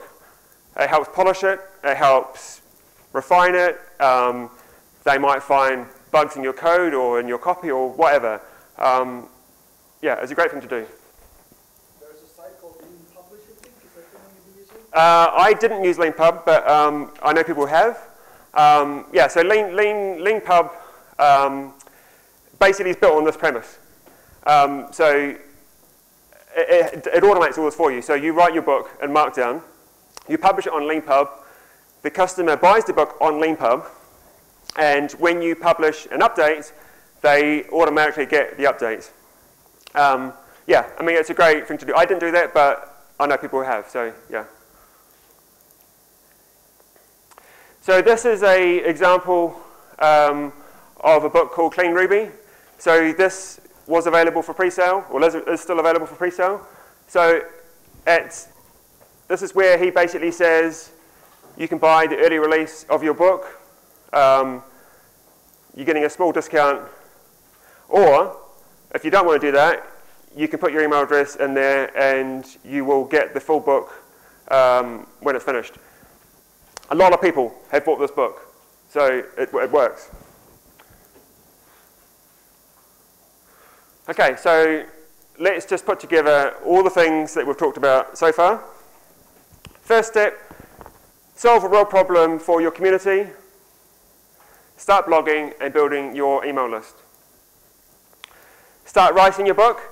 Keep blogging and building your email list. Offer a pre-sale to your list. Finish your book.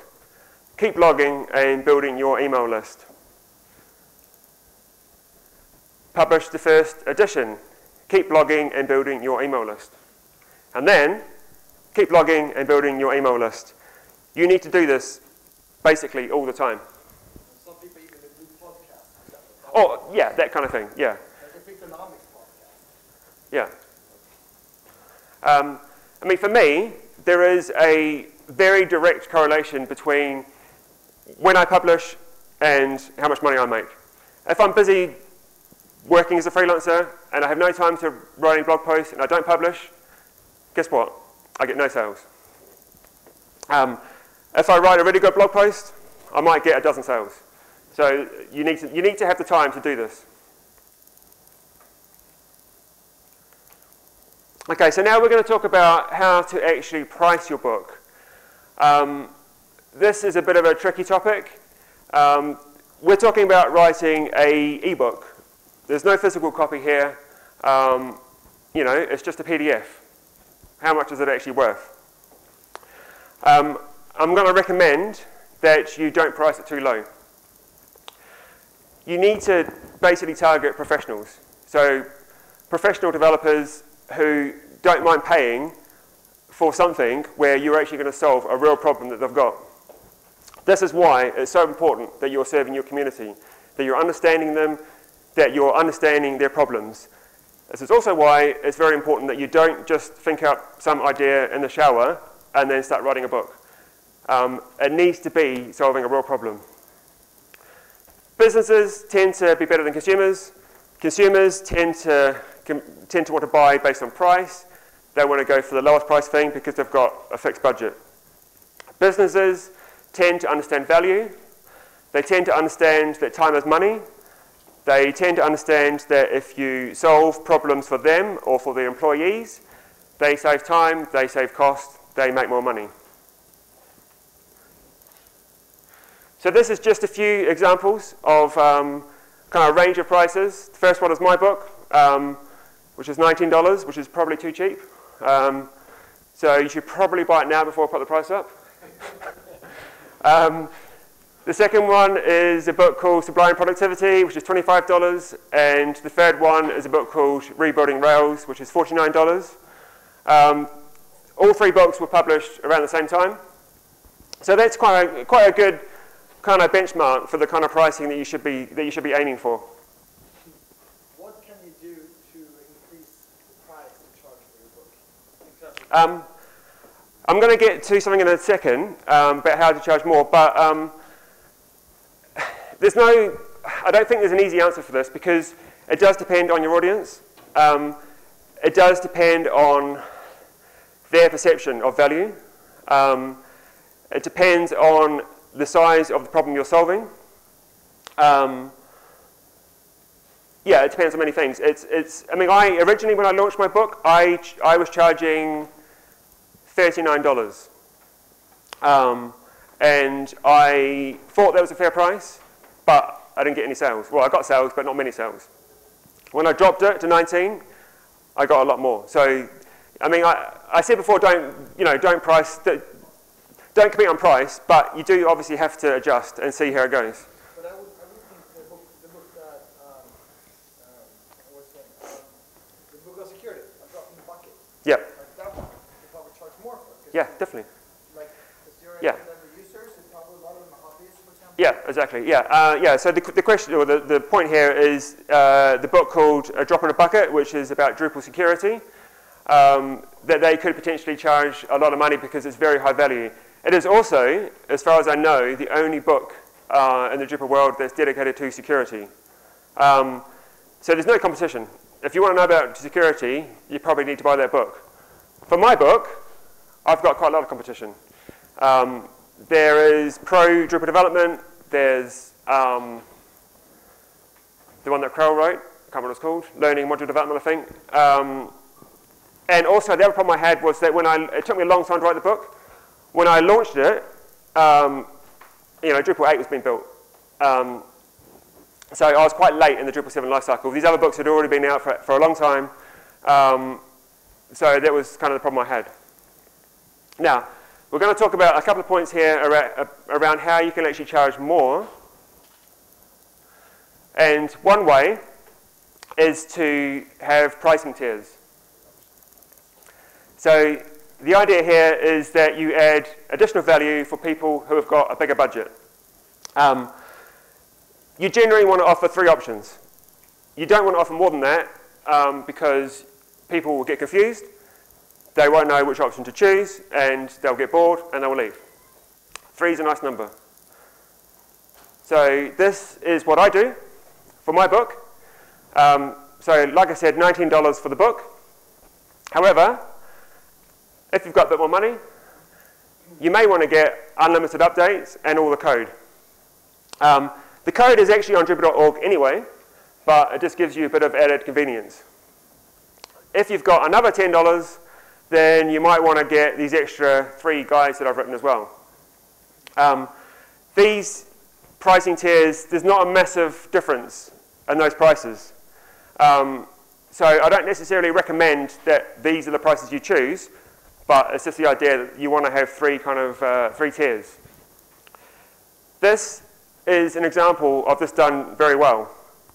A guy called Nathan Barry, he's written 3 or 4 books. One of them is called Authority. You can buy the book for $39. Now, $39 might seem like a lot of money for a book. But when you look at this, you see $39, and then you see at the other side, $249. Your mind at this point is thinking, okay, $39 is actually, that's not that much compared to $249, so I might take that option, or I might take that option. You are no longer comparing the price of that book against its competitors. You're comparing the price of that book against other versions of the same book. Whatever happens, Nathan Barry wins. He gets a sale. So his top package is very expensive, $249. It's a lot of money, but he's offering a lot of value. He's got 9 video tutorials. He's got 11 interviews with experts, which are also in video form. He's got a iBooks author template. He's got an iPhone app. He's got another template for Photoshop, and he's got a voucher off some of his software that he sells.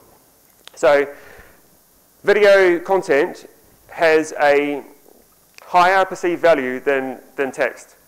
So if you've got time to write video tutorials, then that's a great way to charge a higher price. You haven't even got to something even more valuable. Imagine you can open you can have one-on-one support for the first 4 weeks, for example.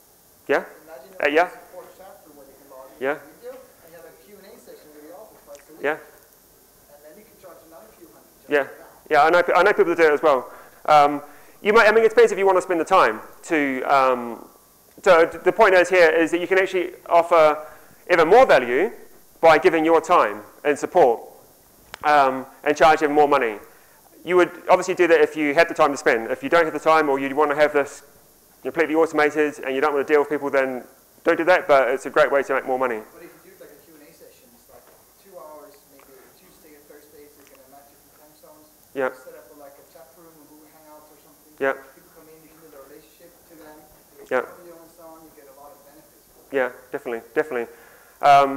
So the point here is you can do a Q&A session on Google Hangouts. You do it once with a whole bunch of people and get great feedback.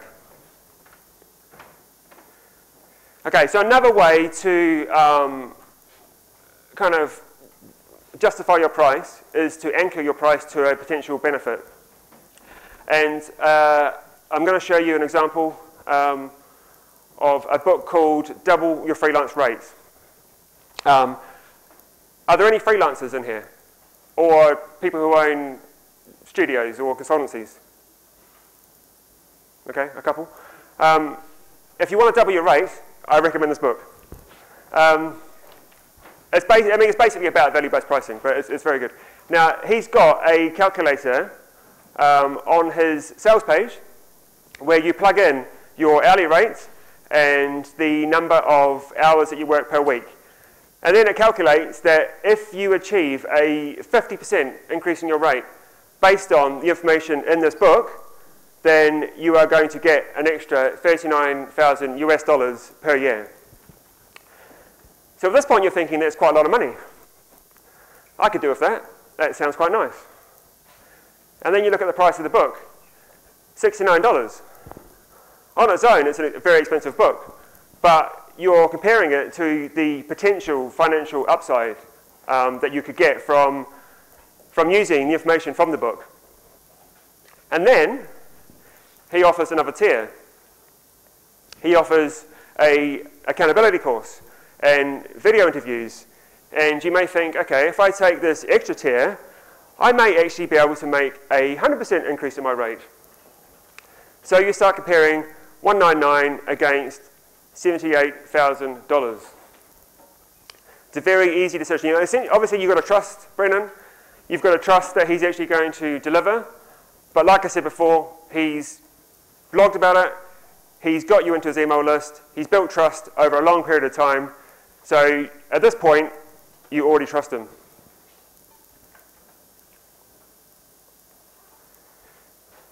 Okay, so that's basically the end of pricing and marketing and choosing your topic. I just wanted to show you some case studies. So I interviewed the authors of these 3 books and just got some information about how much money they made, how long it took them, did they get any additional benefits like more clients, that kind of thing, and if there's one piece of advice that they could give people in this room, what would it be? So Brennan Dunn said that it took him 120 hours to write the first edition of this book, and his most successful marketing activities were education content on his newsletter, on his podcast, and on his blog. He also appears quite a lot as a guest on other podcasts, and he does this to siphon off their audience to become his audience members. And he also does a lot of work around autoresponders. So, he's got various autoresponders that all end up pointing towards that book. He makes about $2,000 US per month. That's without doing anything other than his normal blogging. He recently released the 2nd edition of his book, and he sent a tweet afterwards, and he said how much money he made from the launch of his 2nd edition. So basically within a 24-hour period, he made $39,000 US from the release of the 2nd edition. This is only possible because he's built a massive email list, and he's built that by delivering real value in his blog, and then delivering real value in his weekly newsletter to the point where people trust him, so when he releases a new version, they want it. He said that he didn't actually get any additional clients from writing this particular book because he said, clients are not too keen on the idea that he's encouraging other freelancers to double their rates. But he has a SaaS app, and that's helped him with selling high-priced consulting engagements. So his important piece of advice is to write consistently and constantly, even if the words that you write are not made public. So the idea here is to make writing a habit. Writing is something that you get better at the more you do, a bit like writing code. So it's a good idea to write on a daily basis if you can. I try and do it so that I write for an hour before I have breakfast. So I wake up, make a cup of tea, open my laptop. I'm very tired, but I start writing. Writing first thing in the morning is supposed to be a great way to write because you've been sleeping, your subconscious is more at the forefront of your brain, so you get a lot of stuff from your subconscious coming through. So the second person that I interviewed was Josh Earl, who wrote Sublime Productivity, and it took him, he's written 2 books, it took him 150 to 200 hours to write the first one, and 100 hours for the second one. In terms of marketing, he said that email is everything. So, he's got a couple of ways to attract email subscribers here. He's got a Twitter handle which has a huge following, and he converts those to email. He said that his profile on Twitter links directly to his email subscription page. He ran a contest to get email subscribers, and he's also doing paid Twitter ads to also get email subscribers. He makes about $1,500 US per month, and in total he's made $27,000 US. He's not a freelancer, so he has not got any new clients because he doesn't have clients. But he did say that it did open up a whole new world of marketing to him, and he made some really good friends. His most important piece of advice is to make sure that there's a market for your book. Do lots of custom research, and I think this thing is really important. Write a really long blog post about the topic of the book, and see if you can attract visitors to the blog post before you write the book. If you can't, there's a high chance you're not going to sell that book. Noah Gibbs is the guy that wrote Rebuilding Rails. It took him 10 months part-time to write that book. For him, blog posts and also doing a few classes is where he got most of his sales. He's made $20,000 US in total, and he's currently selling around 5 to 10 copies per month. He's also not a freelancer, but he did say that after a 15-year career as a programmer, where you would think that his salary would probably be quite stable at this point, he managed to achieve a 25% increase in his next job, partly helped by the fact that he wrote a book on the topic, the same topic as the job. His most important piece of advice: figure out who wants to buy your book and why before you write a single word. Very, very important advice.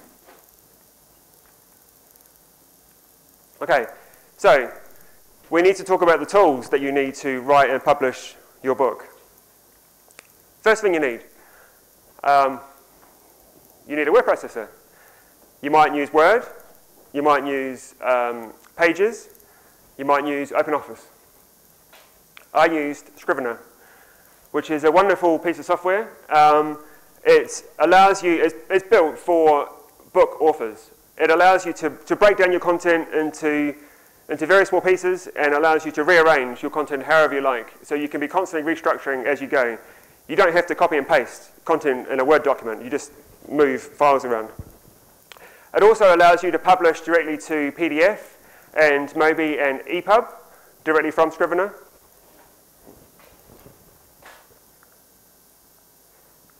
Okay, so I haven't actually talked about editors at this point, but you might want to get some editors to proofread and check your book. The way I did it is that I had a friend of mine who, I actually had 3 friends of mine who did a technical audit of the book. They were all very good Drupal developers. They were reading through it on a regular basis and kind of picking up any mistakes that I might have made. Also, when I write a blog post, I get my wife to read it first. She finds any spelling mistakes, any grammatical mistakes, and for those, I use a website called draftin.com. This allows me to put in my blog post, she can go on there, she can review it, she can make changes, and then I get a very nice diff. And that's got my copy, it's got her copy, and it's got the changes, and I can choose to accept or decline on a line-by-line basis. It's basically a bit like source control, but for blog posts, and you could also use it for the entire book if you want to. Okay, so we're going to do some blogging. So we need a blogging platform. I'm not quite sure what we could choose here. Okay, Drupal. You might choose WordPress, I don't know, but I choose Drupal. A point here, if you want to syndicate content on Planet Drupal, then your blog must be a Drupal blog. Okay, so we're going to send out emails. We need some way to do that. Here's a few options. MailChimp is probably the biggest. Aweber is probably the oldest. I chose Campaign Monitor, which is also the most expensive, but they have the best support. It was the easiest to use. They are constantly adding new features, so that's the one that I would recommend. And we need a way to charge people money for the book and to deliver the files to them. I'm going to be slightly controversial at this point. You could use Drupal Commerce for this, and I didn't. I think the jam is probably going to kill me in a second, because I actually chose a proprietary system. The reason why I did that, so I used FastSpring for mine. The reason why I did that is because I was busy writing a book. I was busy writing blog posts. I was busy thinking about what my audience needed. I was busy thinking about marketing. I didn't have time to set up Drupal Commerce. I didn't have time to maintain it. FastSpring also are very good for people who live in the EU because they have a very robust solution for calculating VAT for EU customers. Gumroad is also very popular, and DPD. Picking up VAT. The price you gave us, were they Includes VAT. excluding VAT? The price for my book includes VAT. For the other two books, they are American authors, and they don't charge VAT, even though they probably should for EU customers, but they don't. So do US customers get a lower price because they're not paying No. VAT? Or? So with FastSpring, you've got the option. You can either include or exclude VAT. So if you exclude VAT from the calculation, then if it's an EU customer, then they pay 20% more than a US customer. I decided to basically take the hit myself and charge EU customers the same as I would an American customer. I decided it wasn't worth annoying people by charging them more, basically.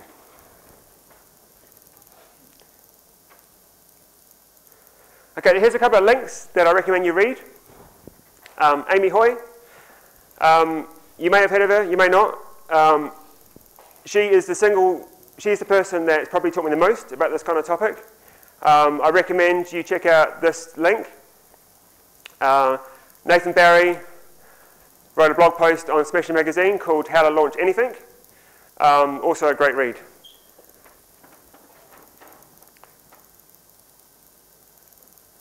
Okay, so that's the end. This is Marketing 101.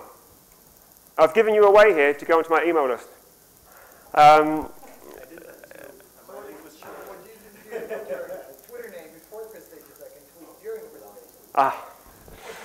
Okay, so I failed at Marketing 101. Next time. So this is my blog. So I made a page specifically for this conference. If you put in your email address, then next week I will send you these slides, and I will also send you the full interview with the 3 people that I interviewed, and I'll send you additional information that I think is relevant to you if you want to write a book on a regular basis. And if you want to ask me questions as you go, then feel free as well. So at this point, I will say, any more questions?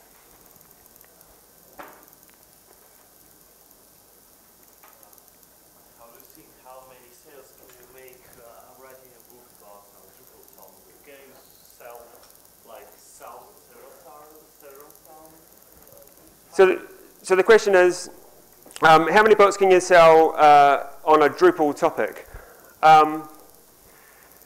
It's kind of a difficult question to answer because it really depends. It depends on how good your marketing is, how good your blogging is, that kind of thing. But what I will say is that I have sold a lot less than the people I've talked about on here, serving a Drupal market. The Drupal market is, you know, it's big, but it's not big. It is relatively small in the big scheme of things. It kind of depends. If you write a book now about Drupal 8, for example, you've probably got a good chance because when it comes out, people want to learn it. If you write a book about, I don't know, some niche topic within Drupal, like how to use the features module or how to use views or whatever, you're probably going to struggle to sell very many. I mean, you'll sell them, but you probably won't sell thousands. But then it might be a good sales tool. Exactly. So it could be a good sales tool. And that's what I found as well. I mean, with my book, in terms of revenue on an hourly basis, I've made a lot less than what I would if I was just freelancing. However, I do believe it's helped me win clients, and I do believe it's helped me kind of charge a higher rate because it gives you a certain level of authority. Yeah, exactly. Have you got any leads, freelance leads from the book? I mean, the guy bought your book and then No. I haven't, but I don't really promote that either at this point. I tend to get freelance leads. My freelancing website is a different website entirely, and I tend to get most of my leads from SEO and also referrals, what have you. But it's certainly possible, but you'd probably have to push it. So you probably, you know, it's the kind of thing that Jacob was talking about before, where you could actually offer a higher tier and include consulting or freelancing as part of that higher tier, potentially. If you build up a big enough list, you could send an email and say, I'm available for new clients. Even if the people on the list, you know, if they're developers, they obviously don't want you as a freelancer, but they may know somebody who does. I haven't tried that myself, but I know people who have, and it has worked for them.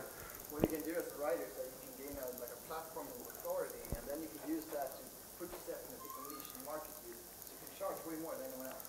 Yeah. Which is really cool. No, I want to argue with you. Yeah. I wrote the book, you know. Yeah, exactly. Yeah. What do you think about the business model which were used in Humble Bundle, like pay as much as you want? Okay, so the question is, what do I think of the business model where you can pay as much as you want? So LeanPub do this as well. So with LeanPub, you basically say my recommended price is $20, say, but the customer can choose to pay more if they want to. Can they pay less? I don't think they can pay less. I'm not actually sure. They may be able to, I don't think they can, but I'm not 100% sure. I'm not convinced that it works. I don't know. I'm not convinced that the customer at that point understands the value that they're going to get from the book enough to understand how much they're actually willing to pay for it. In the case of double your freelance rate, if you were to buy that book, would you volunteer to pay $69 US, or would you volunteer to pay less? You'd probably pay less, right? However, Brennan believes that it offers real value, so he's decided that that is the value, and people still buy it. So. I think Humble Bundle it's kind of like the discount market, and it's also about the good thing. So like you can choose for who you're with, but I don't believe like you're not getting the premium market, you're getting like scrub off the market. Yeah, but something you could do like disaster relief day. They could do like a Haiti day, and they pay as much as you want. All the money goes to the Red Cross or something. You could do that kind of thing. Yeah. That kind of marketing, right? But then you don't get any value yourself. No, but we build a lot of like You build your reputation that way. Yeah, but Robert Douglas has been doing a lot of fundraising with his wife's open source piano project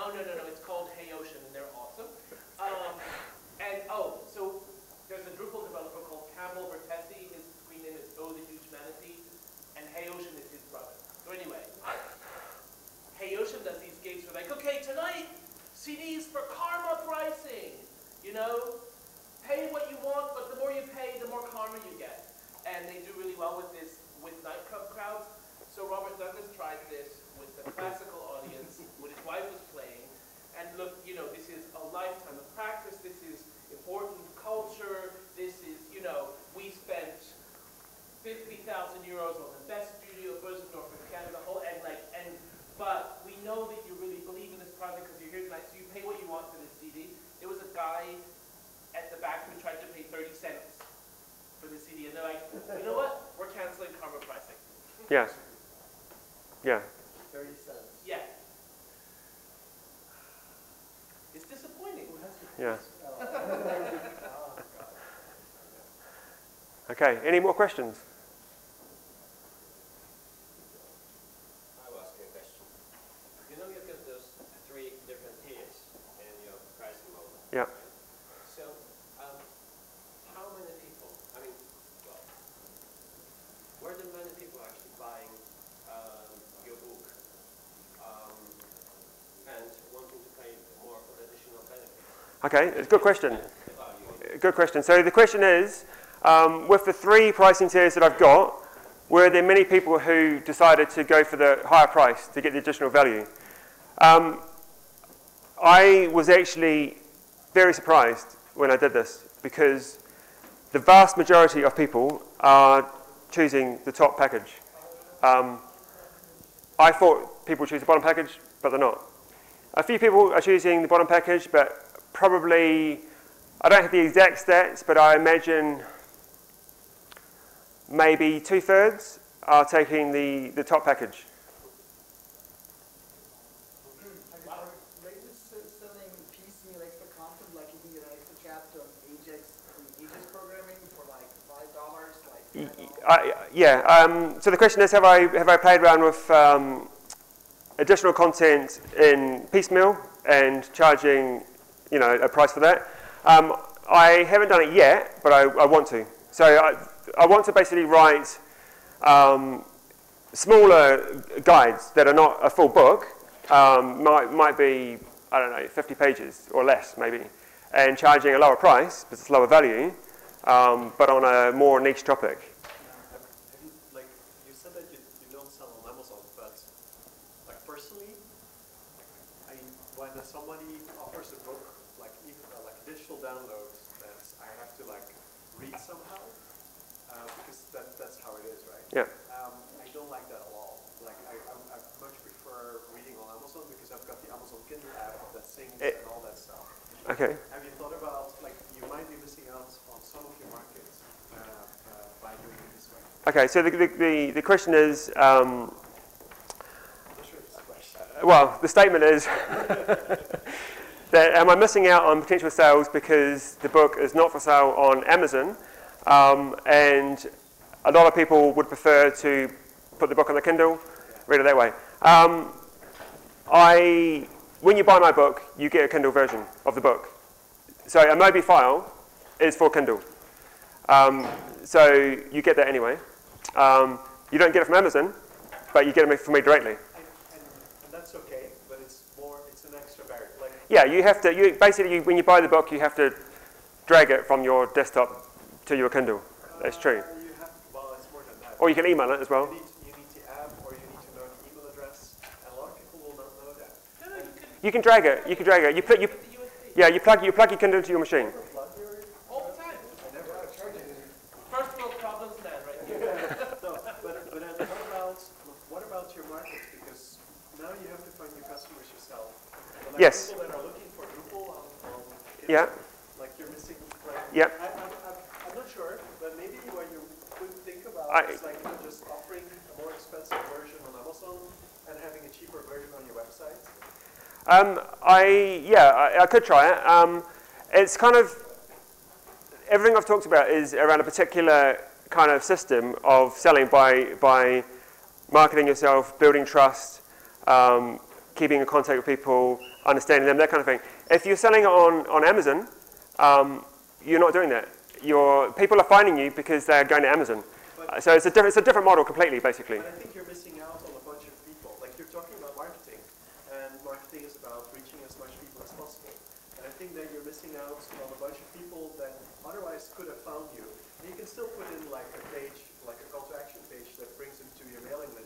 And then the next book, like you could say like, next time you want, like, my next book, do you want to get it at a cheaper price? Yeah, than Amazon? yeah. What if you sell a teaser, like just like cost $5, and the teaser book, and at the end of it, Yeah.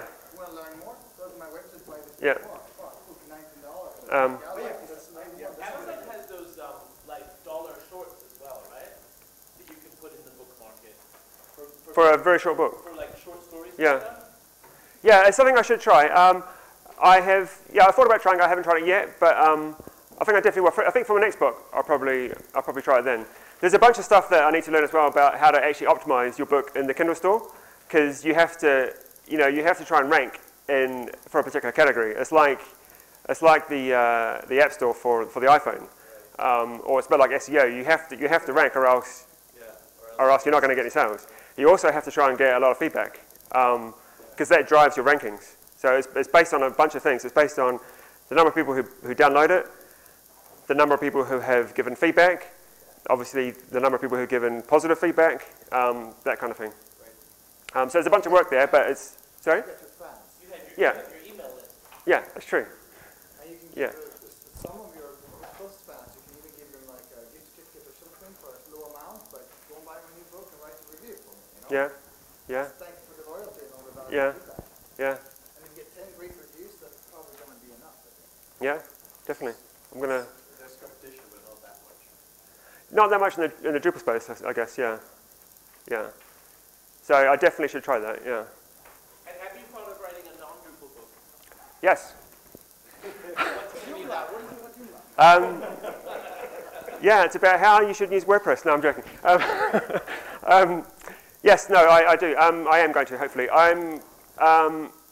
Like I mentioned before, I tend to get freelancing leads from SEO and from that kind of thing, and I tend to get quite a few leads on a weekly basis. So I want to write a book for freelancers and also for digital agencies. Acquia as well, could be a customer, potentially. Basically how to get more leads from your website and from your marketing activities. And I think that will be, I mean, it's a bigger market, obviously. It's potentially a harder market because it's less cohesive. Obviously, the Drupal community is very cohesive. It's very easy to find people and to communicate with people. Freelancing market is very scattered. You have different kinds of freelancers. You have freelance developers, freelance designers, freelance copywriters, that kind of thing. But it's something I would like to try.